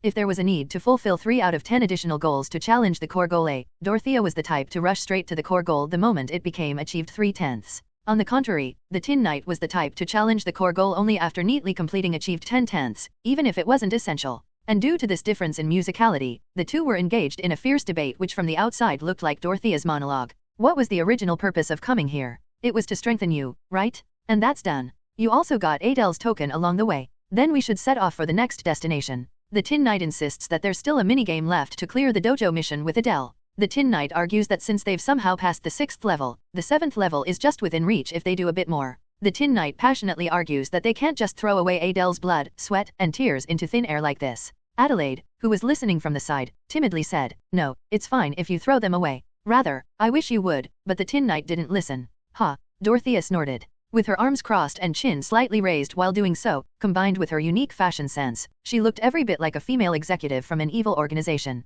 7th level or whatever, is that really necessary? We've already taken the dojo representative position anyway, so can't we just consider it a pass? What's so difficult about drawing a few lines on a document? The Tin Knight says such a shortcut is unforgivable. The Tin Knight criticizes that if you're going to use cheats, why play the game at all? What nonsense. Where in the world is there such a thing as fairness and righteousness? It's natural to use what you can use. It was truly an unbecoming statement for a necromancer who didn't use necromancy due to being conscious of her reputation, and who was disgusted by armies of corpses. Judging by her thorough double standards, she indeed had sufficient qualities of a witch. Seeming to think that persuasion was impossible by this method, the Tin Knight attempted a detour attack. The Tin Knight argues that they need to settle the connection with the Adventurers Guild. Sophia enticed an old man with her tongue and resolved it, didn't she? Dorothea continued, not hesitating to use expressions that could be misunderstood if others heard. The guy who plotted it is dead, and there's no more pursuit team to follow us. Isn't that the end? The Tin Knight argues that villains who suddenly die like this are usually just minions. The Tin Knight expresses his view that the true mastermind's conspiracy must be separate.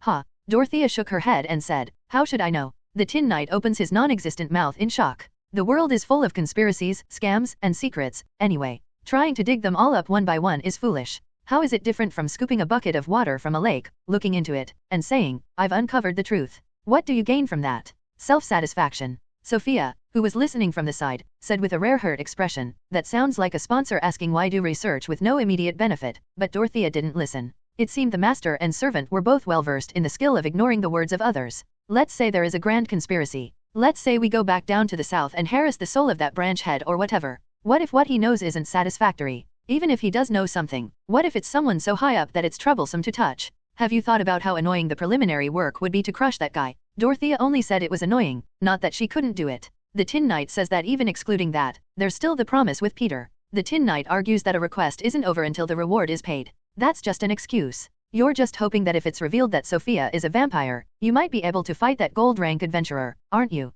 When Dorothea stared intently at the Tin Knight, he hesitated. Then he slowly turned his head and started to feign ignorance. Dorothea said with a sulky face, "I'll pay the reward properly. Even if Sophia did it on her own, a contract is a contract. Whether we send a letter or leave a memo, as long as we pass on the information, we're not skipping out on the reward, right?" Of course, it wasn't likely to end just like that. Even if they didn't meet directly, the fact that they needed to pass information about the vampire that was Sophia to Peter remained unchanged. Dorothea had a headache thinking about getting tangled up with someone called the Pinnacle of Adventurers, but she didn't blame Sophia. After all, it was true that thanks to Sophia's plan, the Adventurers Guild matter was settled for now, and it was Dorothea herself who entrusted the task to Sophia. She wasn't someone who avoided responsibility. Let's just ignore the fact that she occasionally ignored the Tin Knight's rampages. Leaving the Tin Knight crouched in the corner, the witch, Little Lion, and Scarecrow began to plan their next schedule. Sophia opened her mouth first. "Dorothea, have you already decided which sacred treasure to look for?" "I'm considering among a few candidates." "Why, there's something I want to confirm." Sophia looked at the map spread out on the table, then pointed to a certain spot. The city of Struggle Thurkus. Although it's technically part of the Empire's territory, it's far from the capital, and due to its location adjacent to the Magic Country and the Federation, it's a place where cultures from various countries are complexly mixed. And this place is famous for a tournament where martial artists from all over the continent gather to compete, and it seems the current champion of the arena possesses an interesting item. Like a bard, Sophia spoke as if singing. It is a belt containing the courage of a lion. Containing a light like a burning flame, it grants its owner the strength to face 100 warriors. Who but the legendary Archduke would dare to face this? Dorothea's eyes lit up. The Tin Knight in the corner also seemed to react to the words arena and champion, and was now listening to the story with an excited look. "Dorothea, you know about the appearance and abilities of the 8 sacred treasures, right? I heard an explanation when I first received the compass. The explanation was a bit lacking because there weren't many remaining records, even in the kingdom. Anyway, yes. A belt. And it enhances physical abilities, right?" Dorothea recalled the movement directions of the compass animals she had summoned several times during the waiting period. A smile formed on Dorothea's lips as she recalled in which direction the orange-colored lion had moved. The Belt of Amaryllis. A sacred treasure that greatly enhances the user's physical abilities without additional mana reinforcement. Good. The possibility is certainly high. I'm glad it was helpful. However, there are a few months left until the next tournament, so even if we go now, there's a high chance the champion will be away. Then we can just stop by somewhere else before going there. This time, instead of Sophia, Dorothea pointed to a part of the map with her finger. When drawing a line connecting TikTok and Thurkus, a bit further north from the center, there was a vast forest area between the Empire and the Magic Country. The garden. It's a place where the concentration of mana in nature is particularly high even within the continent, and accordingly, there are many materials that can become powerful catalysts. There should be plenty of materials that are difficult to obtain with money, so securing them would be a boost to our strength. Dorothea picked up a pen and started drawing arrows on the map. First, we'll stop by the garden and secure powerful catalysts. There are some animals heading in the direction of the garden, but we can't confirm whether the sacred treasure is inside the garden or beyond it right now, so let's just consider it a bonus for now. After securing the catalysts, we'll head straight to Thurkus. We'll negotiate with the champion or do whatever to get the belt. And, she added, then, riding on that momentum, we'll attack the Witch of the West stronghold. Adelaide was startled. Didn't you say we'd face her later because she's an extremely powerful mage? What have you been listening to? I said we'll attack after securing catalysts and retrieving the belt, didn't I? If you count strengthening this guy here in TikTok, that's 3 preparation steps. If you're going to whine about not being able to catch her even after all this, it's better to give up saying it was impossible from the start. Well, that's true, but... The Tin Knight patted Adelaide's deflated-looking shoulders. The Tin Knight encourages Adele not to worry, saying they can do it. The Tin Knight shows confidence, saying he'll beat them all up himself. In contrast to his sprawled-out appearance just moments ago, the Tin Knight looked very excited. As the names of strong opponents came up in succession, he seemed to be brimming with enthusiasm, looking forward to new battles. He had an air about him as if he might say, "Peter? Who's that? Oh, that adventurer nobody. So, is he stronger than the witch? Sir Knight, encouragement is good, but it hurts. It hurts? I get it, so stop." Originally, even between normal people, pain was felt if too much force was applied when patting the back or shoulders. Let alone a body made of metal hitting her shoulders repeatedly. Adelaide made a tearful face. Seeing the Tin Knight so excited that he couldn't even control his strength properly, Dorothea made an expression as if she couldn't believe it. You really can't help yourself when it comes to fighting. Anyway, so you have no more complaints now? We're leaving right away. But shouldn't we at least say goodbye before we go? Like to the Geppetto siblings, or the Lord, or Kumara's group. Adelaide was the lone voice crying out for common sense and human relationships, but there was no one who agreed with her. The Tin Knight argues that past connections are not to be looked back upon. Annoying. Troublesome. We can just give a letter to the last guys and leave. That Gale gal also disappeared without a trace at some point. If we're going to slip out, night would be good. Honestly, the inspections in this city are quite lax. Is this right? Is this really okay? It's not like we're fleeing in the night or anything. Various questions flashed through Adelaide's mind, but in the end, she nodded.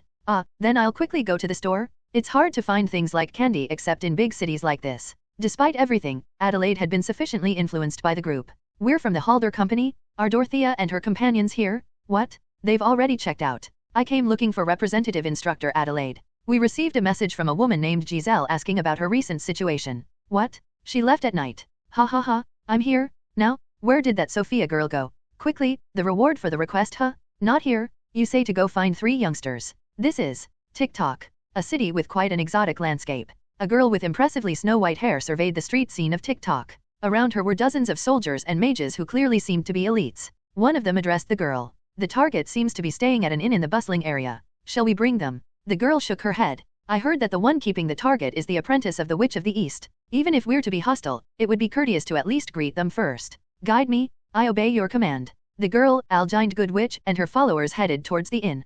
People around murmured at the sight of them, who had an obviously unusual atmosphere, but they advanced with confident strides as if already accustomed to it. And finally, the door of the inn opened. Oh, my, do you really not know where Dorothea went? If I go back like this, I'll be severely scolded by the company head. Please, give me at least some hint. I really don't know. They checked out at night and left in a hurry without even a chance to say anything. My Aoster, how could you disappear without a word? What are we disciples supposed to do? Way, Tisk, can't you all be quiet? You're supposed to be teaching other disciples as assistants, how can you be so weak? What is this all about? My reward? The legendary adventure. Senior, please calm down first. There's a letter here, so read it. We haven't touched the contents at all. The inn door closed. The protege of the Witch of the South. Numerous question marks swarmed over the heads of Algind Good Witch and her subordinates. Where are they? Where on earth have they gone? Find them? No matter what, find them.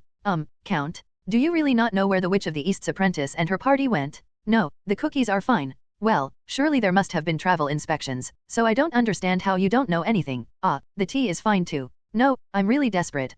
Don't just laugh. Please. While prominent figures of the Empire were making a fuss, looking for the whereabouts of Dorothea's party, there were 2 figures on the kingdom's side who were also reacting to their story. One was Marquis William Hemming, who was suffering between the king and nobles after being assigned the unwanted role of mediator, and the other was the acting lord of Friedel domain, Giselle von Lennart. Adelaide von Lennart appointed as the representative instructor of the Lennart Dojo, TikTok branch. When she received a messenger bird with such content through the connections she had left in her family home a few days ago, Giselle couldn't help but doubt her eyes. The Lennart dojos located throughout the continent were one of the primary means of maintaining the prestige of the Lion Duke's bloodline, and the position of representative instructor of a dojo was an important post that only outstanding individuals within the bloodline could occupy. The news that Adelaide had obtained a position with comparable prestige as the Lord of Friedel was delivered. Giselle had merely instructed Adelaide to go to the various dojos and collect their token, yet she had gone beyond expectation, suddenly devouring an entire dojo. This prompted her to frantically gather related information. A conflict arose between the former representative instructor Gerhard and the current representative instructor Renee of the TikTok dojo. The Duke tasked Count TikTok the role of mediator. Adelaide intruded on the confrontation between the two representatives. For whatever reason, not only the Count but also both representatives agreed to her participation. Adelaide won in the match that followed. When the family dispatched personnel to grasp the detailed situation, Adelaide and her companions disappeared from the city without a word about where they were heading. The family is advising the two existing representatives to take up the position of representative instructor again, but because the two representatives are saying they cannot recognize any representative other than Adelaide, the family is also considering how to deal with this. What on earth is going on? In the office of the Lord's Manor, Giselle, who had been organizing the information she had collected one by one, involuntarily blurted out. The emotion contained in that voice was closer to bewilderment rather than perplexity. After even her bewilderment disappeared, wariness surged. It hadn't even been 3 months since Adelaide left Friedel domain. If a girl who hadn't even learned proper swordsmanship had achieved this level of accomplishment in such a short time, when the remaining time passed and a year was completed, how much would she have grown? Adelaide, what kind of journey are you undertaking? Kaya! Adelaide screamed. It was a truly resounding cry that came from deep within her being. Notions such as ladylike, or dignity as a noble didn't come to mind. After all, Adelaide didn't have the luxury to care about such things right now. Buzz! A violent vibration sound echoed. The Tin Knight described it as a terrifying sound, like running a weed whacker right next to you. There were not just one or two, but dozens or perhaps even more of things making such sounds while flying through the sky. A striking color scheme of black and yellow, bodies with joints all over. In size, probably between 2 and 3 finger joints of an adult male. Dorothea summarized Adelaide's situation with an indifferent comment. The number of bees is quite terrifying. If they all sting you at once, you'd die, right? Yug. Adelaide protested with her eyes at the sight of Dorothea sitting comfortably with her chin resting on her hand in the cargo compartment of the carriage. The words "if you know that, don't just watch but help me," didn't escape her lips. It wasn't so much because of Adelaide's timid personality, but because she had already tried something similar and bitten her tongue. Although Adelaide's stamina had greatly improved thanks to daily running drills, no matter how much it had improved, speaking while sprinting at full speed on rough terrain was still highly difficult. I did tell you not to carelessly touch the creatures here, did I not? You attacked first, that's why the bees are agitated. Tears welled up in Adelaide's eyes. She felt truly wronged. No, isn't it natural to be startled if a bee approaches your face while you're running? Well, reflexively drawing one's sword out of surprise might have been a tad bit overkill. It might have been somewhat problematic that the instinctively swung blade cut a large hornet in half. However, didn't the Tin Knight, who trained Adelaide in such a way, bear a large responsibility for this situation? Buzz. Unfortunately, Adelaide's inner complaints were not conveyed to the bees. In fact, even if they had been conveyed, it was questionable whether they would have understood Adelaide.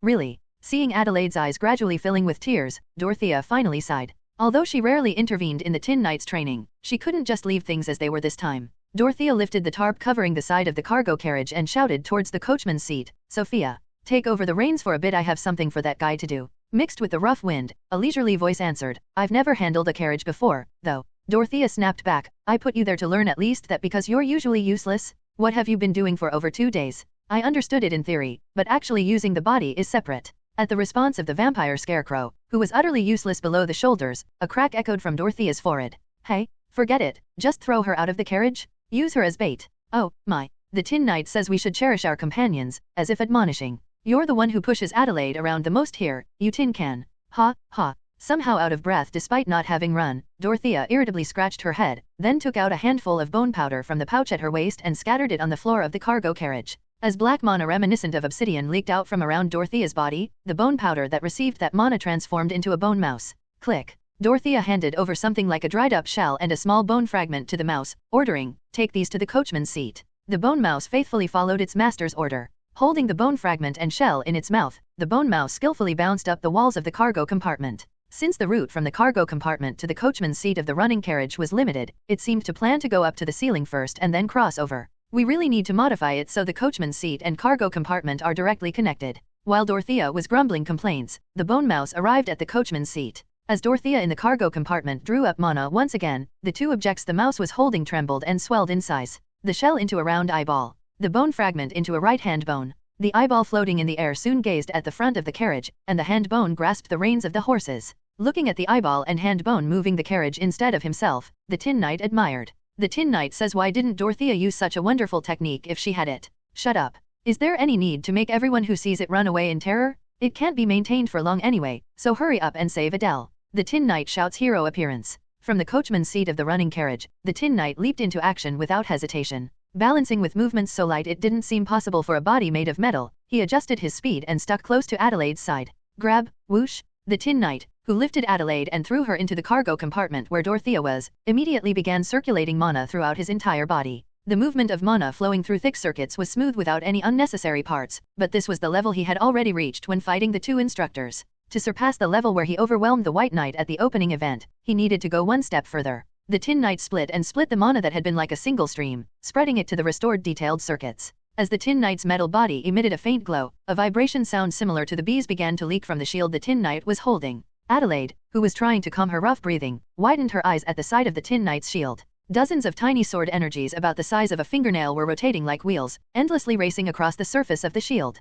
Pa-ba-ba-ba-bit! As the Tin Knight swung his shield, it shredded through the swarm of bees like a grinder. The yellow and black that had filled the air were erased along the trajectory of the shield, like riding before an eraser. Wow, wow, amazing! Adelaide exclaimed in admiration, her eyes sparkling as if she had forgotten what had just happened to her. Watching this, Dorothea shook her head. She doesn't learn even after going through that. Even if she whimpered and sulked at the Tin Knight's harsh lessons, as soon as he showed a bit of coolness, her mood would quickly improve again, making her an unparalleled sucker. Or not. Is this better than giving up saying it's too hard after coming along saying she'd build up skills and achievements befitting an heir to the Lord? But no matter how I think about it, it seems like he's getting more and more out of hand because of her. A teacher who demanded training beyond human limits and a pupil who whined about that training but somehow kept up with it. While Dorothea was pondering which of the two was more problematic, the Tin Knight's bee massacre was reaching its final stage. The Tin Knight, who had vaporized close to 90% of the bees in the blink of an eye, said as he watched the bees scattering and fleeing. The Tin Knight complains that the debut party for the new technique ended too quickly. The Tin Knight condemns the bees' lack of fighting spirit. Considering they chose to flee only after 90% were wiped out, I'd say that's a sufficiently amazing fighting spirit. I've seen bees in other places too, but this is the first time I've seen such terrifying bees. Adele, isn't it because your hair color is like honey that they attacked more fiercely? Eek. Glancing at Adelaide, who was rummaging through her backpack while muttering things like our robe. I need a robe. Dorothea asked the Tin Knight, that technique just now, it looked quite flashy. Are your mana reserves holding up? The Tin Knight pats his chest, saying he's still fine. The Tin Knight says he can't show his full power against opponents of this level. Well, I guess the various investments were worth it. His skill was high to begin with. His efficiency has noticeably improved, too. What's left is better weaponry and a better mana tank. It would be good if we could find some useful gems. While inwardly considering future improvement points, Dorothea said, if it's strong enemies, we'll meet them to the point of getting sick of it from now on, so don't worry. This garden is full of creatures mutated by mana anyway. Dorothea. Mr. Right Hand here, his thumb just popped off, is that okay? What? Dorothea's head turned sharply as she was about to say something meaningful with a significant attitude. Dorothea shouted in panic, hey, go to the coachman's seat. Quickly. The Tin Knight wonders if the magic effect isn't too short. It's because I'm using mana to substitute for a complete bone. More importantly, go quickly. Sophia, hold on even if it's just for a moment. Understood. According to my self-diagnosis, my skills don't seem to be very good yet, but sometimes bold challenges are necessary for progress. At that moment, the carriage shook greatly with a thud for whatever reason. Nay, clop clop clop clop. And the carriage began to run wild. Oh, dear. It seems I failed after all. How unfortunate. Hey, you. Hey, kayak? Whoa, kaya. The Tin Knight marvels, asking if the carriage could even use boosters. The Tin Knight evaluates it as movement rivaling a rodeo machine. Oh, look, there's a lake ahead. What? Everyone except Sophia raised a question mark at that remark. Surprisingly, this included the Tin Knight as well. Whoosh. The carriage flew through the air. Splash. A large water spray rose high, as if welcoming the new guests arriving at the garden. The carriage of Dorothea's party was an exceptionally high-quality luxury item. Thanks to the extensive use of leaf spring technology, it had excellent ride comfort, superior insulation that made it suitable for use as a mobile base, and was resistant to wind and rain. Lawrence Halder, the head of the Halder Company, had handed over such a top-quality item to curry favor with the party. However, no matter how luxurious a carriage was, it didn't have the function to move normally inside a lake. It was the limitation of being a ground type instead of a water type. As the carriage's compartment gradually sank into the deep water, Dorothea quickly extracted herself. She held her staff in her right hand and grasped Adelaide's nape with her left hand. Adelaide, seemingly not knowing how to swim, was flailing her arms and legs, and her favorite cloak was tangling around her, hindering her movements.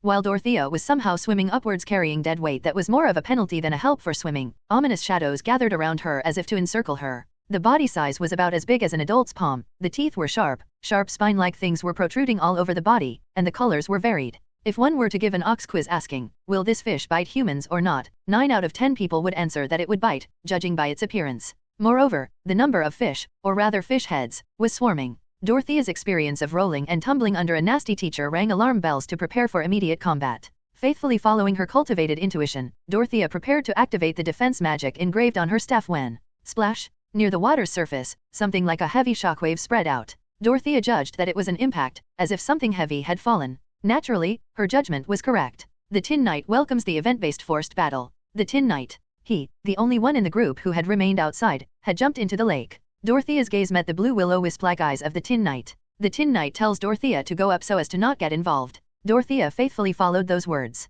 While she might behave differently in normal times, in combat situations, Dorothea trusted the Tin Knight's abilities without doubt. After confirming that Dorothea and Adelaide were heading upwards, the Tin Knight confronted the school of fish. Or rather, he confronted them while sinking. In fact, this was unavoidable. Just as even a high-quality carriage couldn't exert its abilities in water instead of on land, it was impossible for the Tin Knight, whose entire body was made of metal, to swim freely underwater. However, Tin Knight was by no means rendered powerless underwater. The very fact that he was in the process of sinking implied he hadn't sunk yet. Silver mana began to wrap itself around the Tin Knight's sword. The mana, which at first looked like a simple heat mirage, gradually took on a distinct form, eventually taking the shape of a propeller. It was a feat made possible by his intricate mana circuits, like that of human blood vessels, just as when he defeated the bees. This change was comparable to giving a new drawing tool capable of pixel-level control to a painter who could only use the thick brush function of a drawing board. Shway-ba-ba-ba-bit? Centered on the straight extended sword, 5 propellers made of silver mana began to rotate violently. With a terrifying vortex, the Tin Knight's body shot forward.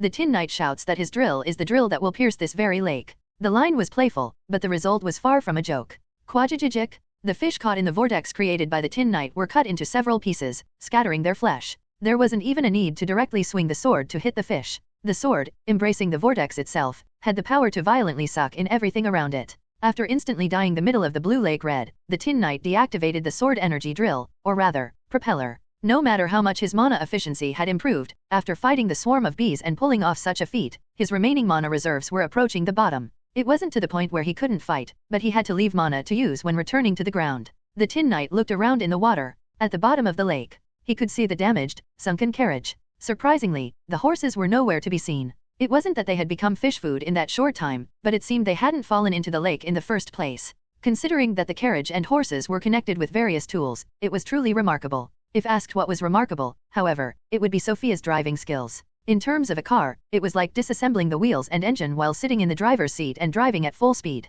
It was a feat that even professional racers wouldn't dare attempt. The Tin Knight, who had landed on the floor of the lake, looked around the wreckage of the carriage. Sure enough, he could see Sophia's upper body stuck between the ground and the wreckage. If she had been human, it would have been the scene of a great disaster, but Sophia blinked with a rather nonchalant face. Although no words could be heard, she looked as if saying, "Ah, you came faster than I expected." The Tin Knight fell into thought for a moment. To safely extract her, he would need to lift the carriage wreckage or cut out the part she was trapped under with sword energy, but he had insufficient mana for either option. Therefore, the Tin Knight decided to choose the most straightforward method. He grabbed Sophia's arms and started pulling. It was a crude rescue method that would have made an expert turn pale. Various creaking sensations were transmitted, but the Tin Knight had no sense of touch to feel it. And after a while, Sophia was pulled out as if uprooting a radish. Surprisingly, despite receiving this terrible treatment, there was no particular anger or resentment in Sophia's eyes. Rather, as if grateful for being saved, she silently winked. The Tin Knight scratched the back of his head. The Tin Knight is embarrassed, saying this much is nothing. It was a sight that would have made Dorothea clutch her head if she had seen it. As expected of non-humans, human common sense didn't seem to apply. The Tin Knight started walking step by step. Since he couldn't use the propeller, this was the best way to escape with his heavy metal body. Then suddenly, the Tin Knight thought, if only he had enough mana, he could escape right away, so why not borrow Sophia's power? The Tin Knight requests mana replenishment from Sophia. Sophia tilted her head, but soon seemed to understand the Tin Knight's intention and placed her hand on the Tin Knight's back. Blood-red mana surged around Sophia's body. While it wasn't on par with Dorothea's mana, it was a far cry from their first encounter when she struggled to squeeze out even a single drop. Now it was fairly abundant. The Tin Knight's mana tank, which had many empty spaces, slowly began to fill up. It was then the Tin Knight felt his vision distorting strangely. At the bottom of the dark blue lake, he could see something like a blood-colored mist floating around. The Tin Knight, who had been staring blankly at that mist, realized that what he thought was just mist was flowing from somewhere. The Tin Knight moved towards that source. The identity of the source was a crimson fissure-like anomaly. In a space that should have been full of only water, there was a large crack, and from within, red mist could be seen flowing out in all directions. The Tin Knight touched the red fissure. However, the Tin Knight's hand merely cut through empty space as if nothing was there. The Tin Knight briefly turned his gaze and examined the mana inside his body, and he channeled Dorothea's original mana in his left eye and the new mana given by Sophia in his right eye. Immediately, his vision split into two perspectives. The vision containing Sophia's mana said there was a red fissure there, but the vision containing Dorothea's mana couldn't find anything there. The Tin Knight felt curious. He was convinced that this phenomenon wasn't just a simple mistake or coincidence, but some new function. Special phenomena required special handling methods. The Tin Knight, with his hand on the fissure, tried touching the mana contained in the crack in various ways, as if manipulating the mana inside his body. The response was immediate. With a crack, the gap in the fissure widened, and he felt a sensation as if his consciousness was being sucked inside. A moment later, the Tin Knight was standing somewhere other than the bottom of the lake. It was a swamp full of mud. Kneeling on one knee, the Tin Knight was stroking someone's head. "Don't worry. No matter what the others say, I have no intention of abandoning you." Words leaked from the Tin Knight's mouth. But the Tin Knight hadn't said anything. Only then did the Tin Knight realize that he was now inside someone else's body. Two small hands carefully grasped the hand stroking their head. It belonged to a child who looked no older than 5 or 6. But their skin was green, and sprouts were protruding from various parts of their body. "This forest is very good. It has a lot of mana, and the soil quality is excellent. If we prepare well, it will be a wonderful environment for you to live in." The man's voice was gentle and carried an unshakable will. The Tin Knight sensed that the man must have a very determined look in his eyes. "Don't worry. I will build your home. A home that will protect you even after I'm gone." The child's hands holding the man's hand trembled. Just as the child was about to open their mouth to say something, crack! As if repelled by something, the Tin Knight's vision returned to normal. The swamp and the green child were no longer visible. The bottom of the lake was silent once more. The Tin Knight checked his surroundings again, but the red fissure had already disappeared. The Tin Knight's eyes met Sophia's. Looking at Sophia's eyes, the Tin Knight realized that Sophia had also seen the scene just now. The Tin Knight said. The Tin Knight marvels, asking if there was even an interactive dungeon here. The Tin Knight expresses his wish that it would be nice if he could directly control or intervene mid-event. Miraculously, or, as expected, the horses were safe. Conversely, everything else wasn't quite so fortunate. The high-end carriage had sunk to the bottom of the lake in pieces, and the cargo in the compartment had also met its demise. In truth, from Dorothea's perspective, these weren't such significant losses. The compensation wrested from Franca and the advance payment received from the Halder company had mostly been spent in TikTok anyway, and the rest were minor items like spare clothes, blankets, and feed for the horses. The real problem was elsewhere. "It's all gone." "Och," a lament escaped from Dorothea's mouth. It wasn't a particularly ladylike display, but none in the party could point that out. Not only the Tin Knight kneeling in the corner with his hands up guilty of forcibly continuing Adelaide's training in such a treacherous place, deliberately ignoring Dorothea's advice, and Sophia guilty of being useless below the shoulders, but even Adelaide, who alone had avoided being stung, couldn't say anything. Dorothea used to carry multi-purpose pouches or leather bags attached to her belt, which were full of catalysts she used for magic. But now the pouches were empty. The contents had flowed out during the process of falling into the lake and getting out. This was the consequence of not perfectly sealing the entrance for easy access, and most of the catalysts being in powder form.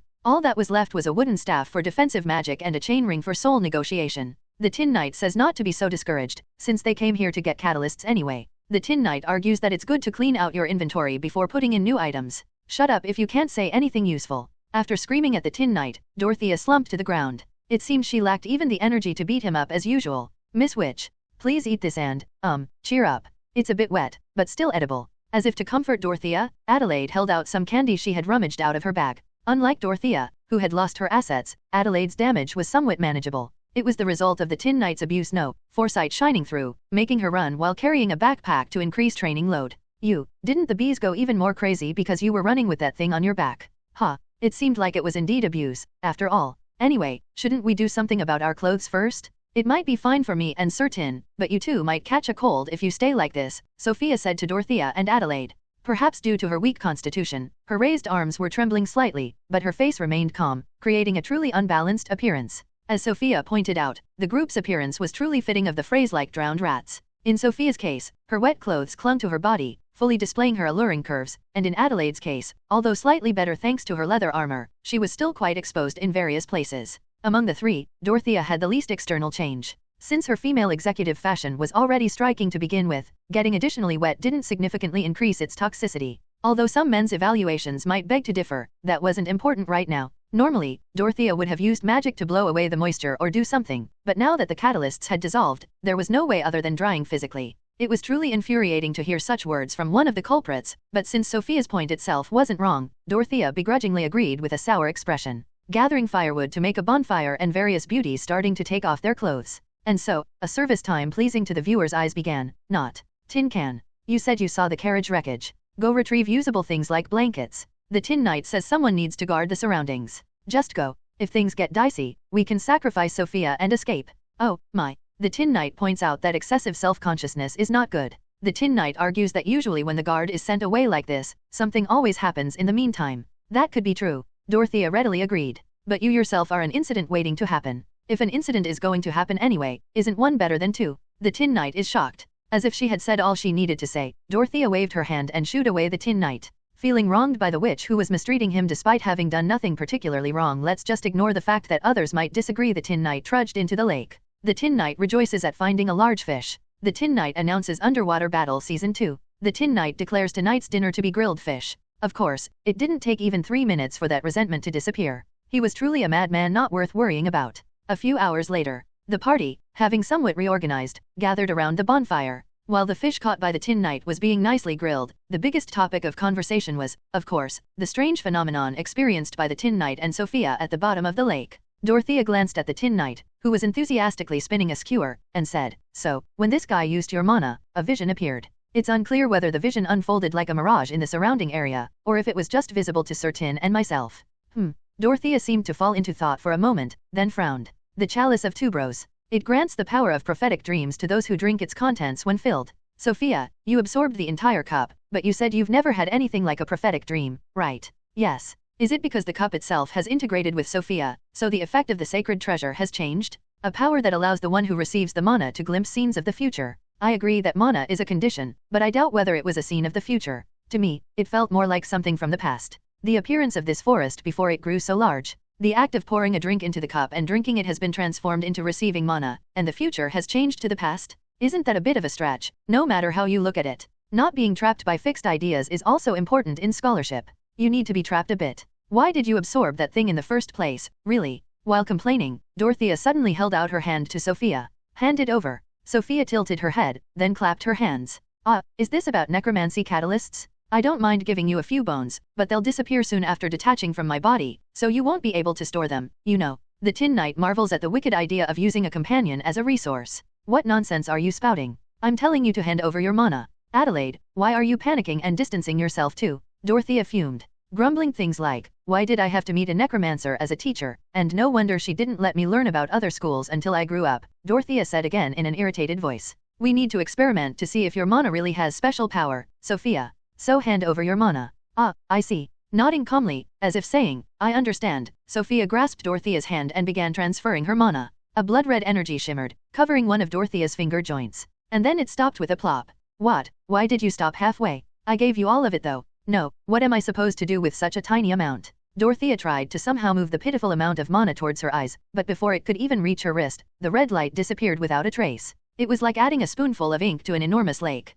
Dorothea muttered as if dumbfounded, is this really all? Because I gave everything to Sir Tin earlier. But several hours have passed already. Ha ha ha. To recover the same amount of mana I gave to Sir Tin Knight, it takes me at least a week. Perhaps the amount of mana Dorothea recovers in 1 hour is more than the maximum mana of Adelaide or me. Rather, I find Dorothea's constitution fascinating. Enough with the nonsense. Anyway, does this mean we have to do the experiment in a few days? At that moment, the Tin Knight said. The Tin Knight suggests that they could just put Dorothea's mana into Sophia. Dorothea's eyebrow twitched for a moment, but soon her expression softened as if she thought it wasn't a bad idea. That's not bad. Originally, mana changes its nature depending on where it stays. If we put mana into Sophia, it should be dyed with Sophia's own color. As Dorothea grasped Sophia's hand and blew in a lot of mana, mana began to surge around Sophia's body. Seeing the obsidian-like black mana gradually taking on a reddish hue, even if just a little, Dorothea showed a satisfied reaction. At this rate, in about a day, they could conduct a satisfactory experiment. No, wait. Hey, the mana is leaking. Aren't you going to hold it in? I've never handled this much mana before, you know? My specialty is more on the holy magic side to begin with. Specialty or not, you'll self-destruct if you use it. Dorothea sighed with her hand covering her eyes. Judging by the appearance, if left alone like this, more than half of the inserted mana would evaporate, but even so, it would be faster than waiting for Sophia's natural recovery, so Dorothea tried to console herself with that thought. At that moment, Adelaide, who had been quietly listening to the conversation, raised her hand. Then, let's say we wait for the vision, but what should we do in the meantime? We need to gather catalysts as originally planned. First of all, hey, stop bringing the fish so close to the fire. If you don't maintain some distance, only the outside will burn and the inside will remain raw. The Tin Knight argues that a proper char enhances the flavor of the dish. Flavor or whatever, I have a way to never let you touch cooking again. The Tin Knight humbly acknowledges that it's right to follow an expert's advice. After confirming that the Tin Knight was subtly correcting his posture, Dorothea opened her mouth again. First, we need to secure a base. Originally, I was planning to set up a barrier centered on the carriage, but since it turned out like this, it might not be bad to make a completely new one. Here, having a water source nearby isn't bad, but it's too close even so. It would be better to be a bit further away. Dorothea grasped her staff and gave instructions efficiently. First, I'll prepare essential magic for forest life, like insect repellent and moisture removal. Sophia, you come with me. You should at least be able to pull weeds. You can pull weeds, right? Please, tell me you can. Understood. And Adelaide, you stay by my side until we finish the base. We'll need someone who can use a sword. After it's complete, you'll go around with that guy to secure materials. Yes. Lastly, Tin Can. The Tin Knight waits for the quest with a pounding heart. The Tin Knight's eyes lit up. He seemed utterly thrilled at the prospect of a new battle, perhaps because he had quite enjoyed the underwater battle at the bottom of the lake. A capable leader assigned tasks that suited the aptitude and motivation of the members. And Dorothea was undoubtedly on the capable side. Catch what looks like boss-level creatures around here and bring back their corpses. It was the moment a calamity was unleashed upon the peaceful garden. In truth, Dorothea's order was problematic in many ways. This was because the place called Garden boasted an extremely wide area, contrary to its name. In terms of area alone, it was at a level where even a decent-sized domain couldn't compare. Finding a desired target in such a place was difficult in itself. Moreover, there were no characteristics of the target other than the extremely vague criterion of boss level. If this had been a military operation, it wouldn't have been strange for the staff officer who submitted such a plan to be kicked in the shin by their superior. Of course, the Tin Knight didn't think that complexly. Originally, players were beings who could leisurely accomplish tasks even if given just a wooden club and told to defeat the Demon King. The Tin Knight firmly believed that if one kept slashing at everything one saw, eventually a big one would pop up and the main story would progress. That was the law of games. Leaving behind the companions who were starting to prepare for sleep, the Tin Knight walked straight ahead in a straight line. There wasn't much significance to walking in a straight line. He wasn't without the thought that if his footsteps were in a straight line, it would be easier to find his way back without getting lost, but that was only secondary. Rather, it was closer to the game of stepping only on certain colored blocks while walking on the street. Something that didn't need to be done, had no meaning, but somehow felt satisfying when one did it. The wild forest wasn't an environment conducive to walking in such a way, but the Tin Knight didn't mind. He had the versatile, all-purpose resource of mana. If there were tall reeds, he cut them. If there were intricately tangled thorny vines, he cut them. If there was a big tree, he cut that too. If he had done this in the past, he would have immediately collapsed from mana depletion, but thanks to the modification, or restoration, received in TikTok, his mana efficiency had greatly improved, so there was no big problem. Sometimes wild or magic beasts blocked his path, but even then, the game of moving only in straight lines continued. Although he couldn't just advance all the time, so he occasionally retreated, the rule of moving only back and forth without moving left or right was maintained. The head of a wild boar trying to ram the Tin Knight split open. A snake trying to bite the Tin Knight's ankle was flattened like dried squid. A bear trying to knock down the Tin Knight with one swipe of its paw was instead knocked down by a single shield bash. The Tin Knight happily started dragging the bear's leg, humming cheerfully. This was because it was the largest creature, including magic beasts and animals he had hunted so far. It was during this time. Grrrrrrrr, making sounds like the disciples of the TikTok dojo, a group of beasts surrounded the Tin Knight. Yellowish brown fur. Bodies full of muscles, yet flexible. 4 legs and long tails that softly tread the ground. They looked roughly like feline predators, but the Tin Knight couldn't make detailed breed distinctions. It would have been convenient if health bars, levels, and names were displayed above their heads, but unfortunately, there was no such function. However, that didn't mean the Tin Knight knew nothing about the predators before him. Even if he as a player didn't know, he as the Tin Knight fully understood how strong the opponents were. This was because the one that looked like the leader among the predators had an extraordinary appearance from the start. A size that could swallow a bear's head in one big bite. fur with a particularly deep green tint, unlike its kin. Not only that, but mana that seemed like sword energy enveloping its entire body, even on its teeth and claws. The Tin Knight nodded. He was pleased that his thought that if one kept slashing at mobs, one would eventually reach where the boss mob was correct. The Tin Knight couldn't guess that some madman had entered their territory reeking of blood, so they had appeared to guard against it. Grrrrrrr! The beast that looked like the leader roared. Unlike its normal appearance, it was a particularly murky and cracked-sounding cry compared to its kin. However, the group of predators faithfully responded to that command. Both legs, arms, and the nape of the neck. It was a coordinated attack where if even one place was bitten, it would be a fatal wound, or lead to a fatal wound. And the Tin Knight met that attack head-on in place. He swung his sword to split the open jaws in two and crushed the enemy's skull with the edge of his shield. While the growling cries were similar between the TikTok disciples and these predators, unlike the disciples who had to be beaten several times, there was no second chance for the predators. After all, the disciples were subjects to be taught, the predators were not. Although the predators were dying with each strike, due to their large numbers, some managed to reach the Tin Knight. With a crunch, sharp teeth bit and clung to the Tin Knight's limbs. An attack that might have led to serious injury if it were a body made of flesh and blood. But for the Tin Knight, with a body made of metal, it was a futile attack. The predator's teeth couldn't penetrate the Tin Knight's metal armor, and instead, their teeth broke or their gums bled. The Tin Knight calmly swung his limbs and eliminated them as well. Of course, even while doing this, he didn't let his guard down against the boss. As the Tin Knight showed no openings despite the interference from the minions, the boss finally stepped forward. With a murky cry like phlegm boiling, a massive yet agile strike fell upon the Tin Knight. Even against the attack containing heavy weight and sharp claw energy, the Tin Knight didn't waver. The mana-infused shield deflected most of the attack's power, and conversely, the Tin Knight's sword deeply cut the boss body. The boss retreated in confusion. The boss prepared for the next attack, but strangely, there was no pursuit from the Tin Knight. Although the boss felt doubtful, it attempted another attack, and the same thing happened again. The Tin Knight's defense was like Mount Tai, seeming as if it wouldn't budge no matter how much it was attacked. But the boss didn't give up. For some reason, the Tin Knight seemed unable to move from that position. No matter how strong, if the opponent's feet were tied, there was a way to win. The boss gave attack orders to its minions, then repeated shallow hit-and-run attacks without going in deep itself. Although there were still no wounds on the Tin Knight's body, tiny scratches appeared on the shield, and the aura surrounding the Tin Knight's body seemed to be gradually weakening. Just as the boss was convinced it could win if things continued like this, the Tin Knight's right arm, which had received a swipe from a minion's front paw, dropped its sword. The boss didn't miss the moment when the Tin Knight's posture lowered as if sitting down. At the moment when a full power strike was swung towards the Tin Knight's head. Thwack! An unexpected attack from a blind spot struck the boss. Like a fly hit by a fly's water, the boss rolled on the ground, unable to regain its senses. And the boss saw the Tin Knight's right hand that had just dropped the sword and touched the ground with a collapsed posture. The corpse of a gigantic bear held in that right hand. If the boss could speak human language, it might have expressed its bewilderment with a single "huh," but unfortunately, that was impossible. Both in the sense that it couldn't speak human language,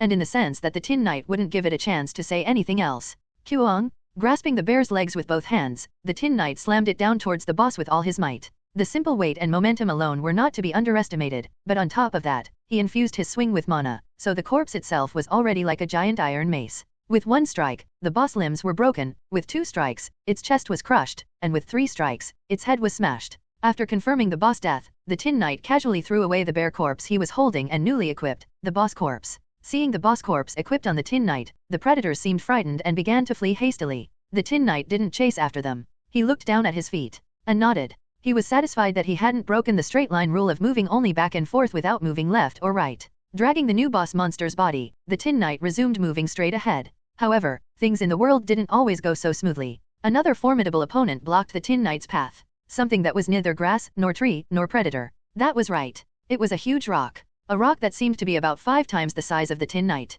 The Tin Knight pondered.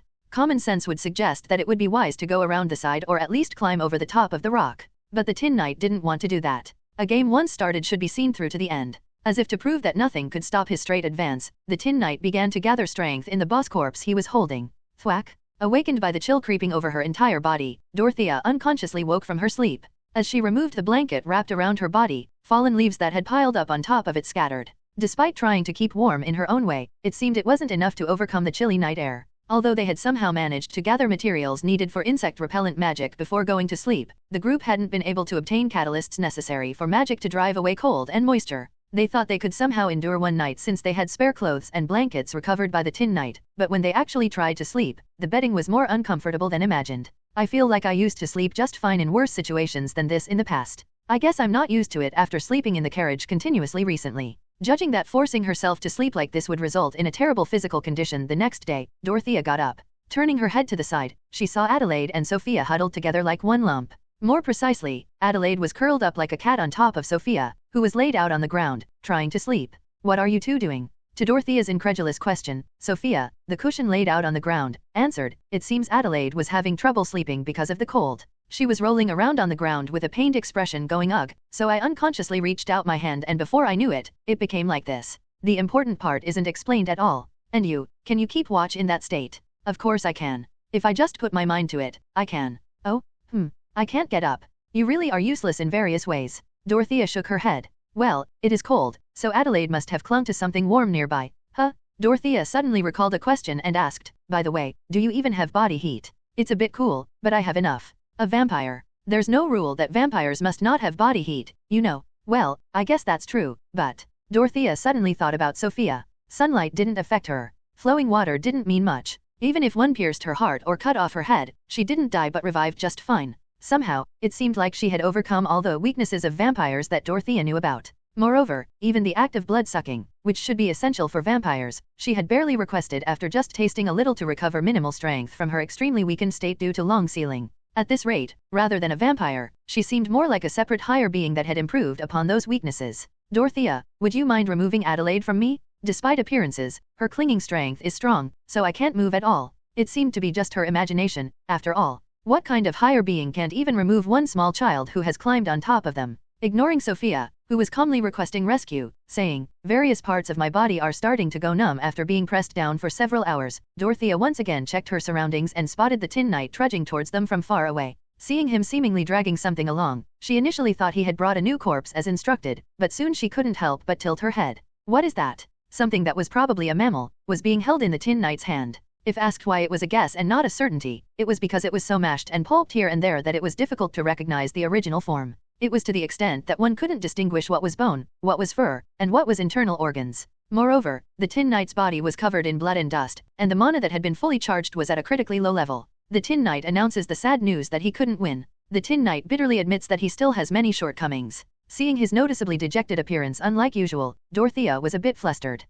Well, what's the big deal about losing once? You can win next time." The Tin Knight is moved by Dorothea's consolation. Tisk. Scratching her head as if embarrassed, Dorothea asked, changing the subject, more importantly, who was the opponent? There was a hint of tension and wariness in Dorothea's voice. It meant that there was a formidable enemy somewhere in the garden strong enough for the Tin Knight, their strongest combat force, to admit defeat. If not careful, they might need to modify their plan to collect catalysts here. The Tin Knight reports mournfully that he was defeated by a rock that obstructed his straight path. The Tin Knight regrets that he ground away about 70% of the total area, but his weapons and mana couldn't endure any further. The Tin Knight strengthens his resolve, saying he won't lose next time. Dorothea closed her mouth, blinked her eyes a couple of times, tilted her head to the side, and stared blankly at the moon in the sky for about 5 seconds. Clang! A crisp sound of striking the Tin Knight's head echoed throughout the garden. The Tin Knight's autonomous combat privileges were revoked after just one day. It was a short-lived dream. I'll just give instructions remotely, so follow them. The Tin Knight is flustered by the revocation of his trainer qualification. The Tin Knight is shocked that his status has been downgraded to Adel's level. Sir Knight. I think I'm the one who should be shocked by that comment. The Tin Knight claims his courage knows no bounds for informing his pupil of the cruel reality. Indeed, Sir Tin. You certainly know the rule that most statements sound plausible if you just attach the word courage to them. The Tin Knight shrugs his shoulders. Stop talking nonsense and get to work, you fools. Dorothea used the head or what was presumed to be the head of the predator boss that the Tin Knight had retrieved as a catalyst to activate magic. The boss head, which had boasted an enormous size, shrank down to the size of a baseball and floated. Dorothea covered one eye with her left hand, let out a small cough, and then opened her mouth.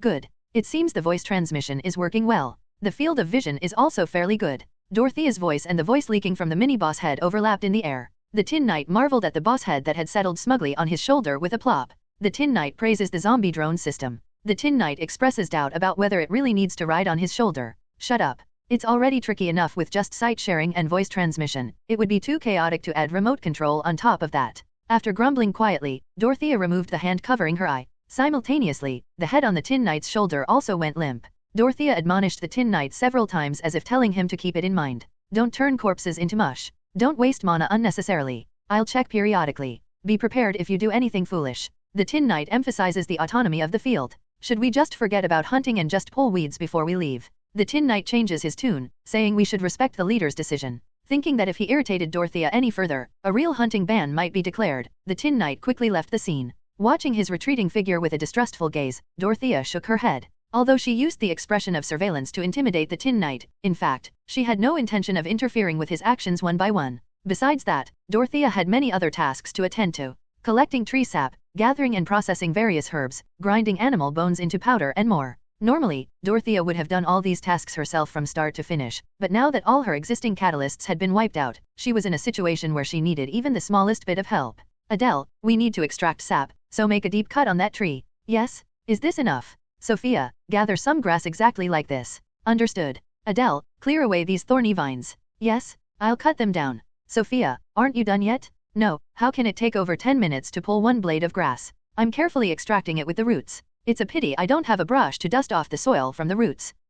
That's enough, just pull it out roughly. And Adele, dig the ground here a bit. Yes, yes. Sophia, hey, the acorns you gathered are all spilling out. Pick them up properly. This is a more challenging task than I expected. Sophie, no, Adele. Adele, over here. Adele. After that, do this next. Adele. While she was willing to accept even the smallest bit of help, it felt like she was getting exactly that the smallest bit. After all, while giving instructions to her two companions, Dorothea herself had to focus on processing various materials. Occasionally monitoring the Tin Knight remotely was just an additional task. Dorothea was busy with her hands, mouth, and head, Adelaide was busy with her body, and Sophia wasn't particularly busy. Of course, that didn't mean Adelaide complained about this situation. She was a good lion. It wasn't that she closed her mouth after trying to slip in a complaint and seeing Dorothea, with her eyes rolled back, tying Sophia to a rope to use as bait. Maybe. The Tin Knight announces his return. The Tin Knight boasts about his hunting achievements. A little past lunchtime, the Tin Knight returned to the base. In one hand, he dragged a giant wild boar and in the other an enormous wolf.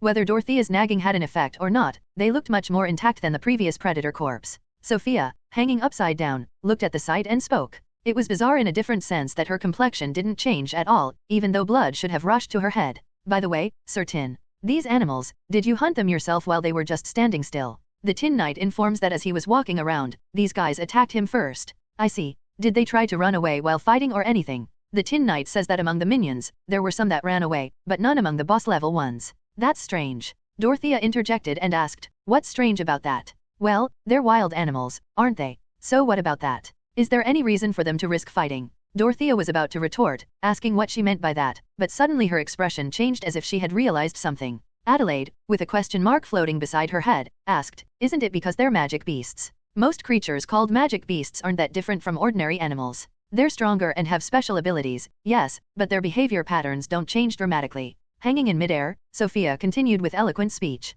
The sight of the Tin Knight, Dorothea, and Adelaide with their heads tilted up listening to the story was quite bizarre to see from the side, but there was no one to point that out. When bandits look for targets to plunder, why do they aim for private houses or small-scale merchants instead of carriages guarded by armed mercenaries or knights? Is it because the former is dangerous even for the thieves? It's the same for magic beasts. No, they're even more thorough in risk management than people who don't hesitate to take reckless challenges blinded by greed. They don't touch strong opponents, they don't touch unfamiliar opponents, and even if the opponent seems weaker than them, they avoid fighting if they think they might get injured in the hunting process. After all, there's no future for a severely injured beast, even if their hunt succeeded. Sophia added, in that sense, Sir Tin is the worst prey. First of all, he's very strong, and being an unfamiliar opponent, they don't know how to deal with him, and decisively, there's nothing to gain even if they win. That's true. It's not like they can eat him even if they win. Dorothea looked at the wolf and wild boar corpses. Picking fights when there was no need to fight and prioritizing repelling external threats over their own survival, such belligerence. Dorothea took out a small dagger as if to confirm something and tried to skin the wolf, but she frowned as if it wasn't going as she wanted. She said to the Tin Knight, cut this guy into appropriate sizes. Try not to damage the bones if possible. Eek. Adelaide was startled by the ruthless order befitting of a witch, but the Tin Knight responded immediately. The Tin Knight says to leave it to him. A silver-gray flash of sword light flickered, and the wolf's corpse was instantly split. The skill of not letting a single drop of blood splash around was truly artistic. Dorothea approached the dismembered wolf and rummaged through its contents with an expressionless face. Then, she frowned. What is this? Between the red blood and flesh, green stem-like things had burrowed in. The green was particularly abundant around the heart and head areas. The Tin Knight marvels at the parasite. No, parasitic plant. I see. Parasites. There were certainly ones that controlled their hosts at will to make them head towards water, or deliberately make them easy for birds to eat. If we're talking about a plant version of that, the abnormal behavior makes sense. So, did those green stem-like things control the magic beasts to attack Sir Knight? Adelaide asked while rubbing her arms as if feeling creeped out. Dorothea shook her head. It's probably not capable of such detailed instructions. At most, it might heighten their fighting spirit or amplify hostility towards outsiders. I think I roughly understand why they created such an environment. You mean the vision of the past that Sir Tin and I saw? Yes. If the local creatures fight to the death against intruders, naturally, the inside will become safer. If the creatures here had gone outside and caused harm, the state would have stepped in to wipe them out, but since they're just holed up inside. Adelaide cautiously asked, then what should we do? Shouldn't we quickly get out of here in case these green stem-like things might also affect us? Only the boss-class ones in the herds showed abnormal behavior. The ordinary animals showed normal appearances. Perhaps, for the infection, or rather parasitism to occur, one would need to spend a considerable amount of time here, or there might be some other conditions. Besides, if it's urgent, I can purify with holy power, so there's no need to worry. Sophia comforted her, but Adelaide still looked uneasy. Dorothea scratched her head. Well, we didn't plan to stay long anyway, so it doesn't matter. But we might need to hurry a bit more. The Tin Knight gets excited, asking if it's a limited time subjugation quest. The Tin Knight promises to quickly catch the next boss. It is limited time, but it's a bit different from what you're thinking. The Tin Knight expresses doubt. Dorothea held out her left hand. The wolf's blood on Dorothea's hand rose into the air, blended with Dorothea's black mana, and went back into the wolf's body. The wolf, already dead and dismembered, began to twitch and move. Adelaide's face turned pale blue, and Sophia's eyes widened in surprise. Clatter. The wolf stood up. Leaving its skin and flesh chunks on the ground, the wolf, now just bones, approached Dorothea's side and lowered its head. Dorothea did the same in front of the wild boar, and it too rose as a skeleton. Normally, it would be more efficient to use the blood and flesh too, but we need those as materials. The Tin Knight asks if she's going to use them to monitor him too. The one attached to you is a special one that allows sensory sharing and direct control. These are just souls inserted into their original bodies. They can't share vision and can only understand simple commands. The Tin Knight asks what they're used for then. Ah, that. Dorothea grinned. The Tin Knight felt an inexplicable sense of foreboding at that smile. Dorothea snapped her fingers, and the bone wolf and bone wild boar leaped into the forest. Well then, shall we have a competition to see who can catch more? Ah, don't worry. I've instructed them not to attack unless the other side attacks first, so if you're really in a hurry, you can catch those kinds of things. The Tin Knight is shocked. The Tin Knight cries out that his prey is disappearing. The Tin Knight burns with competitive spirit, declaring he won't lose. Clank clank. The Tin Knight leaped into the forest with the most passionate movements since entering this forest. He, that's right. In a forest like this, we don't need to worry about the eyes of others. If we just raise the forest to the ground, regardless of the root cause or whatever, something should come out. And incidentally, we can teach that troublemaker a lesson. Although she said incidentally, Dorothea's voice was particularly excited. No matter how one looked at it, the last part seemed to be the main purpose. Well then, shall we continue with our original work? Seeing Dorothea smiling brightly, unlike usual, Adelaide gulped. She thought to herself, the title of which isn't given for nothing, indeed. A renowned magic beast scholar of the Empire wrote the following in his book. The garden is like a nation in itself. It has territory, people, and lords ruling each region. The reason I call them lords and not kings is simple. Kings do not serve kings. Other scholars deny my opinion. They say the garden is an arena of warring states where several powerful creatures check each other and struggle for power, not a unified nation.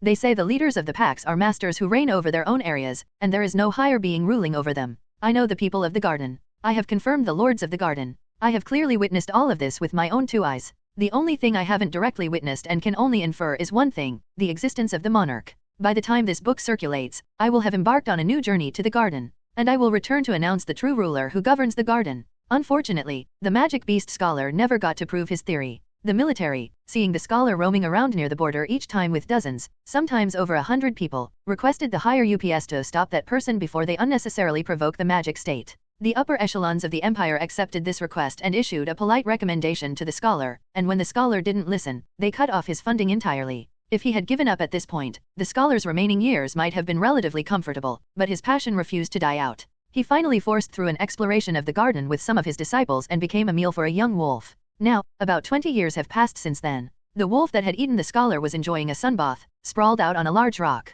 Although prey that had just had their breath cut off were lying defenseless around the wolf, not a single other beast dared to covet them. The wolf was the master ruling this surrounding area and no one dared challenge his reign. If it had been an ordinary wolf, enough time had passed for it to have grown old and died, but the wolf had not weakened. Far from weakening, it was 2 to 3 times larger than its kin, its muscles were full of elasticity, and its fur gleamed with luster. Near the wolf's neck, something like a plant stem protruded like a prominent blood vessel, but the wolf didn't find it uncomfortable. It understood that the plant was a sign of the something that gave it strength. The wolf first became aware of this something the day after it ate the scholar. On that day, its body was unusually full of energy, and it didn't tire easily even after running for longer periods. A few days later, after hunting another outsider who had wandered into the forest, the vitality coursing through its body grew even stronger. At first, the wolf thought it had just eaten high-quality prey, but as it gained more experience, it came to understand this something. Something was the true master of the forest. Perhaps it was the will of the forest itself. When it fought against outsiders, something gave strength to the wolf.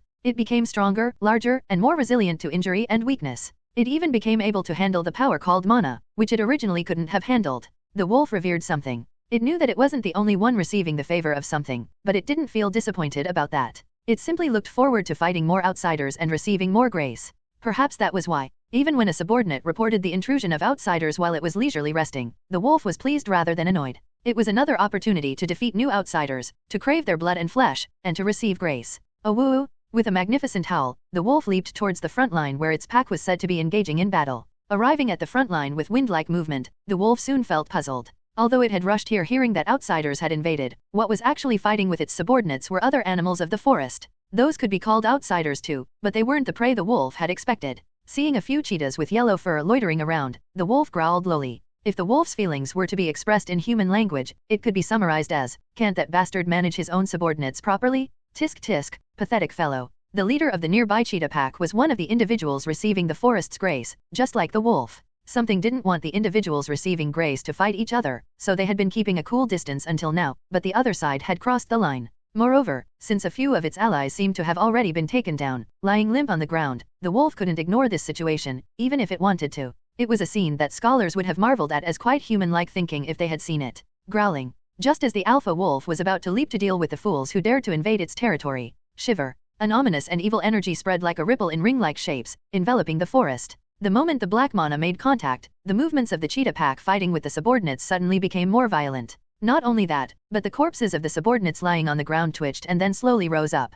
Bitten necks, intestines spilling from torn bellies. Regardless of injuries that should have made movement impossible, they bared their teeth towards the enemy. That was right. Towards none other than the wolf and its subordinates. The joint attack of the cheetah pack and the resurrected wolf pack flustered the alpha wolf and its subordinates. Even in this situation, the alpha wolf easily crushed the cheetah's heads and broke the necks of the wolves that were once its subordinates, but the other wolves couldn't do the same. A cruel tragedy of fratricide unfolded, and new corpses piled up on the earth once again. And as if in response, another black ripple spread. The alpha wolf was terrified. The corpses that it had clearly smashed with its front paws and teeth absorbed the mana carried by the black ripple and stood up again as if nothing had happened. How many times had this been repeated? In a place so covered in blood and flesh that it was hard to recognize the original forms, the alpha wolf let out an irritated roar. None of the subordinate wolves had survived. No, it was even difficult to distinguish which had been its subordinates and which had been outsiders. They kept rising again and again no matter how many times their breath was cut off, it had to completely dismantle their entire bodies into pieces. No, strictly speaking, there were some survivors.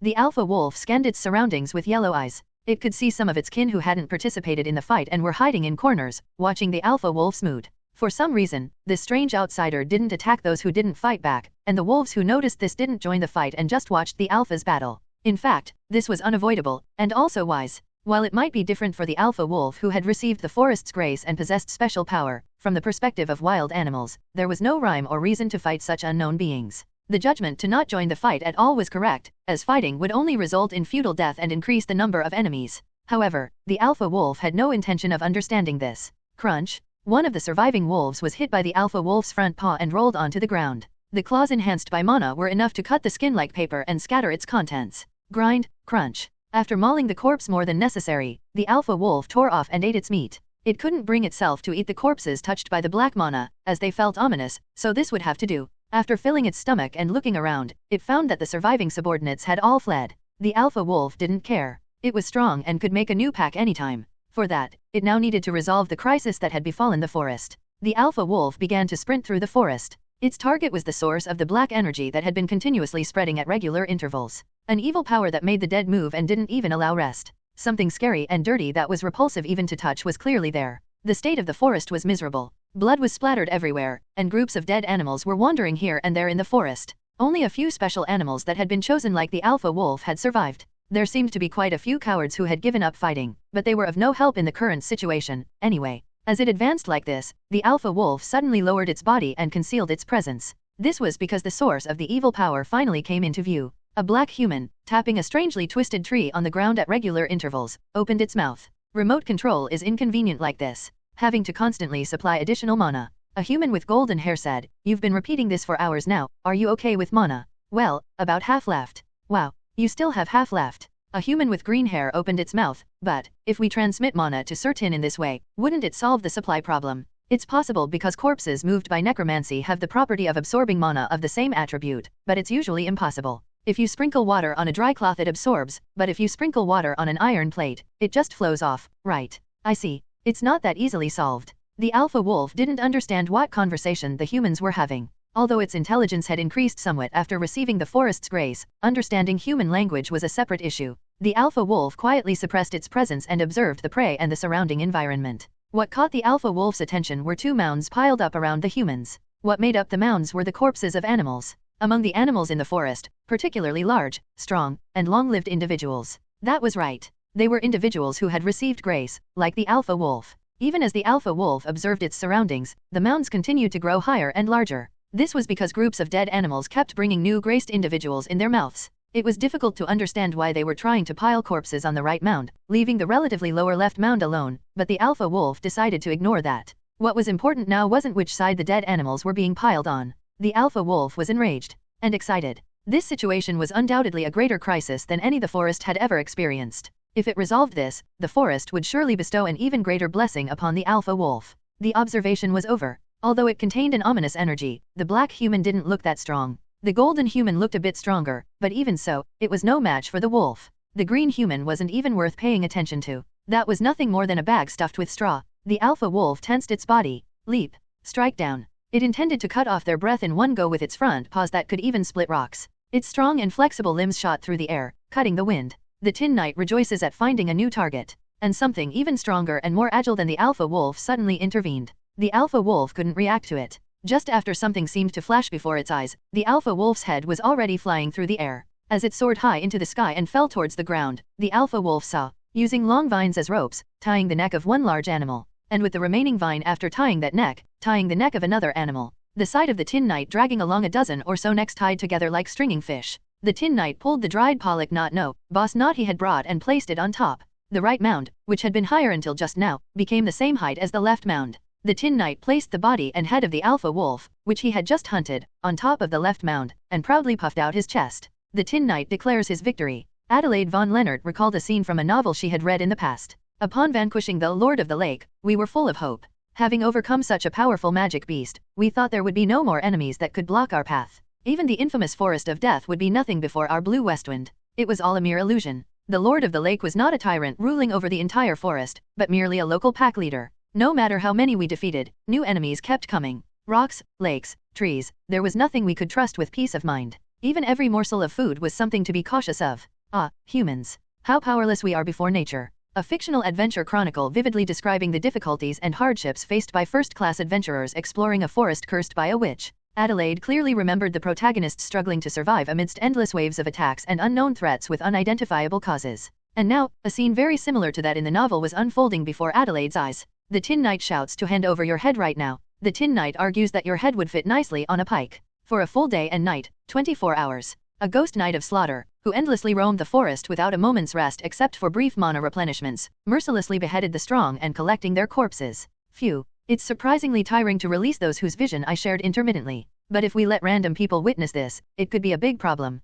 Can't be helped, I guess. The one who created a nightmarish environment where not only allies who had just fought together, but even a small corpse lying on the road couldn't be ignored. The evil necromancer who raised an army of corpses throughout the forest, injecting despair and fear into the forest creatures, yet nonchalantly only cared about the eyes of people despite being the culprit. These were people who wouldn't be out of place if inserted into the novel Adelaide had read right now. Of course, their roles would be on the disaster side, tormenting the protagonists. Huh? The protagonist? Adelaide's favorites were, first, emotionally rich romance genres, and second, heart-pounding, fresh adventure stories. Blood-soaked, absurd massacre dramas were not to her taste. But what could she do? Those absurd and unreasonable people were Adelaide's teachers, benefactors, and companions. It's truly amazing. What would normally require an army to accomplish, they're doing with just 2 people. However, the vampire watching the 2 with her seemed to have a somewhat different appreciation. With eyes flickering between pink and red, Sophia was observing the scenery with interest. At first, they had to sleep using fallen leaves as blankets without a proper base, but once Dorothea started using necromancy in earnest, the situation changed rapidly.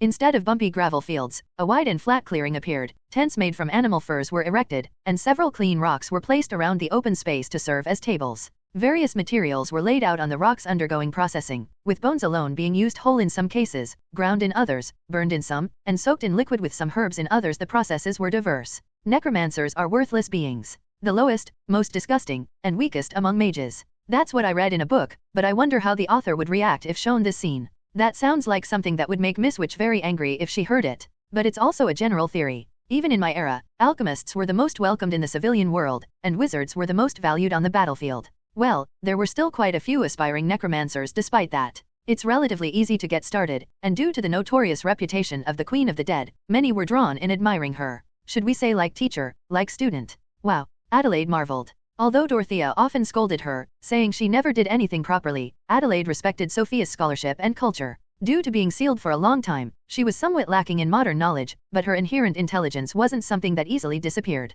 When listening to her explain things in a pleasant voice and gentle manner, one could get so absorbed that they lost track of time. Then suddenly thought, Queen of the Dead? Isn't Miss Witch's teacher the Witch of the East? And if the Queen of the Dead's name was already known in the era when Sophia was active, just how old was she? The Tin Knight desperately calls for his pupils. The Tin Knight announces the start of sword practice. Yes. I'm coming now. Adelaide's train of thoughts couldn't continue further. Sending her arising questions into the air, the inexperienced and young lion ran towards her teacher. The green-haired scarecrow watched that sight with a smile. And so, after several days had passed, to Dorothea, who was lost in thought with her arms crossed, the Tin Knight said. The Tin Knight asks if there's some problem. The Tin Knight promises to bring heads immediately if Dorothea just designates targets. Enough with the heads. We've already replenished more than enough. Dorothea snorted as if something wasn't to her liking. Blood and meat of infected magic beasts. Bones that have undergone special processing. Various herbs grown with abundant mana. Soil from land untouched by human hands for ages. We've gathered everything we originally planned to secure here. We've gathered it, but we haven't found the something that corresponds to the root of this forest. So you feel uneasy. Is that it? Sophia added, as if continuing Dorothea's trailing words. Dorothea shrugged her shoulders. Something capable of influencing such a vast area. If we could secure it, it would be a great help in the fight against the Witch of the West. The Tin Knight agrees that farming map-specific items is important. Adelaide said, but we've been searching the forest all this time and nothing has come up, right? That's the problem. Wolves, bears, snakes, spiders, and so on. We've caught all the big and strong ones that have undergone mutation, and we've been scouring through the forest, but there hasn't been any notable reaction. Dorothea continued, of course, there might be some that look fine on the outside but have changed contents. But to catch all of those, we'd really have to exterminate all the creatures in the forest. It's one thing for those that attack us, but it doesn't feel right to hunt down and kill even those that flee in terror just by us approaching. It was unclear whether she meant she wouldn't do it because it was troublesome and wasteful, or if it was a kind of mercy not to kill those who weren't hostile. Sophia interpreted it as the former. Adelaide felt it was the latter. The Tin Knight thought it was both. It was impossible to know which was the correct answer. We've looked at various things using the vision with Sophia's mana, but nothing particularly promising appeared. So this is as far as we go with forest exploration, Dorothea said. However, even as she said that, she seemed somewhat reluctant, as if feeling a bit regretful. At that moment, the Tin Knight raised his hand. The Tin Knight points out that there's still a place left to check. Where? The Tin Knight says we haven't properly looked at the bottom of the lake except for a brief glance when we first entered. The Tin Knight suggests checking the lake bottom once more according to the principle of inclusio. 1. At the Tin Knight's suggestion, Dorothea fell into thought. Judging by her expression, it seemed to be quite appealing to her. Excited by this reaction, the Tin Knight continued to offer new suggestions. The Tin Knight says that last time only he and Sophia explored, but this time all four should go. The Tin Knight confidently claims that while it might not be as exciting as deep-sea exploration, it will be quite an enjoyable experience. Ahaha. Sir Knight. I appreciate the thought, but I can't swim. Besides, if it's exploration, we'd have to stay underwater for a long time, and while that might be fine for you or Sophia, it's impossible for me or Miss Witch. The Tin Knight says Dorotamon's magic could solve this. Adelaide scratched her cheek with an awkward smile. I'm happy for the thought, but no matter what, such a convenient magic couldn't just pop up so easily. Clang? Sure enough, Dorothea's staff struck the Tin Knight's crown. Don't change people's names as you please. Although I do have a spell for underwater breathing. Adelaide involuntarily questioned. It was a single word filled with the emotion of wait, that exists. Dorothea answered indifferently. When we first fell in, I didn't have catalysts nor the leisure to cast such a thing. Now I can use it. Dorothea went on to share her experiences, saying she often used it while running away from dangerous creatures on land during her teacher's errands. Adelaide was confused. She became seriously curious about what kind of past Dorothea had gone through. Dorothea scratched her head. Surrounding the body with a giant air bubble or biting a stone that allows breathing underwater. There are two methods. Which do you want? The bubble is more convenient for moving and keeping clothes dry, but if the bubble bursts, that's the end, so you can't swing weapons or anything. The Tin Knight requests the latter for Adele. The Tin Knight burns with the desire to lecture on the techniques of underwater combat. The Tin Knight argues that to become the true heir of the domain, one must be proficient in land, sea, and air battles. Even if I concede land, I don't think sea and air battles are necessary. While lamenting quietly, Adelaide silently adjusted her attire and equipment. It was the quick resignation characteristic of someone who had realized that verbal objections were meaningless.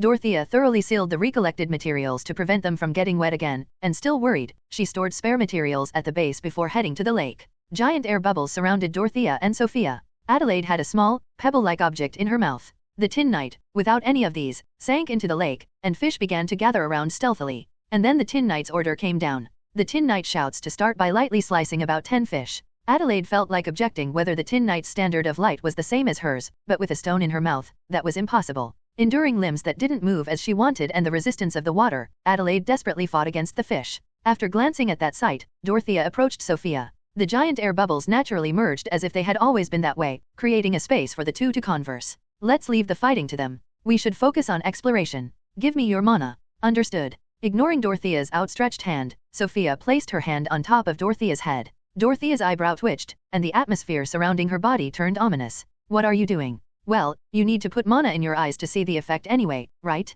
I thought this would be more efficient than transferring through the hand. I've tried it a few times before, but maybe because Dorothea has so much mana, most of the color fades in the brief moment it moves from hand to eye. Ugh. Dorothea let out a groan. She seemed to be in a dilemma, uncomfortable with the situation but unable to deny that what Sophia was saying made sense. Do it quickly. At the sulky permission, Sophia inwardly thought it was cute. It was truly just a thought, as voicing it would immediately result in a staff being swung at her. So Sophia's mana was transferred to Dorothea, and Dorothea channeled that mana in her eyes. And she saw the fissures scattered here and there, incomparably more numerous than what she had seen from above. The corners of Dorothea's mouth curled up. This time, it seemed certain that they would find something. Footnotes. Soldiers, mercenaries, knights, adventurers, and so on. There were many who made a living through rough work, including fighting. However, among them, those who professionally learned underwater combat were extremely rare. Pirates and sailors, who were inseparable from water, were somewhat accustomed to fighting in water, but even they were skilled at fighting on a rocking ship rather than wielding swords underwater. Some master-level experts might perform such practices for training, but it wasn't something to be assigned to a beginner who hadn't even experienced real combat for half a year. If proper instructors had seen this, they would have criticized such behavior, asking if they were crazy or in their right mind. It was truly a spot-on statement. The Tin Knight was a madman. The Tin Knight says to use elasticity and recoil rather than simple strength. The Tin Knight says it shouldn't be multiple straight lines doing their own thing, but all should become one continuous curve. Buzz? And Adelaide had no idea she was currently treading an advanced course out of the blue. Originally, hardship was also a kind of experience. One needed to experience both hardships and comforts to properly recognize their situation, thinking, I really struggled back then, or this is much better compared to that time. If one only experienced tougher, and even tougher things, one's standards would inevitably warp. Adelaide had long since adapted to the Tin Knight's super intense training method. Curve, attacks shouldn't be disconnected, but continuously connected. So that's how it is. Her movements, which had been merely floundering without proper footing, gradually increased in sharpness. At first, her blade couldn't even touch the fish, and even if it did, it couldn't even remove a single scale, but gradually it began to sink deeper. It was a drastic change as if she had moved from climbing a cliff to ascending stairs. Although one might shrink back from the sharp teeth of the man-eating fish, Adelaide's movements were unhindered. It wasn't that she couldn't feel fear. Although Adelaide herself wasn't aware of it, it was courage stemming from the trust that the Tin Knight or her other companions would somehow intervene when it was really dangerous. It was a situation similar to a bicycle beginner riding while believing someone was holding them from behind. The Tin Knight gives a thumbs up. The Tin Knight marvels, saying that's exactly it. The Tin Knight felt satisfied. If they continued like this for a bit longer, it seemed it would be appropriate to start teaching Adelaide how to handle mana. After learning how to handle mana, physical growth would relatively slow down, but the calculation was that they compensate for that by pushing her even harder. It was truly a blessed training plan. If the world's diligent and conscientious teachers had seen the Tin Knight, they would have lamented how well he was doing with his reckless teaching methods after finding one good disciple. However, the Tin Knight wasn't just idly watching. He also controlled the number of fish in the vicinity to prevent an overwhelming quantity that Adelaide couldn't physically handle, and sliced through fish swarming around Dorothea or Sophia. With an autonomous ultra-large mana supply station right nearby, there was plenty of leeway to fire off sword energy. Dorothea became increasingly immersed in the vision shown by Sophia's mana, that was, the chalice of Tubros. The fissures scattered all over the lake and the mirage leaking out between those fissures. As Dorothea touched a fissure and manipulated mana, the fissure widened and the surroundings were covered in illusions. Hey, come to your senses. Are you thinking of throwing your entire future into the gutter? It's just a magic beast at best. It may resemble humans in form, but that's all. Don't make the wrong choice out of shallow sympathy. You know well what fate awaits those who defy the taboos set by heaven, don't you? Several people were trying to persuade Dorothea. No, they were trying to persuade someone whose vision Dorothea had borrowed. Someone opened their mouth. I don't want to hear it. It was a short but firm answer. Just as it was impossible for a person to see their own face, Dorothea, borrowing the vision of someone, couldn't see the face of someone, either. But Dorothea somehow felt certain that someone was glaring at their surroundings. It's still a child who doesn't even properly understand the ways of the world. A child who needs teaching and care, who should be treated with affection and attention. And what? You say to kill it because its very existence deviates from providence? Are you scholars who pursue wisdom? Are you proper adults? At someone's words, some people blushed as if ashamed. But there were more who remained firm. You foolish friend. That's not the issue. No one would say anything about raising a mere dog at home. But we can't allow raising a wolf to go unchecked. When that wolf grows up, it will make all the surrounding people its prey. That thing you're keeping is such an existence. Dogs were once wolves too. With sufficient education and environment, they can live in harmony with humans. That's why we call it taboo. What's taboo? What's heaven's law? If that's heaven's will, I'll gladly defy heaven. Oh my, this person. With a crack, the illusion shattered. Looking at the scenery of the calm lake bottom, Dorothea fell into thought. She focused more on the phenomenon itself rather than the content of the illusion. It's a sensation similar to peeking at the residual thoughts of an earthbound spirit. But for that, there's no trace of a soul. In the first place, mere thoughts wouldn't create such a clear illusion. Dorothea opened her mouth and spoke to Sophia. Did you see that too just now? Yes. The viewpoint. It was a somewhat abrupt question, but Sophia quickly grasped the point and answered. It felt like borrowing the perspective of some scholar. However, from the middle, I could also view it from a slightly detached point of view looking down from above. What? Surprise filled Dorothea's voice. Naturally, no human could look down at themselves from above. If this illusion was based on someone's memory, an action like Sophia's would have been impossible. Dorothea tried to look at what she had just seen again, but the fissure had already disappeared. Sophia opened her mouth. Isn't it too early to be disappointed? There are still many fissures left, after all. That's true. The man-eating fish threatening the group were being cut into pieces, becoming training dummies for Adelaide, and the sturdy air bubbles allowed the group to breathe freely. There was nothing hindering the exploration. Dorothea moved on to the next fissure and touched it. Once again, the surrounding scenery changed, and Dorothea's vision changed as well. Dorothea intentionally tried to objectify herself. She failed at first, but after several similar attempts, she was able to escape from someone's body. Looking around, she saw a semi-transparent Sophia waving her hand. The people around couldn't perceive Dorothea and Sophia. It felt like they had become ghosts. How far can we get away with this? It seems the illusion is implemented in a dome shape of a certain size centered on the narrator of the story. If you get too far away, the scenery becomes blurry and you can't see anything. Even as the two repeated experiments, the illusion continued to play like a rolling film reel without stopping. This illusion was set in a fairly neat mansion. At the front door of the mansion, men who looked like soldiers were knocking on the door and calling for someone. Hey, come out. Alejandra, we've received complaints from the neighbors that you're raising a monster. Submit to inspection immediately. The soldiers' tone barely maintained politeness, but their voices leaked undisguisable irritation and hostility. It feels like they want to barge in right away but are barely holding back. Judging by the luxurious mansion, he must have been a nobleman, or at least someone of quite high status. The one called Alejandra was a middle-aged man who looked to be in his 30s or 40s. He was gently stroking the head of a child, as if protecting them from the soldiers' violent voices. It's all right. It's okay. No one will harm you. The child burrowed into Alejandra's arms, as if seeking comfort. Its skin was too deep a green to be called human. Crack. Once again, the illusion shattered. Dorothea covered her mouth with her left hand. To Dorothea, who seemed lost in thought, Sophia asked, is something bothering you? The illusion that you and that tin can first saw. The illusions that you and I just saw in succession. They all had the same individuals as the main characters, right? Yes. How is that possible? Dorothea frowned as if she couldn't understand. Even in necromancy, there's magic to read residual thoughts. But it's usually not very useful. Even a complete soul, if the environment isn't good, often can't last even 100 years before its existence dissipates or loses reason by being tainted with impurities, let alone mere fragments of thoughts. But the scenes we just saw, although fragmentary, are too clear and even contain content that the soul itself wouldn't normally be able to perceive. So then, who observed and recorded these scenes? Why are they scattered at the bottom of this lake? If this is due to the power contained in the chalice of Tubros, why is it showing the story of that man and child among various past scenes?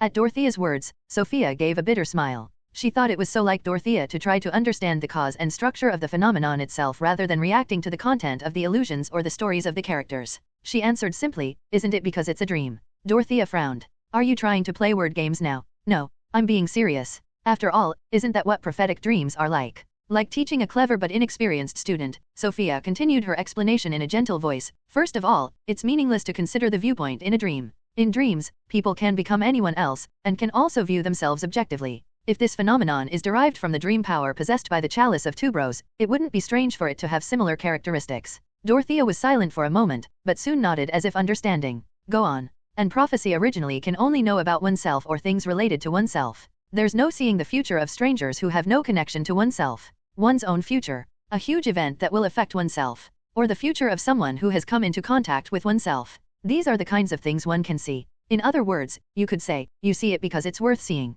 Dorothea fell into thought. After about 10 seconds, she said, "So, you're saying we're seeing these illusions because they're related to us, or will be related to us in the future? I haven't known about this phenomenon for long, so I'm not certain. After all, the kingdom's sacred treasures are mysterious objects in many ways. If the Tin Knight had seen this, he might have evaluated it as isn't it like a cut scene to help guide the player? If unrelated content suddenly pops up, wouldn't it be a bug?" Of course, the realistic Dorothea would have preferred Sophia's theory over the Tin Knight's ravings. The two moved towards a new fissure once again. Once upon a time, in a fairly distant past, there was a father and daughter. The father was a scholar with vast knowledge. Many people showed him respect and admiration. The daughter was a hideous monster with a terrifying appearance. Many people directed disgust and contempt towards her. Acquaintances advised the father to abandon his daughter. They said there was no connection between that monster and the father. The father shook his head. He insisted that his daughter was not a monster, just a little different. People couldn't understand the father's desperate attachment to a monster that wasn't even his own flesh and blood. People thought the father had gone mad, or that the monster had bewitched him with evil powers.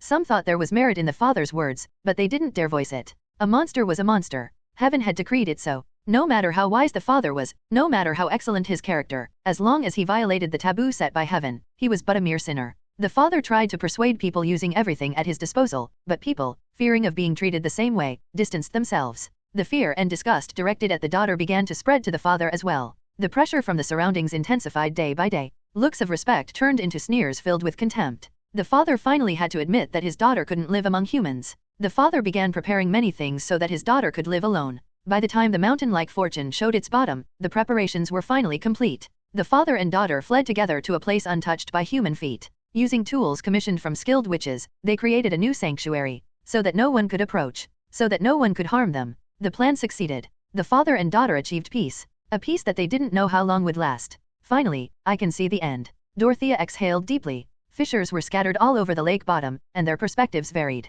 It was like reading a book where Chapter 8 came after Chapter 1, and Chapter 4 after Chapter 8, so it took quite some time to organize the content. The last remaining one was a particularly large fissure in the center of the lake. Dorothea slowly stepped forward toward it, moving forward and forward. It was just as Dorothea's staff was about to make contact with the fissure. "Oh my!" With a strangely calm voice, Sophia suddenly pushed Dorothea. Just as Dorothea lost her balance and was pushed to the side, thud! A chilling sound of flesh and blood being pierced echoed. A green tentacle-like thing that had sprung from the ground made a large hole in the center of Sophia's chest. Dorothea couldn't call out Sophia's name. The lake water, which had been blocked by the air bubble until now, engulfed Dorothea as the bubble was pierced and burst. As if seizing that gap, a second tentacle strike rushed towards Dorothea. Dorothea, who had suddenly become drenched, couldn't react in time. The Tin Knight declares that direct attacks are forbidden. So instead of the witch, the Tin Knight reacted. The Tin Knight's sword mercilessly cut the two tentacles that had just pierced Sophia and were now trying to pierce Dorothea. As if even that wasn't enough, he surrounded the steel sword with a terrifying energy and then brought it down towards the ground.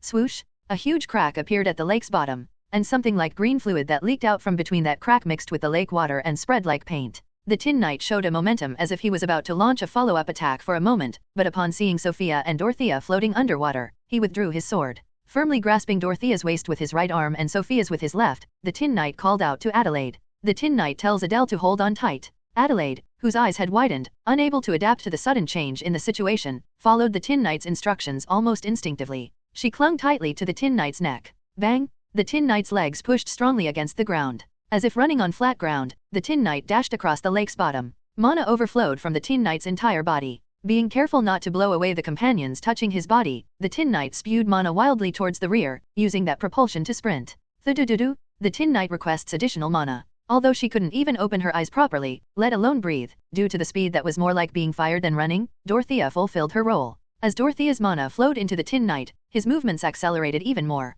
In the blink of an eye, the Tin Knight reached from the center of the lake to the edge, and then hopped up the steep slope leading to the surface with just his 2 legs. Swoosh! The party, which had become one mass, burst out from inside the lake towards the ground. With a heavy thud, the Tin Knight landed on the ground and set down his companions. Cough, cough. Tui. Phew. Dorothea coughing and spitting out water, Adelaide spitting out the magic pebble in her mouth with a slightly cute sound, and Sophia lying on the ground catching her breath. After confirming that all the companions were safe, the Tin Knight tried to rush back into the lake, but there was no need. Rumble, rumble, rumble. The ground was shaking. No, the entire forest. The garden was screaming. With a roar, the lake bottom itself began to rise, but the amount of water overflowing was extremely small. The reason was simple. The something that newly revealed itself was greedily sucking in all the water. Adelaide rubbed her eyes as if she couldn't believe what she was seeing, then muttered blankly, "A tree." That was right. It was a gigantic tree. However, unlike ordinary trees where only the leaf part was green or verdant with a brown trunk, the tree in front of the group was almost entirely close to green in all parts.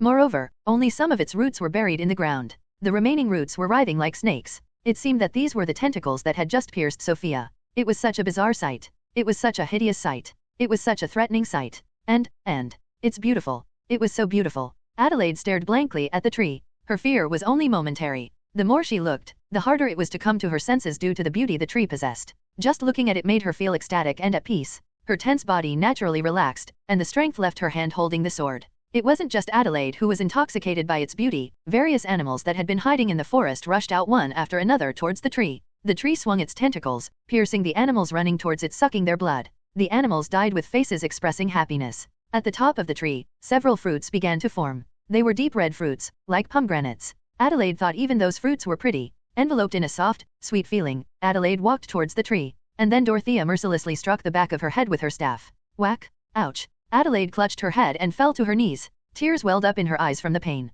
Adelaide protested. Why did you hit me? Dorothea replied as if dumbfounded. Never mind that, just eat this. Dorothea held out a small pill to Adelaide. Adelaide asked back, you should at least tell me what it is. No, I'll eat it well. Seeing the Tin Knight exchange glances with Dorothea and start to loosen up, Adelaide threw the pill into her mouth, forgetting all about her questions. It was much better to take it with her own hands than to be roughly medicated by the Tin Knight's hands. Whatever ingredients it was made of, the pill began to dissolve quickly as soon as it touched her mouth. It didn't taste as strange as she thought. No, in fact, the taste itself was close to tasteless, but perhaps due to its strangely refreshing scent, it seemed like something good to eat when feeling drowsy. Dorothea said, do you still want to go there? Adelaide blinked her eyes a few times, then looked towards the there Dorothea mentioned, that was, towards the tree. There was a monstrous tree bearing terrible red fruits while indiscriminately eating those who approached it. Kaya! Adelaide screamed, but for a different reason than when she was hit by the staff earlier. What on earth? Adelaide was confused. She couldn't believe the thoughts she had just had. Beautiful? Pretty? That thing? It seems to be emitting a scent with hallucinogenic effects. And it's incredibly powerful, taking effect in just a few seconds, Sophia, who had somehow gotten up, explained. The penetrating wound on her chest had already been neatly healed, although her clothes still had a hole in them. Sophia said with a puzzled look, is that tree the green child? Or is it one of the devices the child's father prepared to protect his daughter? What that is can be dealt with later. The important thing is that it doesn't seem to have any intention of letting us go, Dorothea replied gruffly. Her gaze was directed at the tentacle part of the tree, and those tentacles seemed to be particularly watching Dorothea. When Dorothea took out the animal compass from her pouch, that reaction intensified even more. Dorothea clicked her tongue softly. You don't like things from the Sky Kingdom, huh? I don't know how much bad blood you have with heaven, but we don't intend to just take it either. Was it as if it had heard Dorothea's words? Or was it just a coincidence in timing? The deep red tree fruits began to fall to the ground one by one. A squelching sound echoed.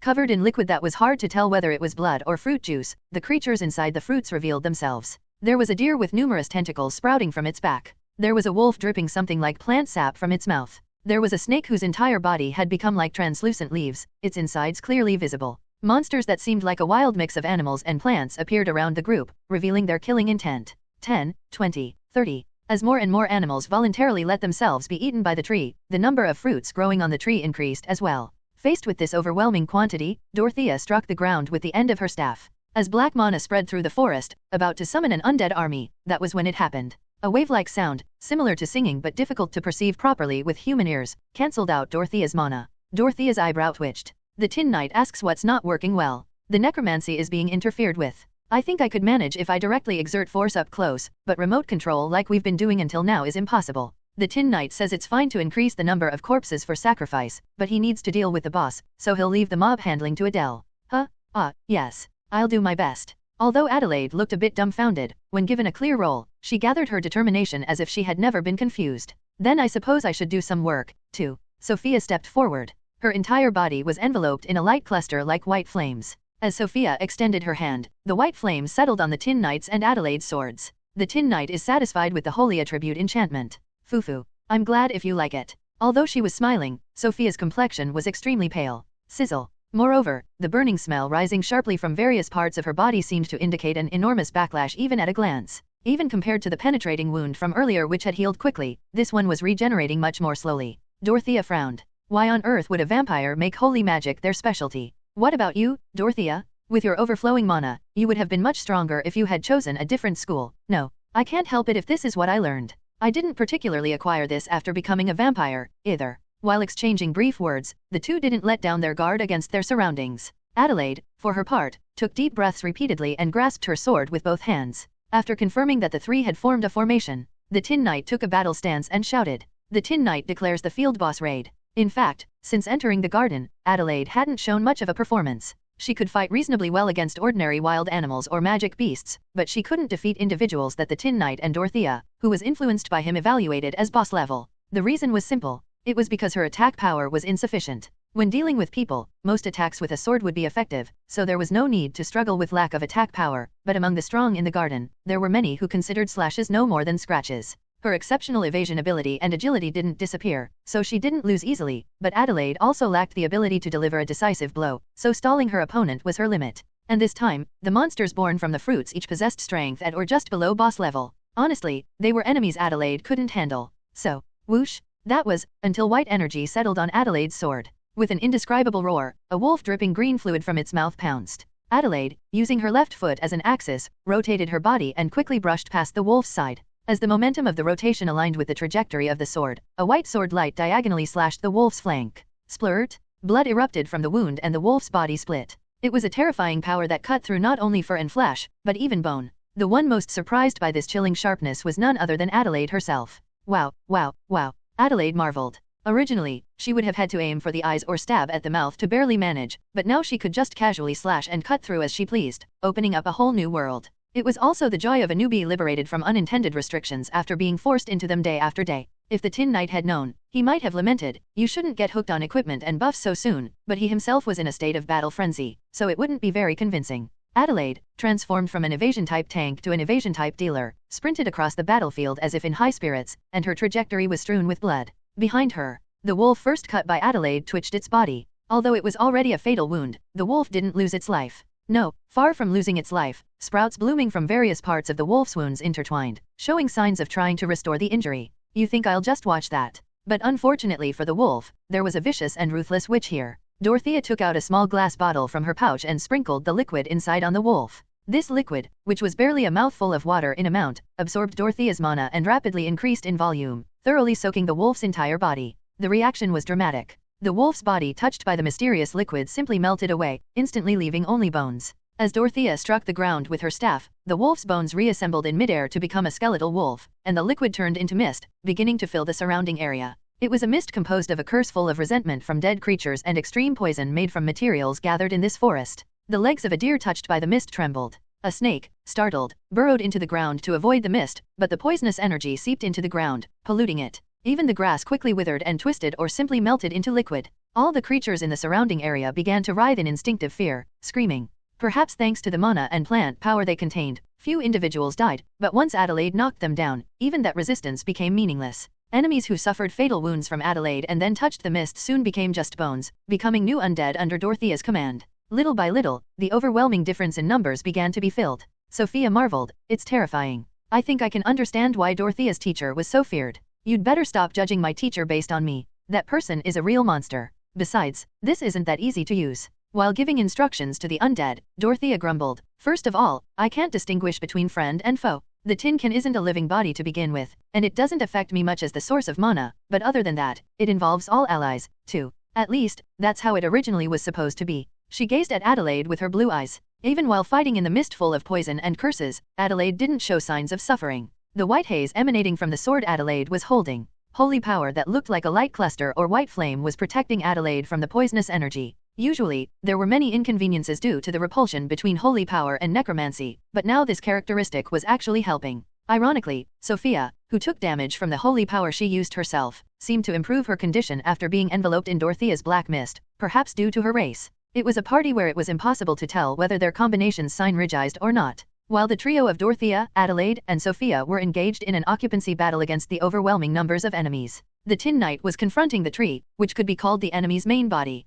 Rumble, a tree root thick enough to fit the Tin Knight whole if hollowed out charged forward, plowing the ground. Following it, several smaller tree roots wriggled like worms, targeting the Tin Knight. The Tin Knight avoided the thick tree root, then swung his sword to cut off the smaller roots. The Tin Knight marvels at the enchant effect. In fact, unlike Adelaide, for the Tin Knight, who could skillfully handle mana, weapon enhancement by holy power wasn't that essential. Rather, its pure cutting power was inferior to sword energy. But the enhancement by holy power had a big difference from sword energy, which was that it didn't consume even a bit of the Tin Knight's own mana. And without having to pay careful attention, it always guaranteed a constant attack power. In other words, it was possible to pour all the energy that would normally have been used for sword energy into other areas. Boom! With a heavy vibration, the Tin Knight avoided the roots coming down on him and climbed on top of them. Then, with his sword stuck into the root, he began to climb the tree. Slash slash slash! The path created by the Tin Knight's sword was one, but the sword wounds themselves were not singular. Following the Tin Knight's path of movement, countless sword energies scattered as if dozens of people had slashed, leaving deep wounds on the tree.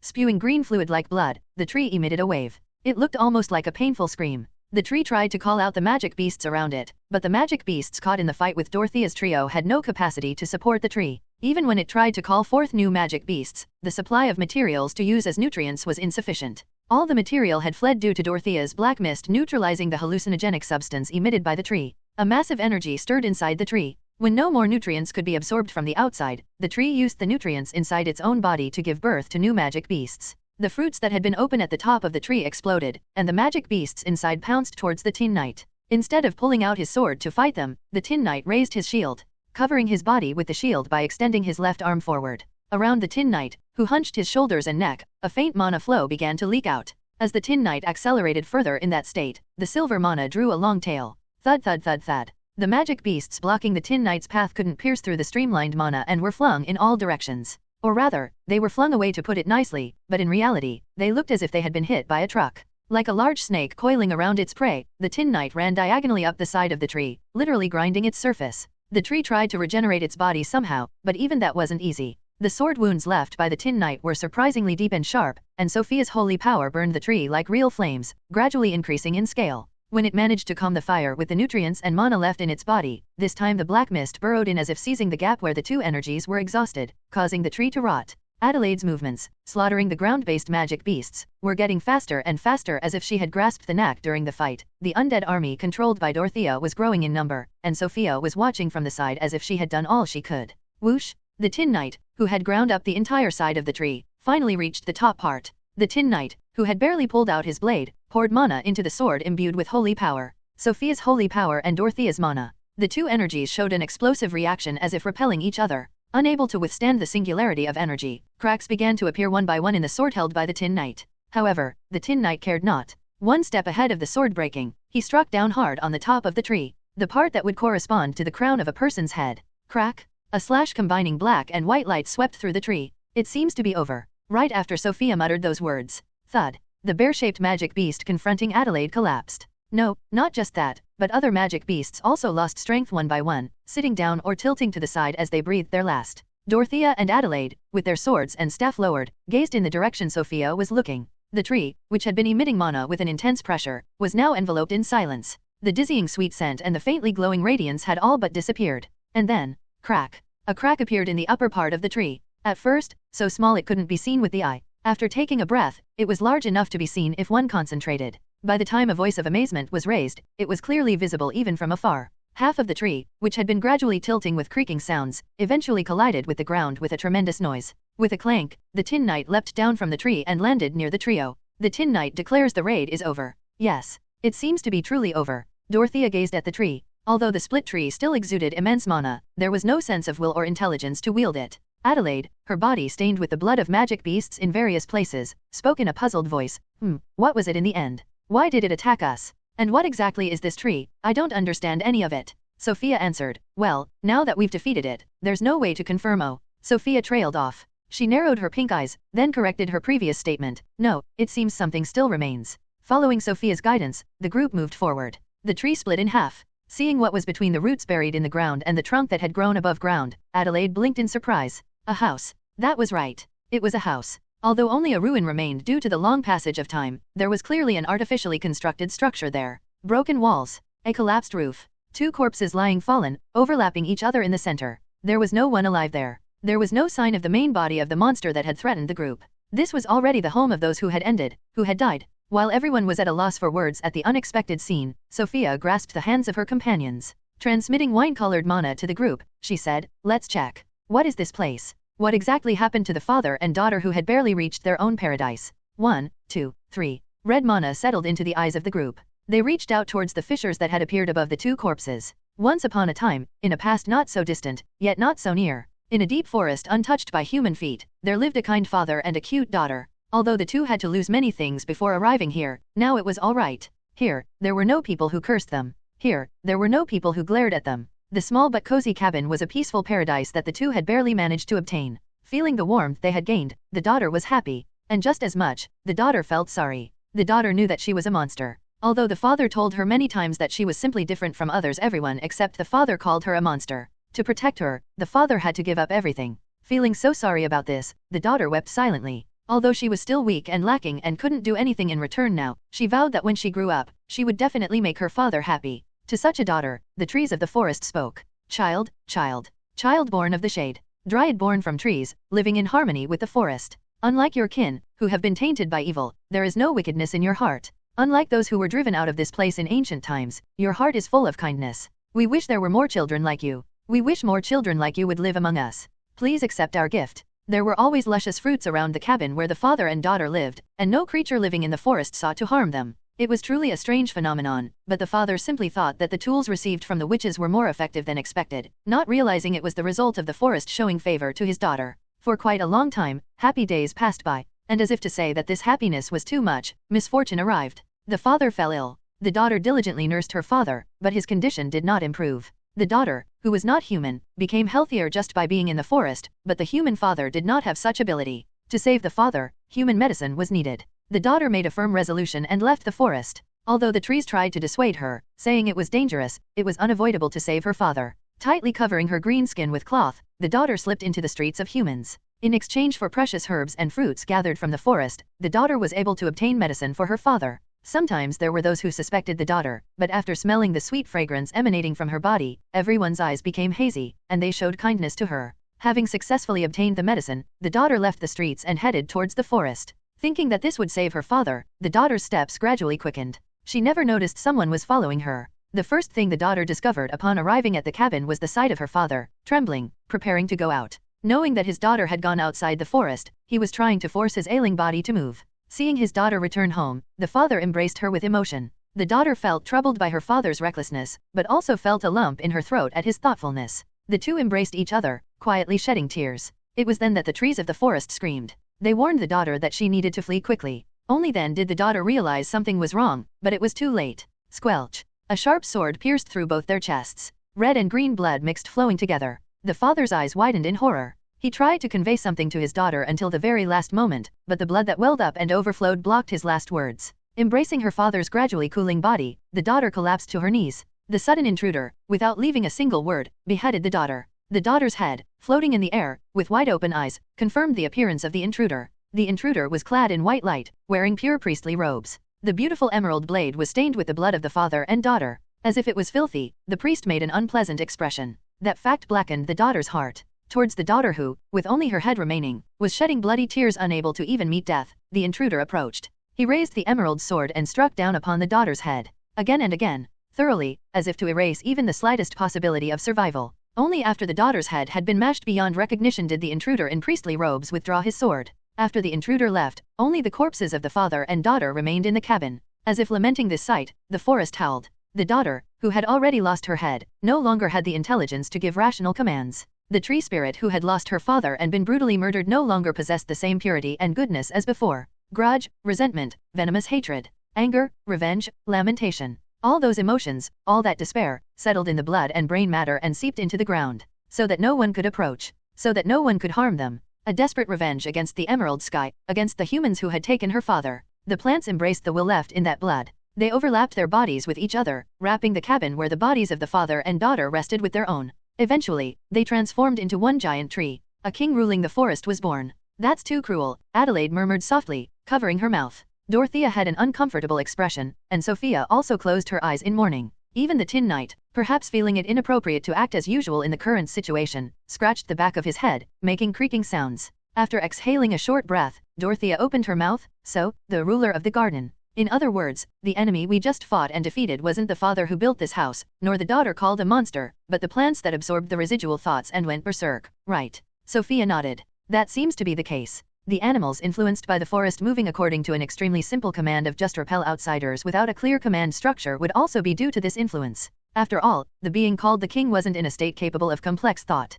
Adelaide cautiously asked, then we didn't disturb the peace of the two, did we? Not really. For now, at least. Huh. At Dorothea's seemingly implicative tone, Adelaide reflexively asked back. Dorothea shrugged her shoulders. Well, it's just that we hit first and then found out it wasn't the case, but there was plenty of possibility that what we just saw was really the end of that father or daughter.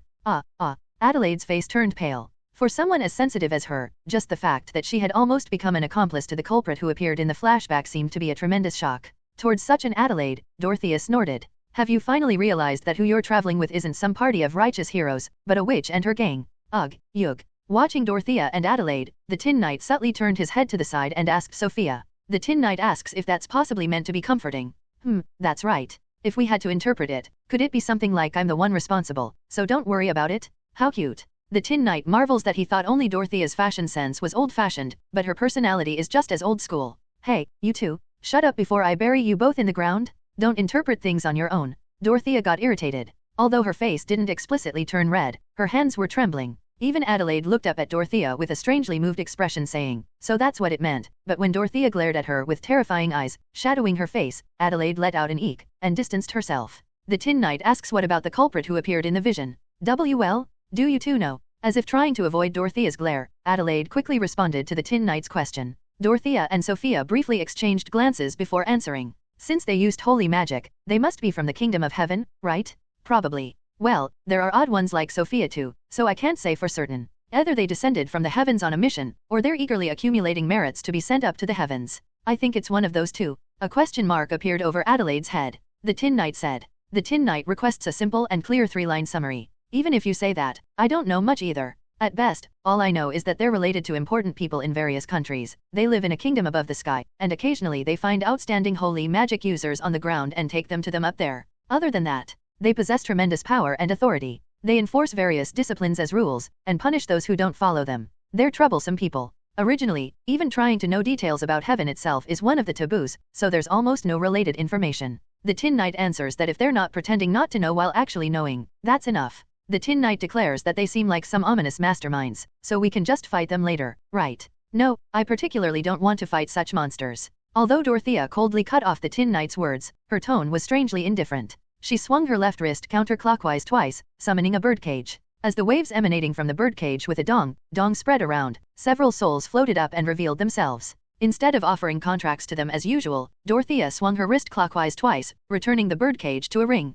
The souls circled around Dorothea for a moment as if puzzled, but soon disappeared with a white light cluster. Among them was a green soul with a color slightly different from the others, and another soul stuck closely to that soul. Amidst the souls becoming light and attaining enlightenment, Dorothea murmured softly, well, if necessary, we'll have to fight them inevitably. Even after holding a funeral for the father and daughter, the party couldn't immediately leave the garden. The 2 horses they had brought with them had neatly ended their lives during the battle against the tree. Even the famous horses that had achieved the feat of using a booster on the carriage had no way to resist the intense fragrance of the superfusion warp evolution opium poppy that easily transcended the common sense of the species. The party had no choice but to bid them a solemn farewell. Naturally, they needed another means to move the luggage that the horses were supposed to carry. Dorothea suggested, even if it's not a proper carriage, couldn't we make a simple cart? There was wood to use as material scattered around, and there were carriage parts that had surfaced along with the lake bottom rising. Cutting things was mostly possible using sword energy, and when the Tin Knight slapped with his palm, it was as good as a hammer. The party immediately set to work. Bang,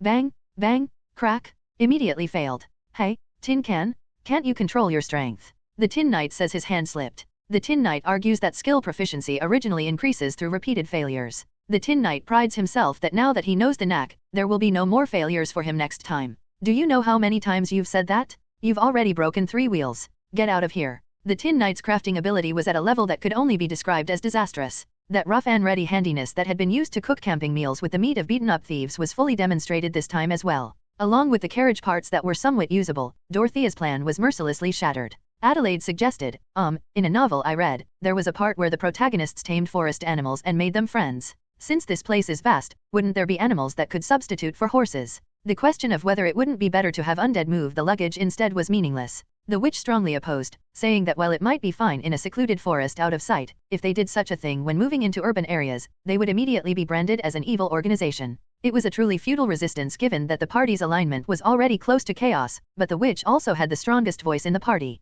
Adelaide's alternative was smoothly accepted. The party immediately began recruiting new companions and, here. Would you like to try eating tea? Squeak? Scurry? This time, too, they failed. The Tin Knight marvels at the water deer's swift escape ability. The Tin Knight evaluates that it must have been properly educated by its parents, seeing how it doesn't follow strangers offering food. Ha, ha ha, ahaha. Novels and reality sure are different, huh? No, even so, there's no need to be so terrified as if seeing an otherworldly horror. Adelaide had a vacant look in her eyes, like a doll. Although she was drooping like wet seaweed, this was actually partly her own doing. Originally, even a mad dog that snarled and rageaged, treating people as less than its own claws, trembled before a dog trader. Even if not as much as the Tin Knight, the wild animals were unlikely to approach her friendly after she had performed hack and slash on countless beasts during their stay in the garden. Moreover, with the Tin Knight sticking close by her side, to the surviving animals, it must have looked like the Demon King and one of his heavenly kings standing side by side. Sophia suggested, Adelaide, could I borrow your hands for a moment? Yes. Certain, you can supervise from the side. You don't need to touch anything. Please don't touch anything. The Tin Knight, who would drive efficiency into the negative if put to work, was the first to be excluded from the task. Indeed, she was a capable woman above the shoulders. Sophia had Adelaide gather 2 Y-shaped branches of appropriate thickness and similar shape, then used a few other branches and tough vines to weave them together. The Tin Knight exclaims that it's an A-frame carrier? There's an A-frame carrier. Fortunately, the third operation did not fail. It was truly a party that made even moving one piece of luggage quite difficult. Among the materials collected from the forest, those with small volume went into Dorothea's pouch, and large and heavy ones were neatly stacked on the A-frame carrier shouldered by the Tin Knight. The most noticeable among them were the pieces of wood emanating intense mana. Is it okay for us to take these as we please? Of course we should take them. It's wood that has absorbed mana and life force while serving as the center of the garden for hundreds of years. It's perfect as material for staffs, and it'll be useful for making other tools too. The tree, which had been a deep green when fighting the group, was slowly turning black after the battle ended. The texture, which had been soft and pliable, was gradually hardening, feeling more like metal than a living thing. It was to the extent that even processing it into an appropriate size was difficult without emitting sword energy. Well then, we've packed everything. Let's go now. With Dorothea's declaration as the starting point, the party set off. Hindler, a mercenary active in the northern part of the Lydia Empire, grumbled, Damn it, I'm starving to death. Hey, don't we have anything to eat? We do. There's grass on the ground over there. Go graze. Should I shove it in your mouth? Hindler heaved a deep sigh. Damn, how did I end up in this situation? It had been almost 3 years since he left his hometown on a whim, tired of farming day in and day out. His ambition to become a renowned adventurer ended the moment he was defeated by a plump mouse that had grown fat from eating and sleeping well in the city, and after being hired as a porter for another adventurer party and getting caught touching their luggage, it came to a physical end. After being kicked out of the guild and wandering here and there, he was hired by a mercenary group about a year ago. His dream of making a name for himself as a veteran battlefield mercenary if he couldn't succeed as an adventurer flew away miserably during his first mercenary job. Breaking into empty houses, extorting money from peddlers, freeloading in villages under the pretext of dealing with magic beasts. That was right. The place Hindler had joined was a mercenary group in name only, but in reality, it was no different from a band of thieves. The mercenary captain who had recruited Hindler said that opportunities for their main job were not frequent, so this was a side job they had to do to make a living, but from Hindler's perspective, this clearly seemed to be their main job. The reason was obvious. It was because pretending like this, even if it was just a facade, irritated the Empire less than openly acting as thieves. The Empire was a military powerhouse. In the eastern part of the continent where the power and influence of the state were weak, bandits might take over cities and plunder decent domains, but if one did such things in the Empire, one's belly would be split open and their head hung on a pole the next day. However, even the Empire didn't have unlimited human and material resources, so while they dealt decisively with issues that they thought were like this bastard is getting cocky, they showed a lukewarm response to issues that were more like these things keep popping up no matter how much we deal with them. Tisk tisk. It could be called a kind of survival strategy to get beaten a little less by the terrifying big brother and to be a little less noticeable. Hey, everyone wake up! A guest is coming. At the mercenary captain's words, the bandits mercenary members who had been sprawled out here and there like carelessly discarded socks, slowly got up. The place where they were waiting was called Lamp Gorge number 4. It wasn't a strategic point that had to be passed through to move from the northern part of the empire to the west. Such places had proper gates, so they weren't places where people with fluid occupations like them could dare to set up camp.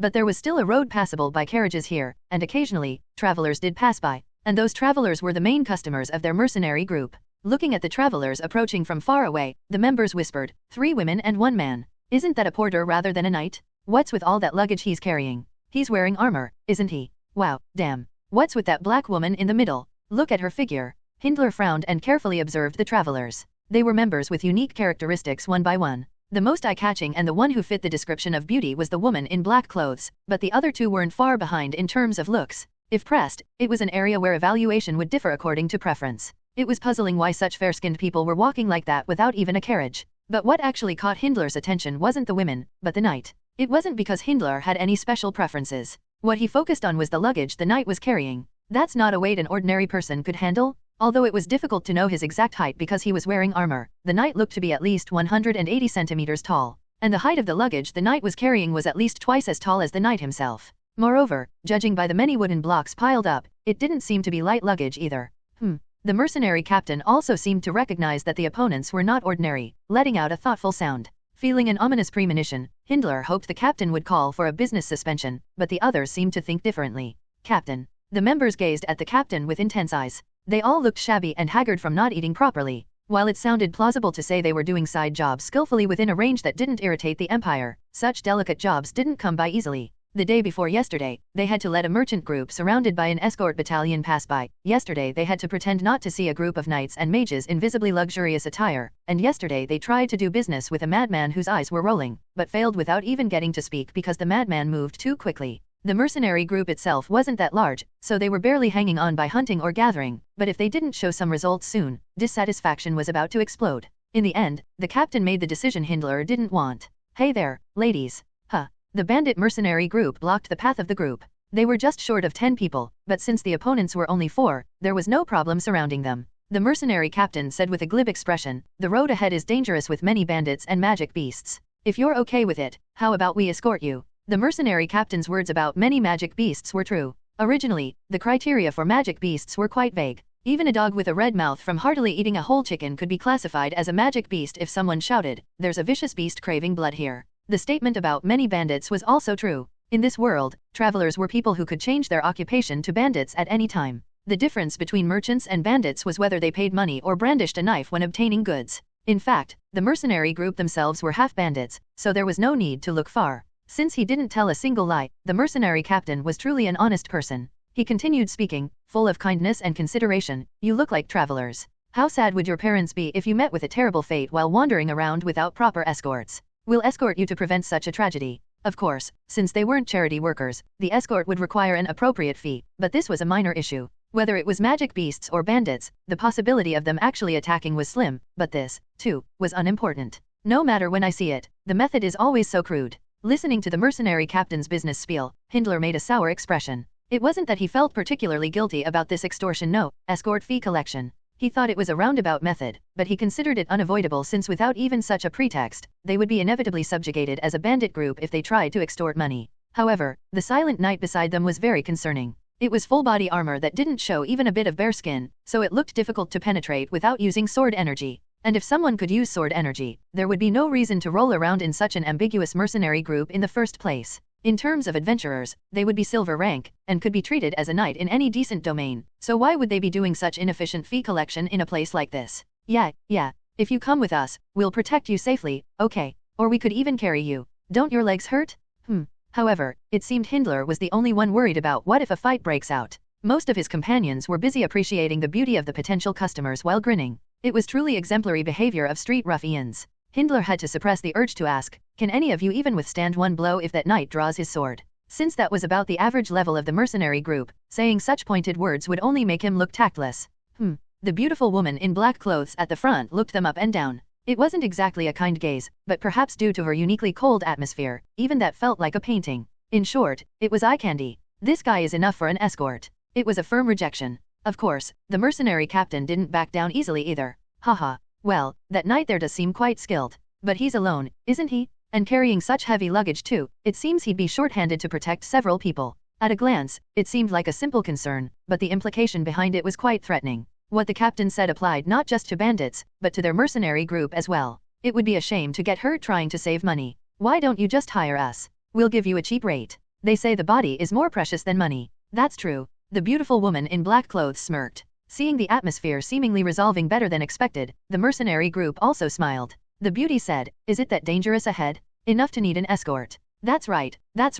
Very dangerous. Is it dangerous for you too? Huh. The mercenary captain momentarily seemed taken aback. To show confidence, it would be better to say, "There's no problem," but on the other hand, saying, "It's dangerous," could command a higher price. It was truly a dilemma. The mercenary captain chose the latter. Ahem, yes, that's right. There are many formidable enemies that are quite dangerous, even for us. But, then we'll escort you, so how much will you pay? I happen to need some cash. Huh. The mercenary captain made a dumbfounded expression. Ha, ha ha. The young lady sure knows how to joke. I'm not joking. It's not good to tease adults. I'm telling you, I'm not teasing. The warm atmosphere disappeared, and a chilly air filled its place. The mercenary captain said with a grim face, "Huh? Isn't this too much? We're kindly offering our goodwill, and you say you'll escort us? As if we need to be protected by you, Kahuk." Hindler rushed forward with lightning speed and elbowed the captain in the side. And he completed the captain's forcibly interrupted words, "We are weak. Oh my, thank you so much for offering to protect us. Why you bastard, have you gone mad?" The captain, with reddened eyes, tried to grab Hindler's collar, but seeing Hindler's desperate eye signal, he seemed to sense something and looked around. And the captain saw the sword energy leaking from the knight's sword. The captain's waist bent so flexibly it could put a flip phone to shame. "Yes, that's right. We are actually pitifully weak. In my haste, I ended up telling a lie. Captain, what are you doing? Hey, you fools. These people are offering to escort us? Hurry up and greet them." The members continued to fail to read the atmosphere and stuttered, but as the mercenary captain kept shouting at them, they greeted as instructed, though bewildered. The beautiful woman in black clothes, Dorothea, said with a bitter smile, "All right, I'll accept.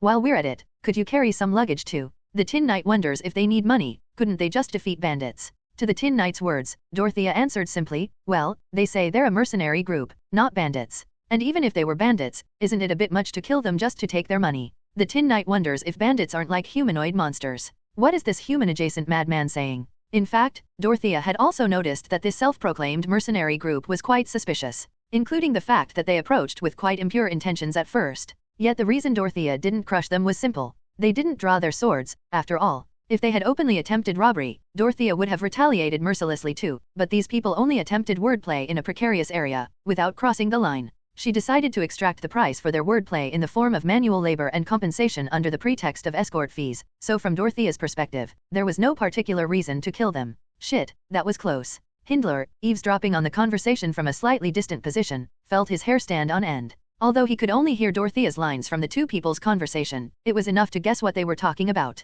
Thinking that if he had been a little late in stopping the captain, his own neck might have flown off, he involuntarily gulped. What made him even more furious was that his other companions couldn't grasp the situation, even in this state. Captain, are we really paying the escort fee? Is this right? Damn it. It's not your personal money anyway, it's coming from the group funds and my money. Stop whining. Ugh, this is damn heavy. Why are these people carrying so many things like wood and stones? Can't we just throw them away? Absolutely, do not even dream of it. Think of that luggage as your lives. He. These stupid fools. Don't you understand the captain's grand plan yet? When it gets dark and gloomy, we'll have some fun, Kahuk. Shut up, you bastard. Hindler shook his head. Usually, watching the captain's actions, Hindler had been thinking, couldn't I do that instead? But now more than ever, he couldn't be more thankful that he wasn't the captain. If the Tin Knight had seen this, he would have agreed that being a group member was easier than being the group leader in a group project. "Excuse me, may I ask a question?" To him, who was hoping this uncomfortable journey would end quickly, the green-haired woman from the group spoke. Yes. Ask anything. I'll tell you everything I know to the best of my ability. He. Hindler quickly rubbed his hands and kept bowing deeply. If he could get a little friendly with one of the group members, when another idiot caused trouble and a death sentence was handed down, they might say, well, that person is a bit better, so let's spare him, and take his side. Are you active in this area? Yes. Then do you know what that dust cloud over there is? Hindler felt puzzled. Dust cloud? He had never seen such a thing in this area. But then, what's that? Far away, beyond the horizon, something like a dust cloud could be seen rising. The other companions seemed to have noticed it too, as they started whispering one by one. Is it a herd of magic beasts in heat? Isn't it bandits from the Federation? It didn't take long to confirm that all their guesses were off the mark. As the distance closed, the figures at the front of the dust cloud began to be visible, armor gleaming in the sunlight, magnificent cloaks, even large horses that looked of good quality. No matter how one looked at it, they weren't magic beasts, and there was no way bandits would wear such shiny equipment. The other side seemed to have noticed them too, as they changed their slightly misaligned course and turned their horses' heads. Nay, whoa, whoa. Among about 20 young men who stopped their horses nearby, the man at the very front looked down at the group with an arrogant gaze. He said, "You don't look like a merchant group, what are you?" It was sudden informal speech and an abrupt question. But due to his natural tone and attitude, Hindler and the mercenary group members couldn't easily refute. Judging by their clothes and their fair skin, they looked like noble lords, no matter how one looked at them. The mercenary captain briefly glanced at Dorothea, but when she didn't step forward as if observing the situation, he cautiously opened his mouth. "We're the Iron Stake Mercenary Group. Do you have some business?" "Mercenary group? Why is a mercenary group in a place like this?" The man continued his one-sided questioning without answering the mercenary captain's question. The mercenary group members made slightly uncomfortable expressions. "It's for escorting." Perhaps feeling awkward to say they were receiving an escort, the mercenary captain answered vaguely. The man's gaze turned towards Dorothea's group, then swept over the mercenaries again. He said to his companions, "They look suspicious no matter how I look at them. What do you think?" "We think the same. We've never heard of a mercenary group called Iron Stake. These days, even woodcutters seem to go around calling themselves mercenaries." "Well, in a frontier like this, the level of talent is predictable, isn't it? Farmers double as soldiers, street thugs strut around calling themselves adventurers, that sort of thing." "Ha ha ha." Blatant laughter echoed. The faces of the listening members turned bright red. After directing scorn at them, who were trembling with humiliation, the man at the front moved his horse. He approached Dorothea and said, "Did you hire these people as escorts?" Dorothea answered with a blank expression, "Us hire them? We were the ones who were hired." "What? Ha ha ha. Not only is your face nice, but your humor is good too. I like you even more." Thinking Dorothea's answer was a joke, he laughed loudly. The man said, "Seeing a flower struggling to walk in such a wilderness, as a gentleman, I can't bear to pass by. Come with me. I'll specially escort you." He held out his hand. He looked as if he didn't even think he would be rejected. Dorothea closed her eyes and tilted her neck left and right as if stretching. The next moment, with her blue eyes wide open, Dorothea said, "If you need flowers, go to a flower garden. You human lacking in manners, common sense, and decency. How dare you utter such nonsense to me? Hey, cut out that woman's tongue." "Yes, young master." The buttered-up noble brat without a proper upbringing. He, whose sore spot had been hit, lashed out like a mad beast, reaching towards Dorothea with malicious intent. The Tin Knight of Justice, unable to watch this, suppressed his desire to avoid bloodshed and forcibly started the fight. Such an imaginary development that would be difficult to implement even in text did not occur. "What? Ha, ha ha, ha ha ha ha." The man, far from getting upset at Dorothea's words, burst into hearty laughter as if he found it amusing. He laughed whenever Dorothea opened her mouth, as if the black witch before him was some kind of laughing bell. Rather, it was the other young man moving with the man who got upset instead. This wench, what did she just? Do you know who this person is to dare?" Watching this from behind, the Tin Knight and Adelaide whispered. The Tin Knight wonders if they sell books like collection of supporting character lines even a monkey could recite at bookstores. I haven't seen such a book specifically, but I feel like I've seen lines like that many times in other books. So people like that really do exist? How interesting. While the Tin Knight was beyond saying anything, Adelaide's words were no less harsh. The Tin Knight's black ink was certainly spreading to those around him. "You wench. Apologize this instant. Do you really need to taste bitterness to come to your senses?" Unaware of how the Tin Knight and Adelaide perceived them, the followers kept repeating threatening remarks. Of course, Dorothea just looked at them as if they were pathetic. While the followers' words were directed at Dorothea, the intended audience for their content was not Dorothea. It was a posture of wagging their tails to their master, saying, "Look at me, my lord. How fiercely I rage and fight for your sake," while keeping an eye on him. Meanwhile, perhaps wary of touching the woman their lord seemed to like and having to deal with the consequences, they were only noisy in their actions without showing any signs of actually drawing their swords. "Enough. That's enough." Calming his shouting companions, the man who had first made a cheap pass at Dorothea opened his mouth again. "Indeed, manners and dignity vary depending on the situation and person. It's shameful and foolish for an educated man to neglect his teaching and practices, yet one cannot call it a crime when the uneducated fail to uphold proper decorum. Rather, it's narrow-minded to blame them for that? Oh, indeed. We apologize, my lord." The Tin Knight asks what they're yapping about now. To the Tin Knight's question, Sophia answered with a smile, while pretending to defend Dorothea. He's actually dismissing her as an uneducated, lowly country girl. It also has the effect of showing off how generous he is compared to his narrow-minded subordinates. The Tin Knight nods, saying it was a good cop, bad cop strategy. The Iron Stake mercenary group members, who were unintentionally eavesdropping nearby, marveled. Oh, so that's what it meant? They thought. At first, they felt intimidated seeing these people with splendid equipment on fine horses, but listening to the party's conversation somehow made them start to see these people as mere jesters. However, not everyone could enjoy such leisure. Especially Dorothea, who had to deal with these insufferable buffoons alone, was experiencing rising blood pressure. Whether he knew or not that he was dancing on a minefield, the man who was either a lord or young master naturally continued speaking. I apologize for my subordinates' rudeness. Apologize for your own rudeness before mentioning your subordinates. I overlooked that you don't know about me yet. While it's common knowledge near the capital, it can't be helped if someone from such a frontier lacks some knowledge. Thanks to you, I learned something. Indeed, you are like a flower of fortune for me. You keep talking nonsense about finding flowers since earlier. Are you on drugs or something? But it's also the duty of the noble to properly guide the ignorant. Come, follow me. A vein popped up on Dorothea's forehead. The conversation wasn't getting through. It seemed like talking to a corpse would be better than this. No, the urge to turn the person in front of her into a corpse was rising. When Dorothea remained silent without taking the hand he extended, the man shook his head. He spoke as if teaching a child. The public safety in this area isn't ideal. Dangerous bandits roam about in disguise, and some even impersonate mercenary groups. I'm sweeping away such bandits for the sake of the Empire's good citizens. Suddenly, the man's tone and expression changed. He spoke as if deliberately being suspicious, and then, while patrolling the area to find bandits, I happened to meet you. A self-proclaimed mercenary group whose identity can't even be properly verified. It's truly suspicious. Don't you think? That's right, my lord. Smiling as if satisfied with his followers' response, the man said, of course, I'm not saying you're bandits, so don't worry. For now, I'm just suspecting. Nothing's been confirmed yet. The people around widened their eyes. No matter how nicely one tried to phrase it, the essence didn't change. The man's words were clearly a threat. He was now threatening to frame the Iron Stake mercenary group as bandits, and dispose of them. The Iron Stake mercenary group members all trembled. Shit, how did he know? We're screwed. Looking at their armor, it doesn't seem like we can win in a fight. Should I run while the others are caught? No, they're all on horses, so that's impossible too. Damn, what should we do? Adelaide cried out indignantly, that's too much. How can you accuse these innocent people of being bandits? The Iron Stake bandit group mercenary group members momentarily reacted with an eh. The Tin Knight and Sophia, who had roughly guessed these people's identity, also tilted their heads with an At that moment, lightning struck the minds of the mercenary captain and Hindler.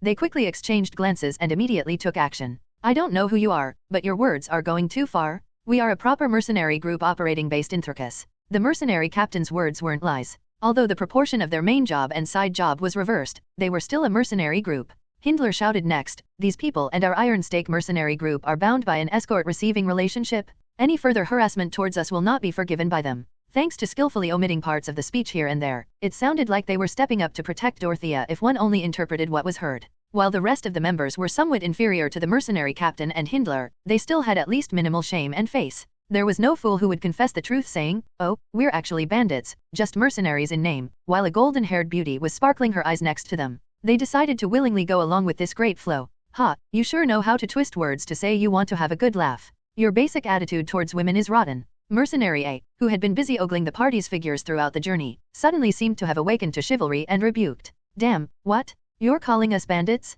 You've said something you shouldn't have. Mercenary B, who firmly believed one shouldn't call a bandit in the same way one shouldn't call an ugly person ugly, said. A man only dies once, not twice. Ladies, don't worry, we'll protect you. Mercenary C, who had roughly grasped that the Tin Knight was strong from the atmosphere, though not as much as the mercenary captain and Hindler, shouted bravely. Mercenary D kept his mouth shut. He didn't want to regret it later. Everyone. Adelaide's eyes sparkled with emotion. Seeing righteous and loyal people like the Iron Stake mercenary group active instead of villains like the Colombo thief group, it was clear that the Empire's culture was indeed different. Dorothea looked at this scene as if dumbfounded. Adelaide, who had fallen into a misunderstanding without reading the atmosphere, was one thing, but the other mercenary group members who quickly jumped on board were no ordinary people either. But, wait. Since we agreed to escort those people anyway, isn't the current situation fitting that? It didn't matter that the contract was half meant to tease the other party. That greasy man and his followers were now threatening to bury the mercenary group that the group had agreed to escort, and she had an obligation to respond to this. That was right. Even if they hadn't particularly harmed Dorothea herself, with this justification, she could crush those guys. Dorothea tightened her stomach and shouted, Tin Can. The Tin Knight cheers, saying he's been waiting for those words. Clank clank. With a terrifying momentum, the Tin Knight moved to Dorothea's side, that was, right in front of the greasy man's nose. As the huge chunk of iron rushed at high speed, the horse the man was riding neighed and backed away as if feeling threatened. Nay, whoa, whoa, whoa. The followers drew their swords in panic. They took a combat stance, surrounding the man as if to protect him. The Tin Knight was about to mercilessly crush the horse's legs, but Dorothea gave additional instructions: leave the horses alone and just the people. And if possible, keep them alive for now. If not, then whatever. The Tin Knight, who had received the subquest, instantly changed his posture. He grabbed the ankle of one knight and roughly pulled the opponent with his brute strength. The opponent fell off his horse without being able to properly resist even once. After lightly stomping on the chest of the opponent, who was twitching with a cuss sound, the Tin Knight called for Adelaide. The Tin Knight calls for his pupil. The Tin Knight declares it's time to practice hitting with the back of the sword. But this is a double-edged sword. While voicing a reasonable objection, Adelaide's body was already shooting forward. She used her light weight to jump high. More precisely, she cut the reins while jumping, and before falling back down, she slashed the opponent's chest with her sword. The sword strike without mana didn't pierce the armor, but instead transmitted the impact, causing those who had lost their reins and were struggling to maintain balance to fall off their horses. She didn't particularly use the back of the sword, but she thought it was roughly similar to hitting with the back of the sword, since she didn't cut them, anyway. Now, everyone. Would you come over here for a moment? Yes, you two over there as well. Come on, you need to listen carefully to what I'm about to say. Sophia gathered the mercenary group members and made them turn their attention away from the battlefield. Her manner was so natural that the mercenary group members unconsciously followed her words. Sophia winked at Dorothea. Dorothea opened her pouch and took out a handful of powder. You bastards. The opponents, who had been dazed by such a lightning-fast surprise attack, regained their senses and tried to respond by the time about 4 of them had been taken down. Among them were some who emitted mana from their swords or bodies. While their actions were problematic for looking like extras, their skills themselves were not ordinary. But even that was too late. Ugh.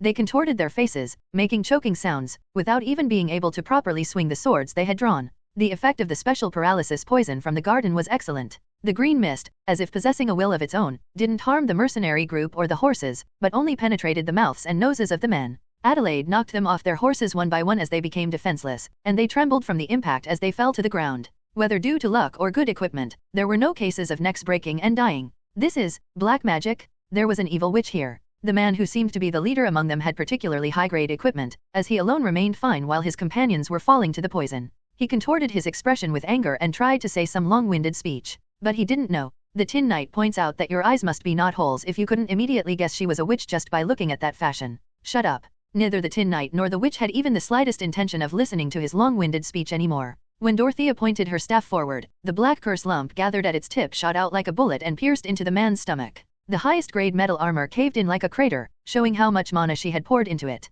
The Tin Knight, not to be outdone, raised his shield. He, who was about to strike down on the opponent's head with the edge as usual, remembered that the survival of all opponents was a subquest and adjusted the angle of his shield. The Tin Knight shouts, "Let's play whack-a-mole? You're the mole." Clang! As the face of the shield strongly hit the man's crown, his eyes became unfocused. The Iron Blood Emperor was one of the most renowned wise rulers among the Empire's historical monarchs. He possessed exceptional political acumen and the ability to employ talented individuals, and contrary to his title of Iron Blood, he didn't easily shed blood. However, once he drew his sword, he never failed to strike down his target. Reviving the Adventurers Guild was just one of his many accomplishments. Yet, even such an emperor had one worry: his misfortune with children. His firstborn son with the Empress didn't live past his first birthday, and the second and third sons also lost their lives to a fall from a horse and illness, respectively. When the Iron Blood Emperor himself passed away at the relatively young age of 50, only 2 princesses and the youngest prince remained among the children between him and the Empress. The Empire had no precedent of an Empress regnant, and it was impossible for the young prince, not yet 10 years old, to perform the Emperor's duties.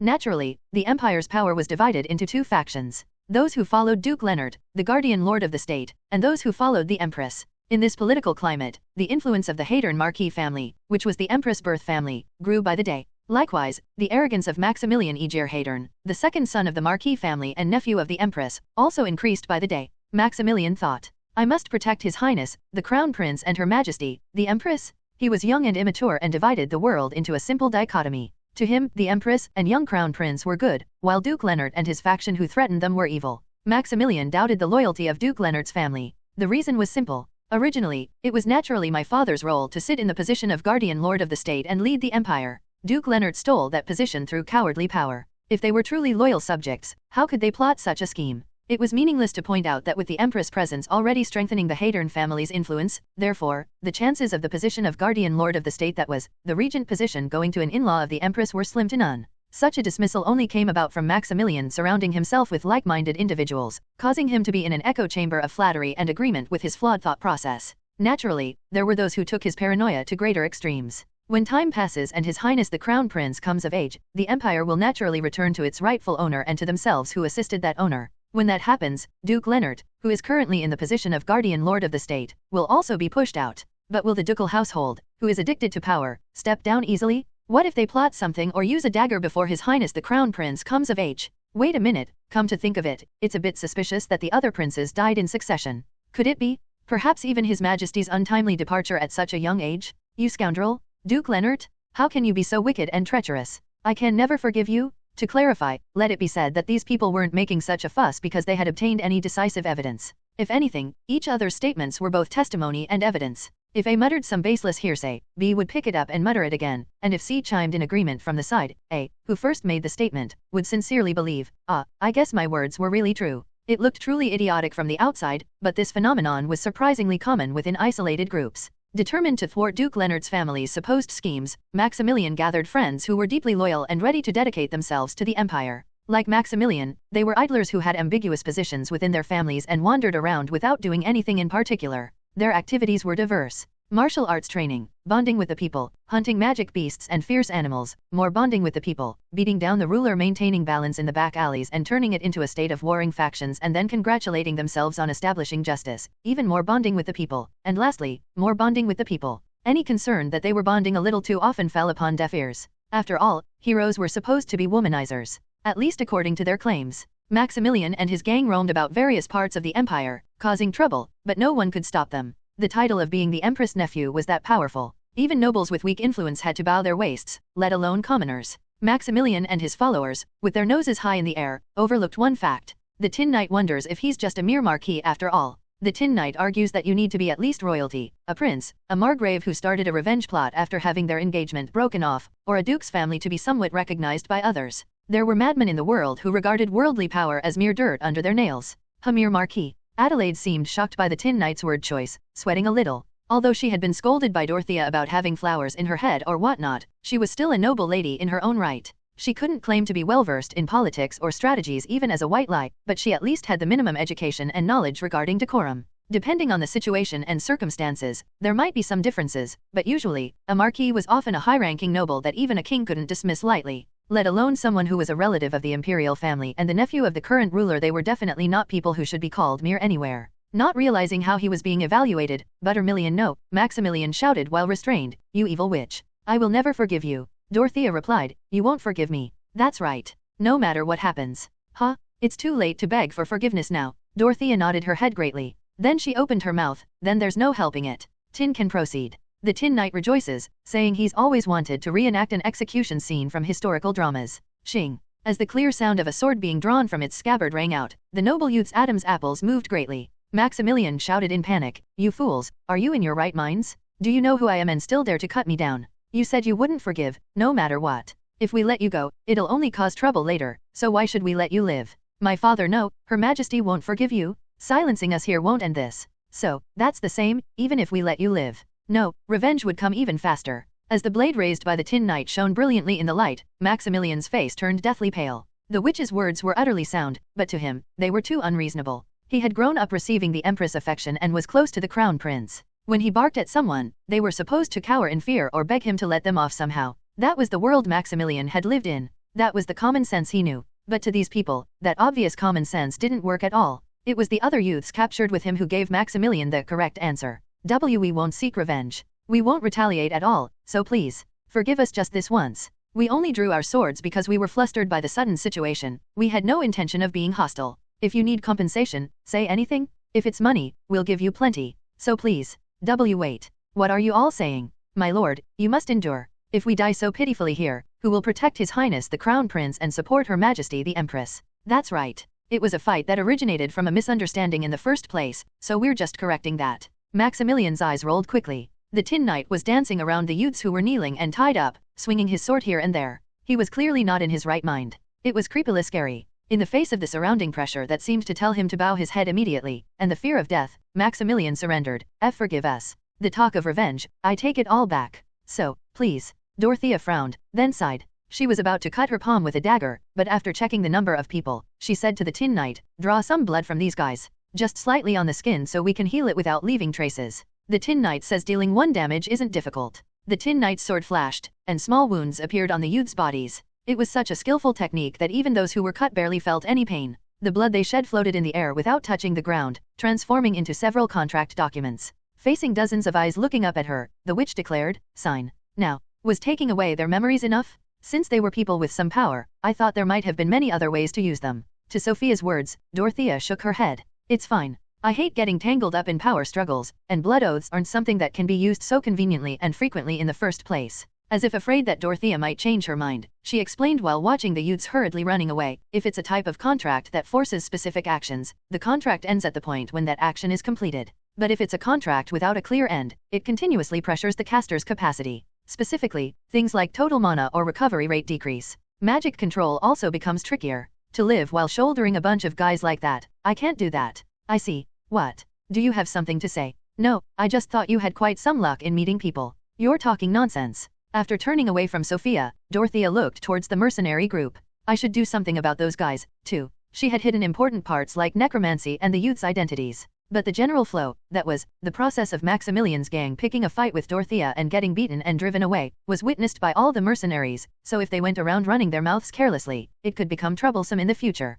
As Dorothea was pondering whether she should erase these people's memories too, it happened. Starting with the mercenary captain and Hindler, the Iron Stake Mercenary Company as a whole knelt before Dorothea. "Thanks to you, we lived. We will never forget this kindness for the rest of our lives." "What?" To Dorothea's question, the mercenary captain said with wide eyes, "The boldness to not back down even a step against powerful rulers? And overwhelming strength? You are the true mercenaries I've been dreaming of. Please accept us as your subordinates, Big Sis. Please accept us, Big Sis." Dorothea's jaw fell open. She was so surprised that she even unconsciously dropped the staff she was holding. The Tin Knight said. The Tin Knight congratulates Dorothea on becoming Big Sis. Surprisingly, Dorothea did not raise her staff to crack the heads of the Iron Stake Mercenary Company. Dorothea was an intelligent, civilized person, after all. She was not a barbarian who resorted to violence at the slightest provocation. Obviously, beating up the deranged Tin Knight didn't count as a deduction from her civilized status. Therefore, Dorothea tried to persuade them rationally. "No, what nonsense is this? Stop doing weird things and raise your heads quickly."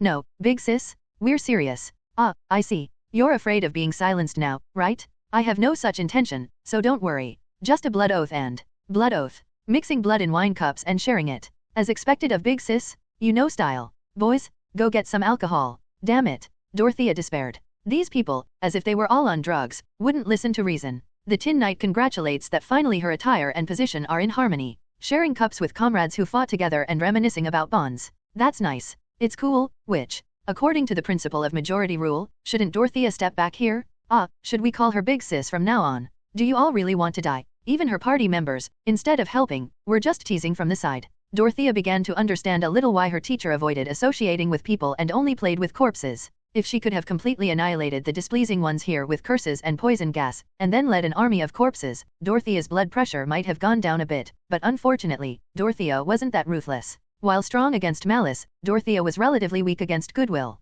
She chose to ignore them. They'll get tired and give up eventually. The results of Dorothea's choice were yet to be seen. Although there was a bit of a commotion at the end, the party managed to arrive safely in Thrakus. And the party's impressions upon seeing Thrakus were as follows. It's chaotic. What a splendid city. It feels like quite a mix of various cultures, doesn't it? The Tin Knight says it's just an ordinary mishmash city. While the expressions differed, the meaning was generally similar. Ha ha ha, being a city at the border of the Empire, Magic State, and Federation, it's naturally quite different from the inner parts of the Empire in many ways. Of course, there are many good points, too. The food is delicious, for one. Hindler, who had somehow stuck to the group, added explanations like a guide. Since the entire mercenary company couldn't tag along, Dorothea was disgusted by the idea. After all, he was selected based on the logic that at least one person should accompany them. Dorothea had to reluctantly accept this condition, as it seemed the whole group would kneel and beg again if she didn't even allow this much. Besides, having someone familiar with local circumstances was more convenient than starting the investigation from scratch. First, we should secure lodgings.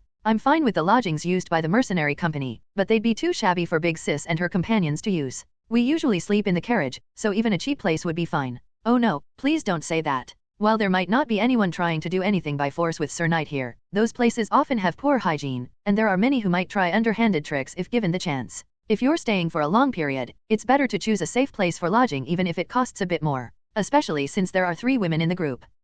Well, if you say so, then do as you like. Understood. I'll guide you right away. Watching Hindler skillfully cater to Dorothea's preferences, Adelaide marveled. It feels like a household fairy from stories. The Tin Knight says he certainly doesn't look human. Ah, no, that's not what I meant. The Tin Knight marvels that it's even more vicious if she said it unconsciously. That's not it, I tell you. Now, Sir Tin. Stop teasing Adelaide and let's follow quickly. It seemed Hindler's boast about leaving the guidance to him wasn't just empty words, as the lodging he guided them to was quite excellent. This place has good quality, and considering the service, the price is cheap, so it's good value for money. We sometimes stay here too when our income is good. However, no matter how capable Hindler was, there was an unavoidable problem. I'm sorry, customer. All the rooms are currently full. I'm sorry, big sis. It seems this place won't work. But don't worry. There are still several other candidates. Hindler said this with a smile, and, sorry, but there are no vacancies. We're already full, so look elsewhere. Empty room? There is one, but I can't just give it to you. But hey, you there, the black lady. How about a drink with me, Ak? What's with this crazy armor? They failed miserably like this. It was because every lodging the group went to shook their heads saying there were no vacancies. Hindler's complexion rapidly worsened, and he started to glance nervously at the group, but Dorothea's party didn't particularly blame him. They could guess well enough how this situation had come about. It seems that due to the martial arts tournament approaching, tourists are flooding in from all over. At Sophia's summary, Dorothea crossed her arms and pondered. She said to Hindler, "Is this all for lodgings?" Well, there are separate lodgings exclusively for nobles, but those are in an area that you can't even enter without an entry permit issued by the city. What's the criteria for issuing entry permits? I'm not sure exactly. However, I hear the checkpoint guys are quite arrogant and picky, and won't bend their waists just for money. It seems only those with very high status or exceptional positions can enter.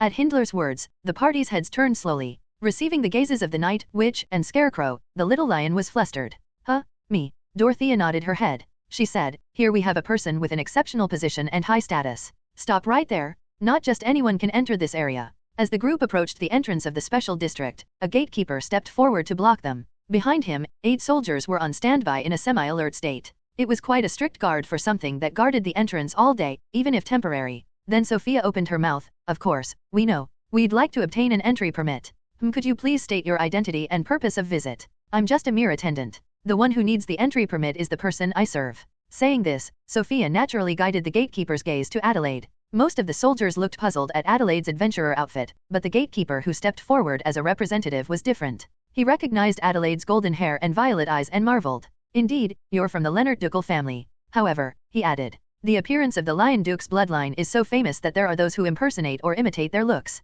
Most don't do such things out of fear of the dignity and retaliation of the Leonard family, but occasionally there are those who can't distinguish between recklessness and courage. Could you please tell us what position the person you serve holds in the Ducal family? This is absolutely not to insult you or the person you serve, but a measure to ensure the safety of the guests staying in the special district, so I hope you won't take offense." Sophia nodded as if it was natural. Of course. If unsavory individuals were allowed to come and go freely, unknown people might enter and cause trouble, like disguised magic beasts or wicked wizards. Haha, thank you for understanding. The young lady I serve, Adelaide von Leonard, holds the position of representative instructor of the TikTok branch, one of only 5 Leonard dojos in the empire. Reactions of admiration and doubt mixed from the surroundings. The admiration was a response to the name value, while the doubt was about Adelaide's appearance, which looked young, even childish. The gatekeeper opened his mouth. "That's surprising. Do you have a way to prove it?" "There's no separate proof. But if you check with the main family, you'll know right away, won't you? For this kind of checkpoint in a place like this, there must be related means.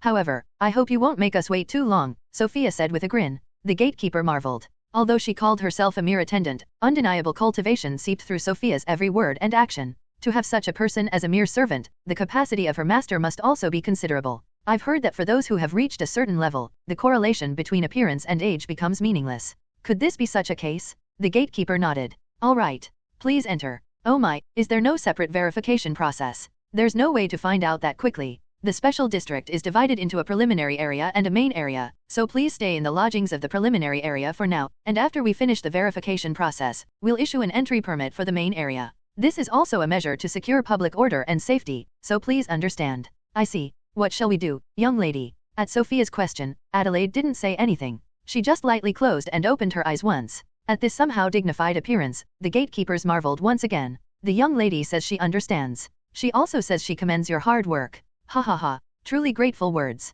Now, please enter." The quality of the lodging was excellent. This was true even for the temporary lodging in the preliminary area before entering the main area of the special district. Since they would have to move again anyway, the party unpacked minimally and started planning their next course of action without rest. They were truly an impatient bunch. Comparable to tuna that would die if they couldn't swim. First, we need to find money. Is there a Halder Company branch in this city? It would also be good to get supplies and a new carriage. Dorothea focused on securing funds and supplies. I'd like to visit bookstores and taverns. We should be able to get useful information about the surrounding situation and the champion. Sophia was on information gathering. I need to get a new sword fitted, too. The armor as well, they were badly damaged during the fights in the garden. Adelaide was on equipment repair and renewal. The Tin Knight insists on registering for the martial arts tournament. As always, the Tin Knight stuck to his usual antics. At the Tin Knight's words, Dorothea's eyebrow twitched. If that expression were to be put into words, it could be described as really. The martial arts tournament doesn't start for another 2 weeks. Are you saying we should stay put here until then? The Tin Knight argues that it's unthinkable to skip the main event of a new map after arriving. The Tin Knight shouts that such large events usually come with hefty rewards. The Tin Knight passionately argues that Adele is also burning with the will to win, even exchanging her weapon. What? Adelaide, who was next to them, compressed her reaction of "what did I just hear?" into one word, but of course, the Tin Knight wasn't one to care about such trivial matters.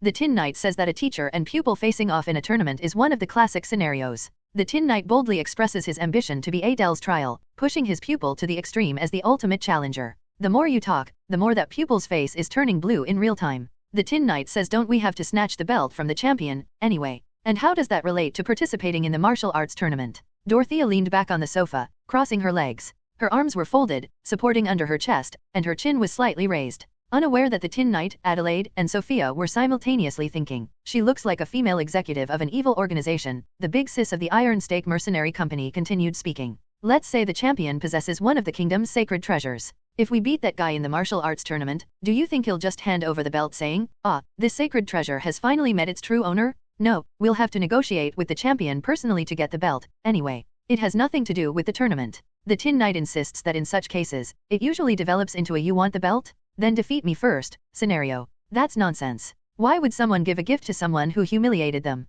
If anything, they'd more likely grit their teeth and swear revenge. The Tin Knight argues that only martial artists understand the world of martial arts. I'm not a martial artist, so I might not know that field well, but I think most martial artists would be offended to be treated the same as you. The Tin Knight suggests making a bet. A bet. The Tin Knight proposes to be allowed to participate in the martial arts tournament if things go as he predicted when meeting the champion. The Tin Knight declares that if Dorothea can get the belt through negotiation without participating in the tournament, he'll behave quietly while in this city. So you were aware that you're not usually well behaved. That makes it even more annoying. Though she grumbled, Dorothea's expression brightened as if she thought it wasn't a bad proposal. Her blue eyes gleamed as she spoke. All right, let's do it. The bet. The Tin Knight shouts that the star of victory is on his side. Adelaide, who had been listening to the two's conversation, opened her mouth with a bit of hesitation. Then, are we going to use the compass right away to find where this champion person is? That would be too rash, even for us. Dorothea answered clearly, we don't know how the negotiation will go. To begin with, even if we know the location of someone who's the champion symbolizing this city, it's questionable whether we can meet them. We need to finish the preliminary preparations first so we can leave immediately, if necessary. Then, I guess we should go to the company first. Having reached a conclusion, the group began to act. The Halder Company, you say? I know it well. There was no need to search for the store through inquiries. When they asked Hindler, who was waiting like a statue near the entrance of the lodging, if he knew anything, he immediately answered. He moved his mouth eagerly, as if eager to prove his usefulness. Originally, it wasn't such a particularly famous company around here, but thanks to a new product they started selling recently, it's become quite well known by word of mouth. They sell a pill processed through a special method, and its effects are amazing. A pill. Dorothea momentarily looked puzzled, but thinking she'd find out when they arrived at the store, she urged him to guide them without further comment. Buzz buzz. Hindler's words about it becoming well known by word of mouth weren't just empty talk, as the area around the store was quite bustling. 2 stalls were set up in front of the store, one of which displayed various products useful for travel, such as dried fruits and jerky. The problem was the other stall. This one was piled high with several bite-sized black pills, and the employee's explanation was truly a sight to behold. Come on.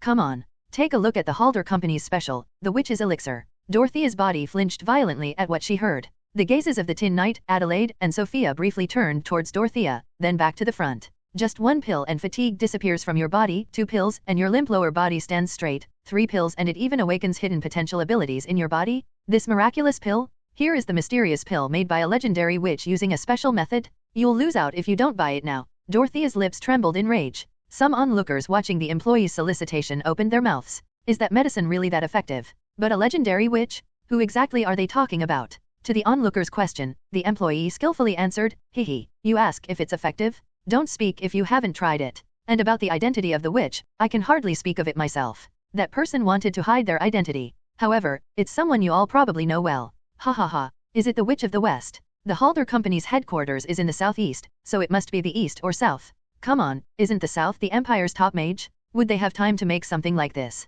Then it must be the east, but is there something strange mixed into the medicine dash? Now, today's sales volume is only what's on this stand? Once it's sold out, you won't be able to get it even if you want to. Give me one. I'll take 3. Alright. Form a line. Line up. Watching the pills selling like hotcakes, Adelaide whispered to the Tin Knight, wasn't the medicine the witch gave to the Halder Company for horses? It doesn't seem like something people should eat. The Tin Knight says that merchants are people who can put chalk in milk for money. The Tin Knight says if people can eat mercury, there's no reason they can't eat horse feed. No, even so. At that moment, Dorothea stepped forward. Give me one. Welcome, customer. Dorothea, who received the pill, crushed it on her palm instead of putting it in her mouth. As she checked the scent and texture of the pill, Dorothea's eyes grew cold. It seemed she would have a lot to discuss with the owner of this store. The Halder Company's Thurkus branch was not originally a branch that received much expectation. This was because the Halder Company's main sphere of influence was in the southeastern part of the empire, while Thurkus was located in the northwestern part of the continent. Just because they were part of the same company didn't mean they had to be clustered in similar areas, but being closer was generally advantageous in terms of coordination between branches. Therefore, the reason for the existence of the Halder Company's Thurkus branch was not sales. It was a bridgehead for the Halder Company to one day become a company renowned throughout the empire, a reconnaissance base to gather information about the northern and western parts of the continent. And Joseph, the branch manager of Thurkus, was a man very dissatisfied with this situation. The company head is too timid, that's the problem. Every time we try to do something, he hesitates about the reactions of surrounding companies and the continent's political situation, slowing the company's growth. Sometimes you need to act boldly to make big gains. Joseph was the younger brother of Lawrence Halder's wife, the head of the Halder Company, and although he had risen to the position of branch manager thanks to that connection, he always resented Lawrence. The reason was that after recruiting a talent like himself, Lawrence should have given him proper treatment, but instead, he was stuck in this remote part of the empire and expected to be grateful. He had the mindset of considering what he received as natural and what he didn't receive as a loss, truly possessing excellent qualities of an unscrupulous merchant. Due to the long distance, the company headquarters' control over the Thurkus branch was not very strong, which was also why Lawrence had dispatched a relative as the branch manager, though it ultimately failed and Joseph actively used this to turn the Thurkus branch into his own turf and continued his arbitrary actions. The witch's elixir being sold at the Thurkus branch was also one of these arbitrary actions, replacing expensive herbs with cheaper ones of a similar type, adding only 10% of effective herbs and filling the remaining 90% with grains and weeds, completely ignoring the original instruction to use it only for horses and selling it as a medicine for human consumption, creating fabricated legends based on eyewitness accounts of the mysterious group from whom Lawrence received the recipe. It was a vicious business practice that would have left Mr. Stromboli, the philanthropist of TikTok, speechless with shock if he had seen it. Despite engaging in such dangerous acts that could potentially spread infamy for the Halder Company in the northwestern part of the empire, Joseph felt no hesitation at all. After all, it was making good money. Occasionally, there were people who collapsed clutching their hearts after taking the medicine, but Joseph thought that wasn't because the medicine was bad, but because the customer's body was weak. Even if the number of people complaining about side effects increased later, he figured he could just grease some palms higher up and they would take care of it. Joseph had it all planned out. Branch manager. Some customers who say they want to collect money have come. Well, that was until now. Hearing his subordinates report, Joseph frowned. Are there people who started loan sharking in our branch without my knowledge? No. Then why are they coming to us for money? You know, that order that came down directly from the company head at headquarters before. The one that said not to mistreat them at all and to pay all the money possible within our means. Only then did Joseph recall that such an order had come down a few months ago. How much was the total amount again? It's impossible to pay the full amount, but if we use all the branch's spare funds, we could probably pay about 30%.